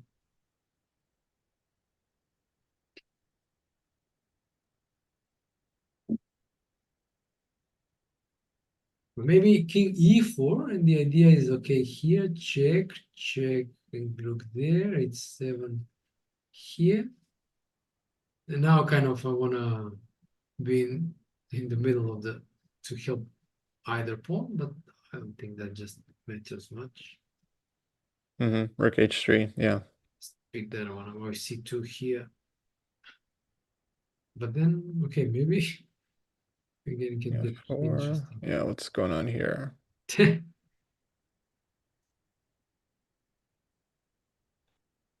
Get Let's interesting. say rook h6. And then I mean, I don't need that yet. I mean, I can go king f3 first. yeah, king d3. Let's say rook check. Yeah. Hmm. But then again, are you there in time? You're not. Hmm. Might as well lose. Weird, weird stuff. So this can still be tricky, huh? Wait a minute. Okay, let's go. King e4. I said h6. Check, check. Go back. H7, rook h8. All makes sense so far. So now again, distribution of tasks. What goes, like, how do we control the Mm-hmm. things? Yeah. Hmm. Okay, we should actually go from behind to get that one, and the king goes here, and we can give up our h7. Right. I think that's the Yeah, white king should stay on the king's side. white king should go the way the black king is going. If the king Mm-hmm. goes this way, we go that way. If the king goes that way, we go that way. So Okay, we have a move, king c4. so in king c4, okay. h6, maybe some c2 ideas. So h6. Yeah, looks reasonable. Rook d3. okay, h6, rook d3. Okay, So don't go there's the h7. It's got a trick. So maybe we now should have what? put the rook on h1, as I was initially suggesting, instead of Yeah, I don't know why he didn't. I Sure, mean, it this is shouldn't matter, okay but too. Mm-hmm. you see, putting problems till the last second, now it has 40 seconds and counting. Yeah, and when it Yeah, comes it's to not over. It's not over. Could be some heartbreak. tricks. Oh, He's still asking questions. Okay, rook h1 now. Rook d8. of check first. I mean, I don't know what's here.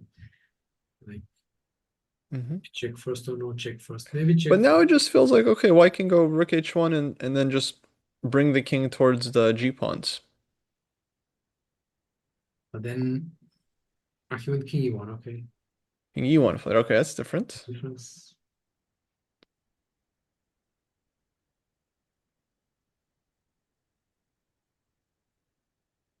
King e1. So rook d8 now. Yeah, rook This is h7, what rook h8, and then exactly. just go king d1 or rook h3. He just And wants to kind of follow black's king. Yeah. but no, king d1 promise to get the king to c1, Mm-hmm. and then go after the g pawn with the rook. Right. So same principle. King goes where the black's king goes. Yeah. Yeah, should be a draw as well. Okay, rook d8, h7, expecting rook h8. Yeah. The past move 60, all right. Yeah, they switch out the score sheets.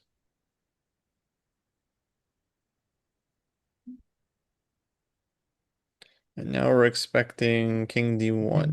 Because I was thinking if rook h3, then it can be maybe tricky. This, and what was I thinking? G4. And if you go after this pawn, maybe I can get this in. Something like that. Maybe still Hmm. draw, but I think it's more complicated. I think just getting the king to c1 is simpler. And then you just Hmm. pick up the pawn because the king is too far.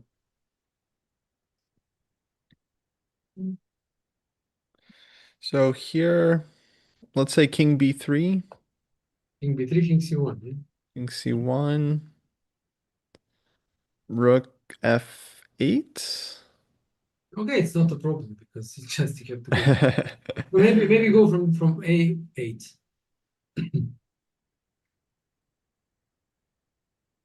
But I can go this way. Yeah. But wait, maybe what if I start with rook f8 Rook f8, rook h1, and and then then rook a8? Yeah. all right. We may still lose, yeah. This is losing. Wow. Yeah. If we rook h6. So that's what we want. The king d1, king b3, rook h6. Ah, okay, I like that. Checks from I, behind, yeah. I like that. Yeah, exactly. That feels very professional. So see, I mean, in the last moment, tricks, rook f8, rook a8. Hmm. Now g4, what else? I mean, and then check and king c2, and then go after the g pawn. Yeah? Or Then check and yeah. no, no, in the pawn h7 is lost then. Okay, so g4. You can give the check. And And what? like rook g6? Oh, I don't know. No, well, I'm not sure We're about not it. in time, huh? Not in time. I mean, Uh-oh. maybe you are. I mean, I don't know. There's check. No, you're not in time. Not in time. Dang. This is great. I Hmm. mean, so many, even the simplest in rook end games, tricks, tricks. And I mean, you have to calculate this on the what? They started at 3, now it's like what, 8 o'clock, fifth hour of play. Yeah, they're tired. No, Yeah. time control, you have second left. You have to see all these tricks and Okay, g4. yeah, so G4 plays, right? Hmm. Yeah, it's the only way to try something. Okay, king c1 now, maybe. Think C1, Yeah. G3 maybe. Okay, check first. I was thinking then check and rook g6, but Probably this works. So King C1, you said? yeah, but I thought you should go king c1 first. Because here I don't know what he's gonna So do. he gave check and this. Whoa, what's his position on the board? This is the position on the board with the check and King C4, Rook Yeah, he's B7. gonna So check. he went switch to Rook B7. And rook b7. Okay. I think King C1 was simpler what you suggested. Right. Rook B7, but But now, now like, if g3, I think he has king c2, so he's in time. and if G2, Rook G7, right? Hmm.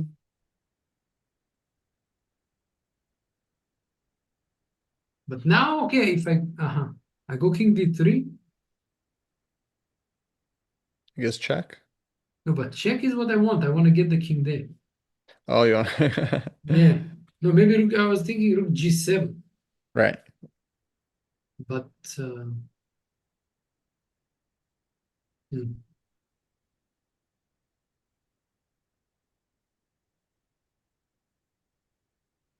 I think that's what should be played.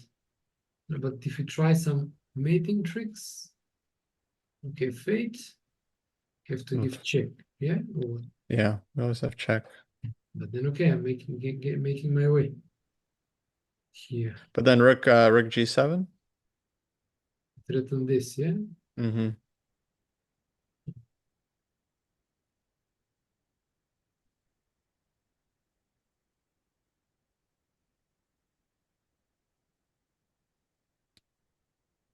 Yeah, so this also kind of barely makes it. If I had one more move, King F3, it would have been maybe lost. Yeah, Okay, he went King D3, as we said. And now I should go Rook G7, not give the check, right? This is what we said. right. Because if check, then yeah, it can get scary. King gets to the king side, yeah. Rook So g7 here feels important. okay, again, he needs to make a decision on 1 second, yeah.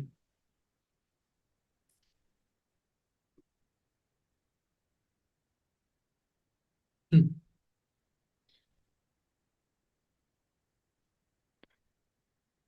Okay, he does give check. What? He gave the check? No. Oh, sorry, it was DGTR. Okay, rook g7. G7, Rook G7. Okay, Rook let me check. I g7. mean, I Call. want to see the oracles. Let's see. No, even Rook D7 is a draw. Okay, King E3, and now Rook G7. Even a full tempo is still a draw, it says. But now only Hmm. move Rook F7 here, and only move Rook F4. And if G3, then Rook H4, only move. But it starts to get really hard, yeah? Yeah, but these are all only moves and only way to draw. Hmm. Bloody. No, I mean, this is much simpler. So, I mean, you see everything draws, but then you have to see how it draws. Like, you have to find only moves, not easy ones. And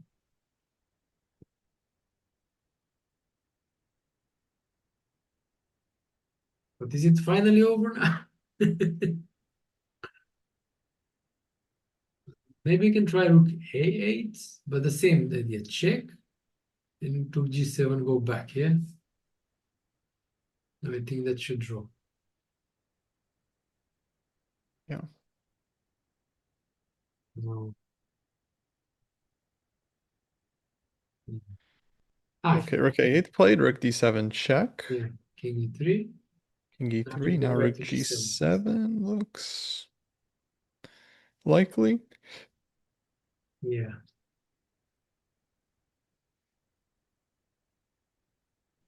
And I think that's kind of clinching it. Yeah, it appears like because you're threatening rook g8, so it's Mm-hmm. Yeah, rook g7 played. yeah. And then rook ha, you just take on g4 and Yeah, yeah, that then it's elementary. easy elementary draw, All right. exactly. So guys, get ready for the post-mortem with the players because the camera will switch live into the playing hall so you can follow the players' analysis after the game. We'll be Yeah, signing off folks, stay tuned. after the Yeah. game finishes. So stick around to to follow the players' analysis.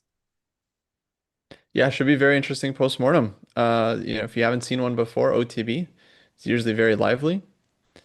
Sure they'll be looking at lots of ideas and sharing all their thoughts. It'll be interesting to hear Felix's thoughts, of course, but also David's.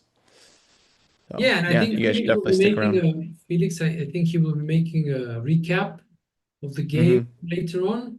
So make sure you check that too, especially if you follow the commentary, and then you can compare what we were analyzing, what he was looking at, what he's going to analyze. So it can be a very, very good learning experience. Yeah, I'll be curious what we got wrong, what we missed, what we got right. Exactly. Exactly. Yeah. Yeah. Okay, David hasn't made a move here yet. What he's considering. Yeah. Well, I mean, the threat is rook g8. So what can he try? Yeah, exactly. He give check and go. Ah, he went back to d3 and rook d7 check. Okay, so they're repeating. King d3. I can repeat like this.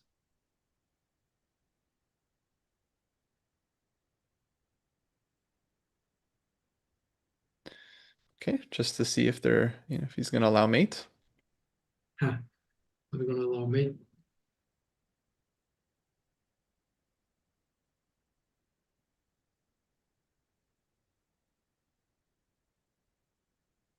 Went to e4 now.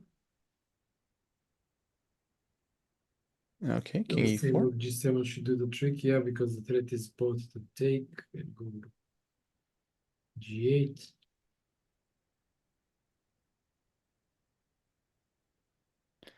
Now it feels even better because you're taking g pawn Yeah, with with check. check. Yeah. No, but maybe he'll just go back and repeat and shake hands with Yeah, it. yeah. I think we're about to see repetition here.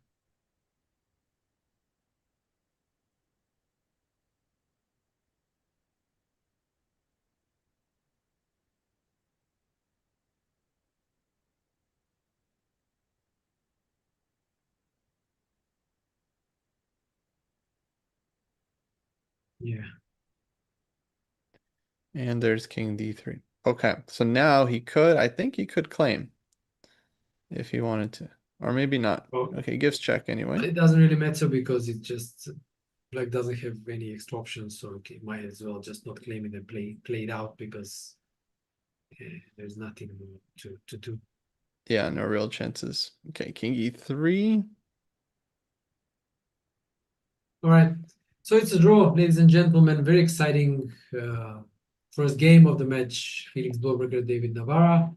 Make sure you check out same time, same place tomorrow, 3 o'clock p.m. for the second game. We had an exciting draw in the first round, and we'll be signing off. But stay tuned because you can follow the postmortem of the players and see what they analyze. Kostya, thanks for being a very helpful guest. I think we had a good analysis today. And guys, thanks for watching. See you tomorrow. Yeah, my pleasure, Alex. It's very fun, and I'll be back tomorrow. So can't wait for round two of this match. Cheers.